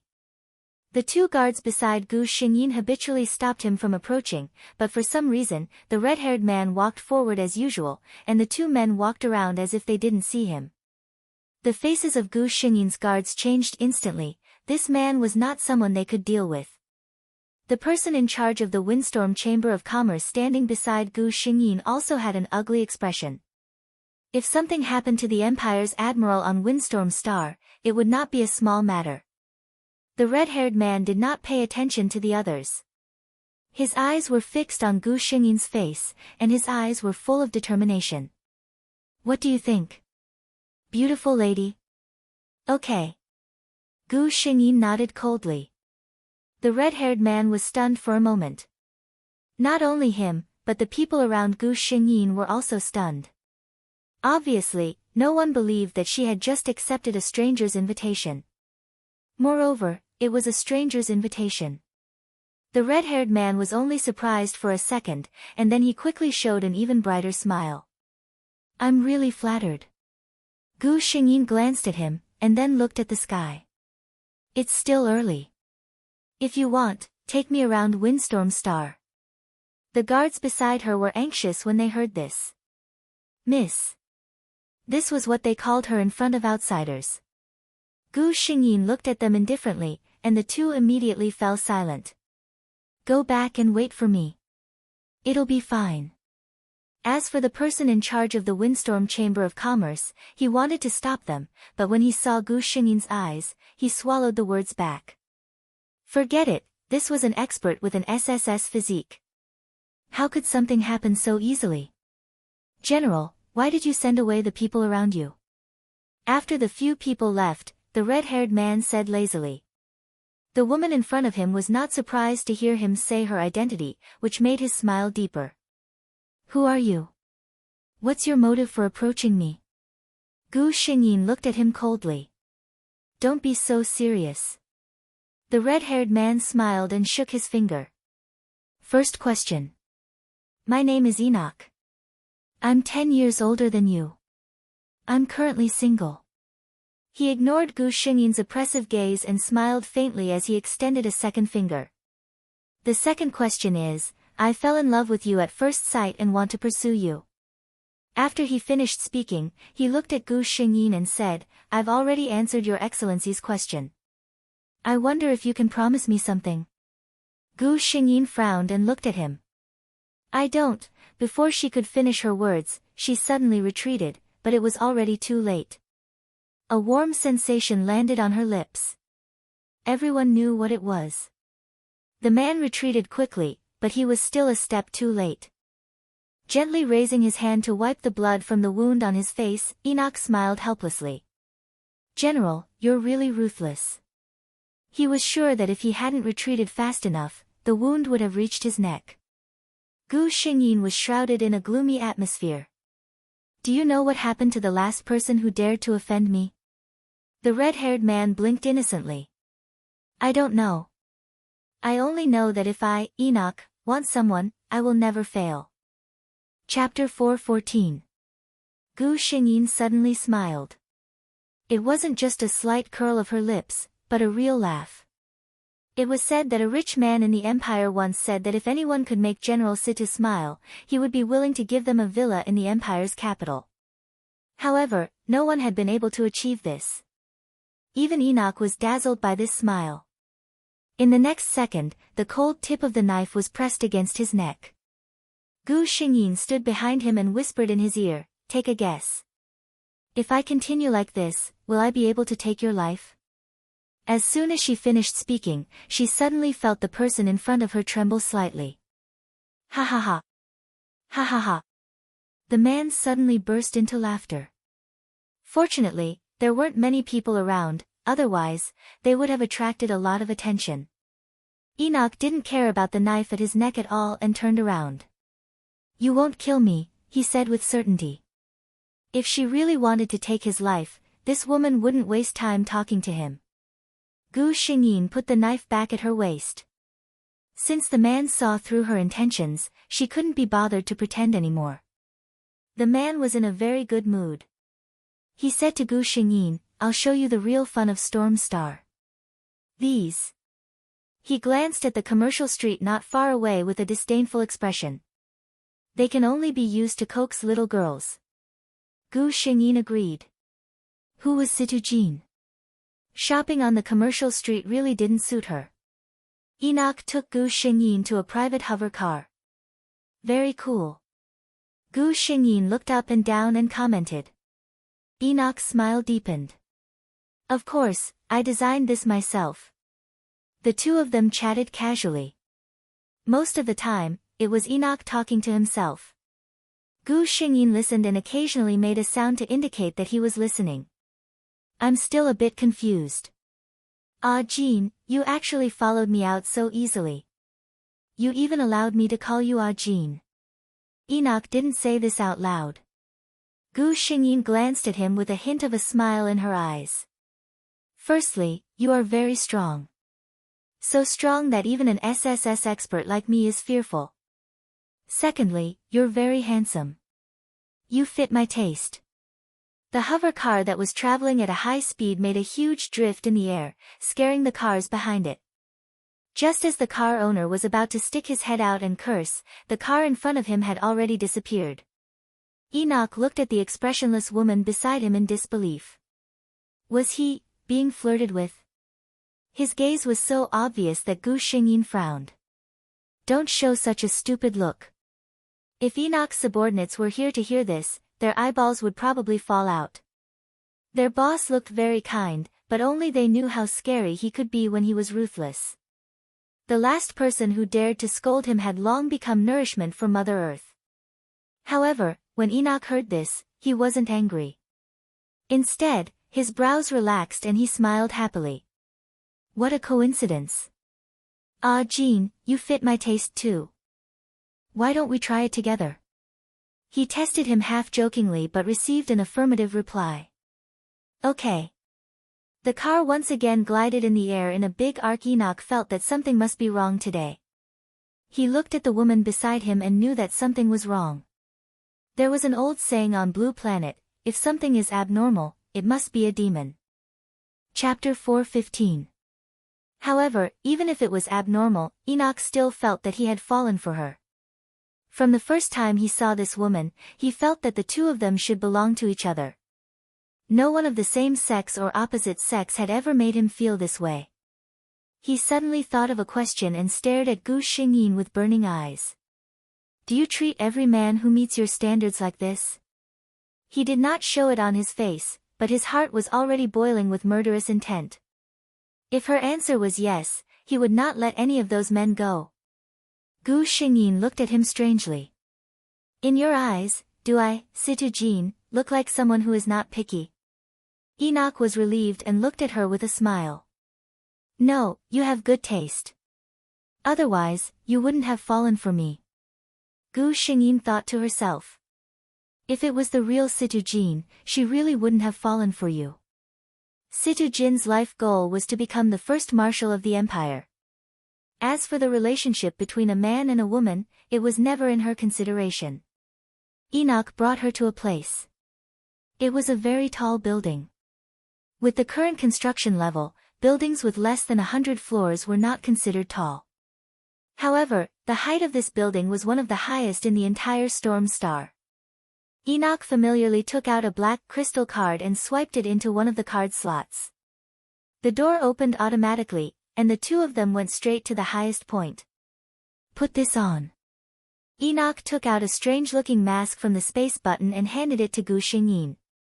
He also put on one for himself. Gu Xingyin raised her eyebrows. Although space technology was quite advanced now and space storage technology had been conquered by technology, it was still too expensive. The space button was still a privilege that only a few people had. However, in the next moment, her attention was attracted by something else. Enoch put on the mask in front of her. In an instant, his aura changed. She could still see him standing there without any obstruction, but the figure in front of her suddenly became blurred. His aura also became somewhat unpredictable. Even someone familiar with him would not be able to recognize him. Gu Xingyin's voice suddenly became serious. This is the latest result of the military's research, an anti-reconnaissance mask. I remember that this technology is forbidden to be leaked. Enoch smiled. My Jean, now is not the time to talk about business. Let's go in. He pushed the door open and Gu Xingyin stepped in. She felt that she had entered another world. This was a huge space. There was a huge square in the middle. There were countless seats around it seemed to be for people to rest. Whether it was the square or the seats, they were all made of special materials. Everything seemed to be switched between reality and illusion. She could see the traffic below and the people coming and going.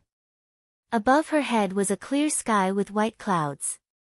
Gu Xingyin saw that there were already many people sitting inside, like herself and Enoch, wearing anti-reconnaissance masks. Enoch seemed to be very famous here.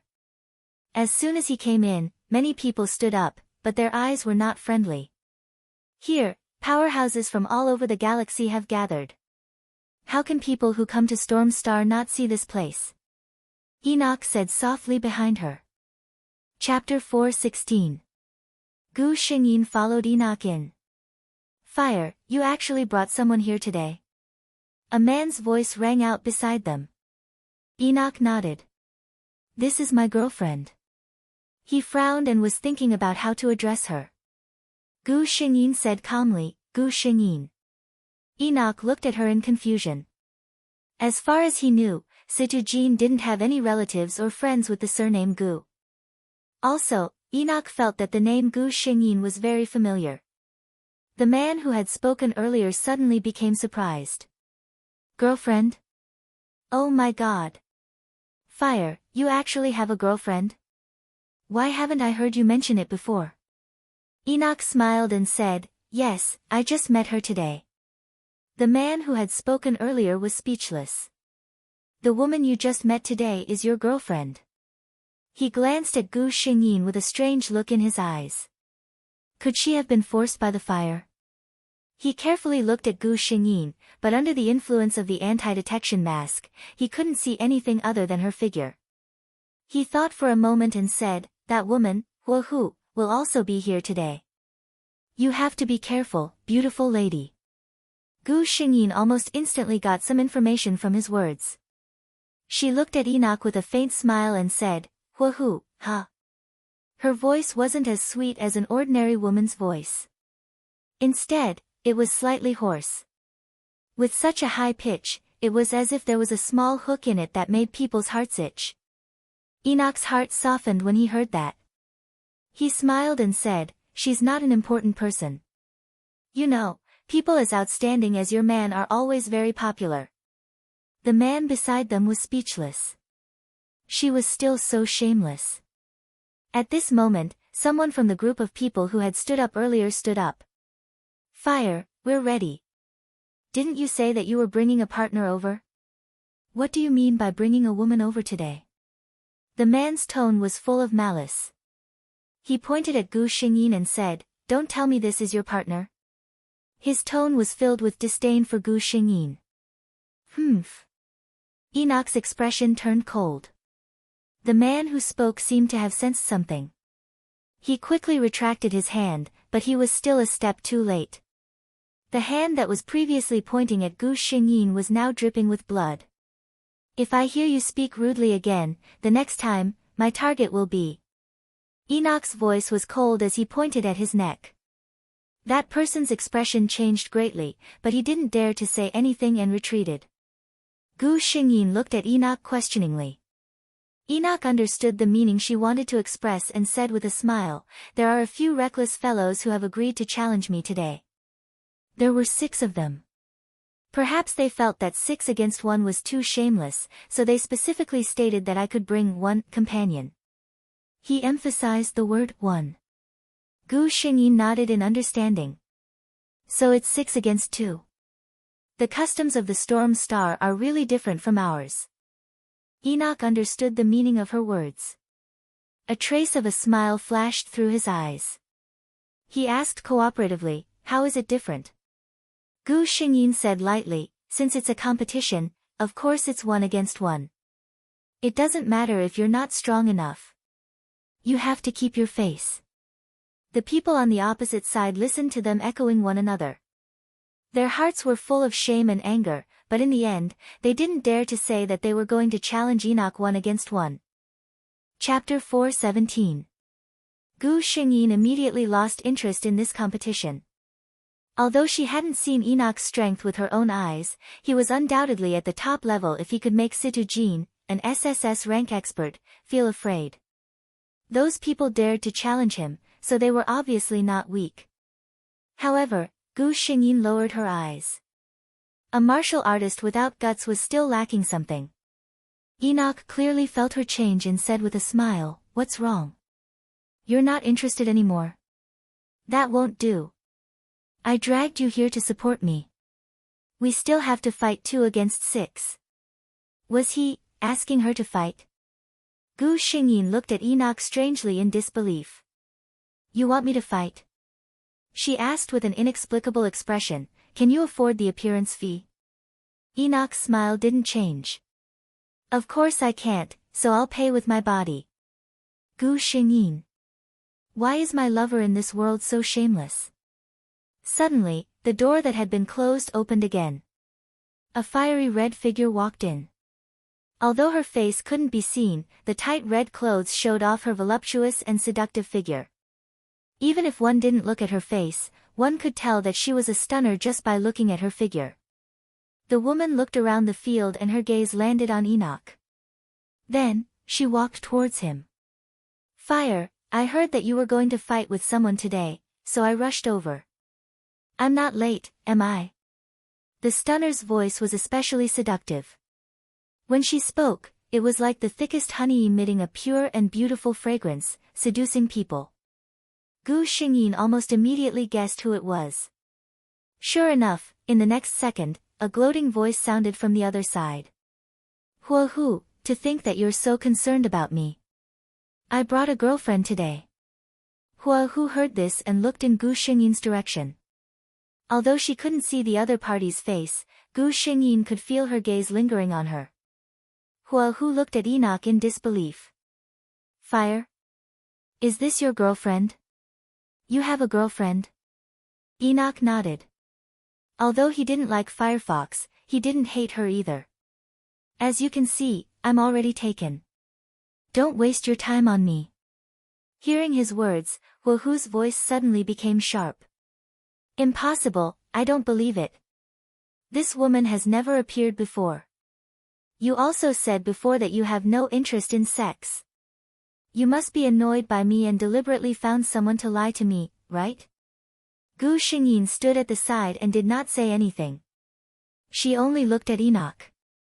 Her meaning was obvious, you provoked a rotten peach blossom, so you have to deal with it yourself.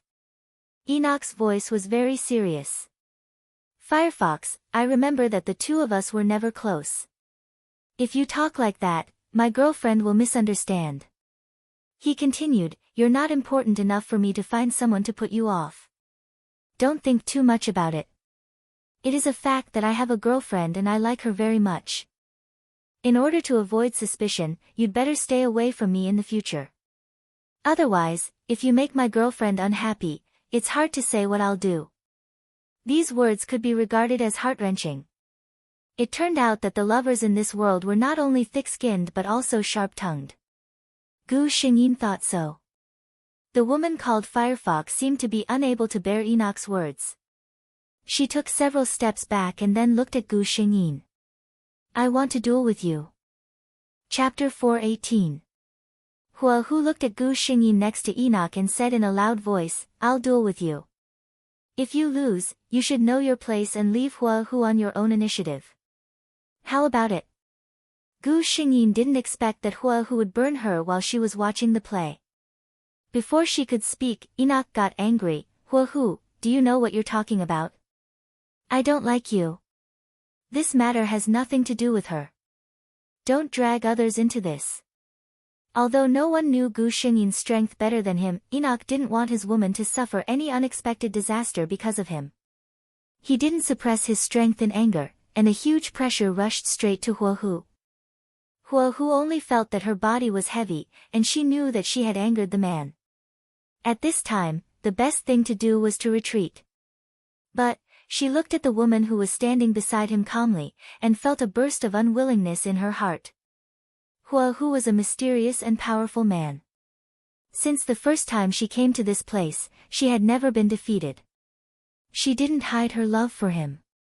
She pursued him for 3 years and put down all her reservations, but he didn't pity her at all. How could such an unknown woman easily make Hua Hu admit their relationship? She forcibly endured the pressure from the man, but her eyes were fixed on Gu Xingyin. "How about it? Do you dare to duel with me?" Gu Xingyin reached out to stop Enoch's action and walked to Hua Hu. She was taller than the other party, and when she spoke, she bowed her head slightly, naturally with a hint of condescension. "Why should I bet my man with another woman?" She said in a proud tone, "If I win, this man will be mine. Even if I'm just a waste of physique, this man will only be mine." Enoch looked at the arrogant woman with fiery eyes, and his heart was burning. That's it. She would never know that the way she talked was really damn attractive.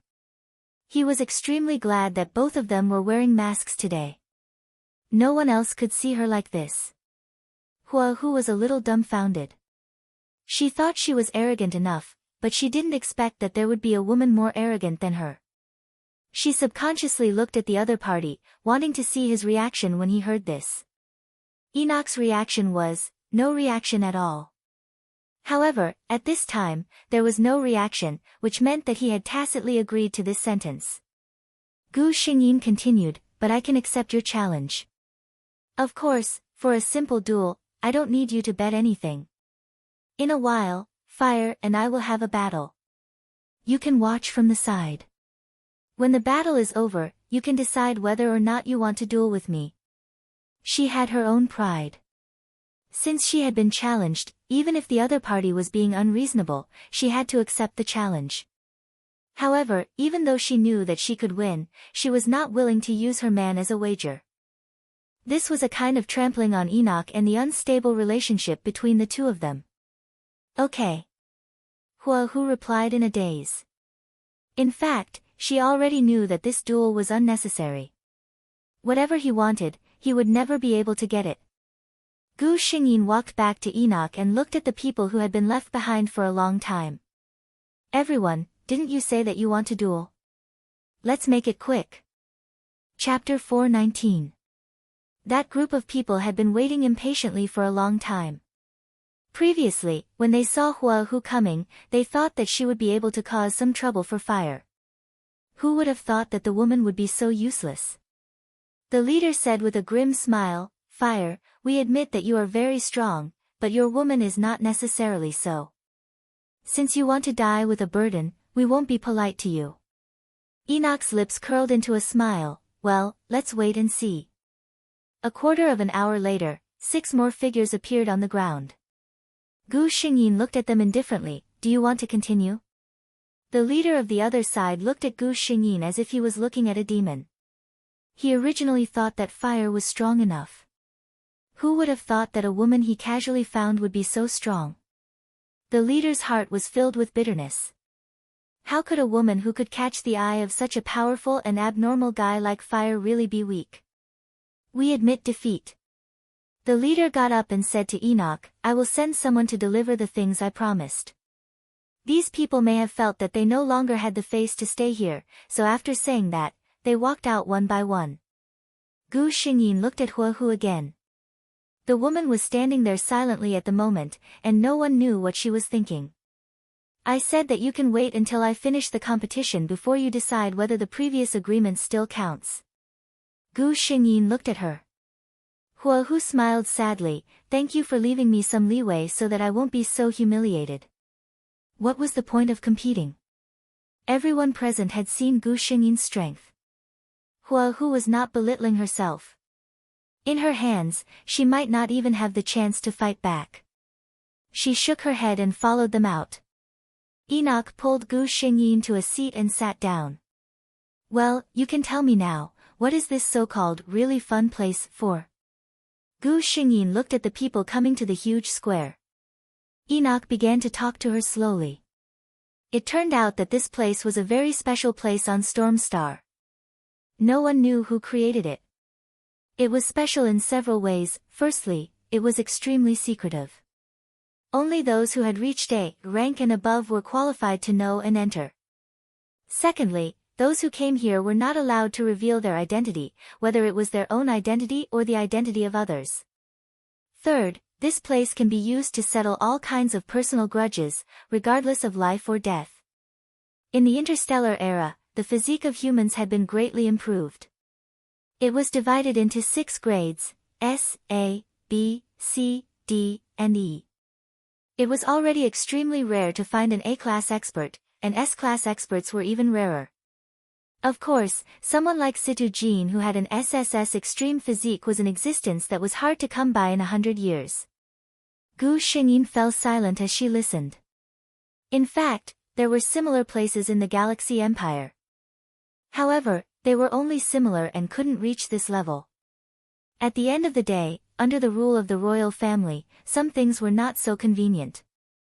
Storm Star was different. Although there was a behemoth like the Storm Chamber of Commerce, the Storm Chamber of Commerce was not the ruler of the planet. Without a single ruler, it was possible for such a place to exist. Sure enough, Gu Xingyin saw many people walking in and out. Many people even walked out horizontally. The people in this place are not just limited to Storm Star, right? Chapter 420. Enoch was shocked by her sharpness and nodded approvingly. Of course, Storm Star doesn't have so many level A experts. Gu Xingyin snorted. A place that even I don't know about, the concealment measures are indeed good. Enoch laughed. You don't know because you don't like it at all, right? Enoch had only brought her here to broaden her horizons. There was no point in wasting an entire afternoon's date here. Soon, the two of them got up and left. The person who had struck up a conversation with the two of them walked out after seeing this. Seeing him get into the car, Gu Xingyin was a little surprised. She had thought that the two of them only knew each other, but now it seemed that it was not as simple as that. Sure enough, the person took off his mask as soon as he got into the car. He had the same red hair, but his face was different from Enoch's flamboyant handsome face. In comparison, his face could only be considered delicate. The red-haired man greeted Enoch as his elder brother before addressing Gu Xingyin as his sister-in-law with a bright smile. Gu Xingyin contacted the system after seeing the man. I already know Enoch's identity. The person the Empire has been looking for, right? This arrogant system. She did not know why, but when she met Enoch, it actually played mysterious and asked her to guess Enoch's identity herself. Sure enough, after hearing Gu Xingyin's words, the system's reluctant voice sounded. Host, you guessed right. It had wanted to whet the host's curiosity. Enoch also took off the mask on his face and looked at Gu Xingyin helplessly. I wanted to tell him to be careful, but who knew that this kid would move so quickly? Gu Xingyin also took off her mask at the same time. While the red-haired man was stunned, she smiled at Enoch. Should I say, nice to meet you? Red Devil. The #1 space pirate the Empire had been looking for decades, Red Devil. Red Devil had never shown his face, but his brother was his spokesperson outside. Enoch sighed. I didn't expect that after hiding my identity for so many years, I would fall here. But it's no big deal. I was going to tell you anyway. He had a feeling that he would spend the rest of his life with this woman. If that was the case, he would have to tell her his identity sooner or later. At this moment, the red-haired man, who had been in a daze ever since Gu Xingyin took off her mask, finally came back to his senses. Fuck. Aren't you, that Empire's Situjin? The general of the empire was his brother's woman. It was his sister-in-law. The red-haired man felt that he should close his eyes and sleep a little longer. Enoch looked at his younger brother with some disappointment. What Situjin? Call her sister-in-law. This kid was too useless. The red-haired man came to his senses and deeply felt that his elder brother was indeed his elder brother. He raised his signature Enoch smile and said to Gu Xingyin, "Hello, sister-in-law. I'm Huan Chu, Enoch." He pointed at Enoch, my half-brother. So they had different fathers. Gu Xingyin understood why their names were so different. She had been wondering why the two brothers' surnames were different. She nodded reservedly. Hello, Huan Chu.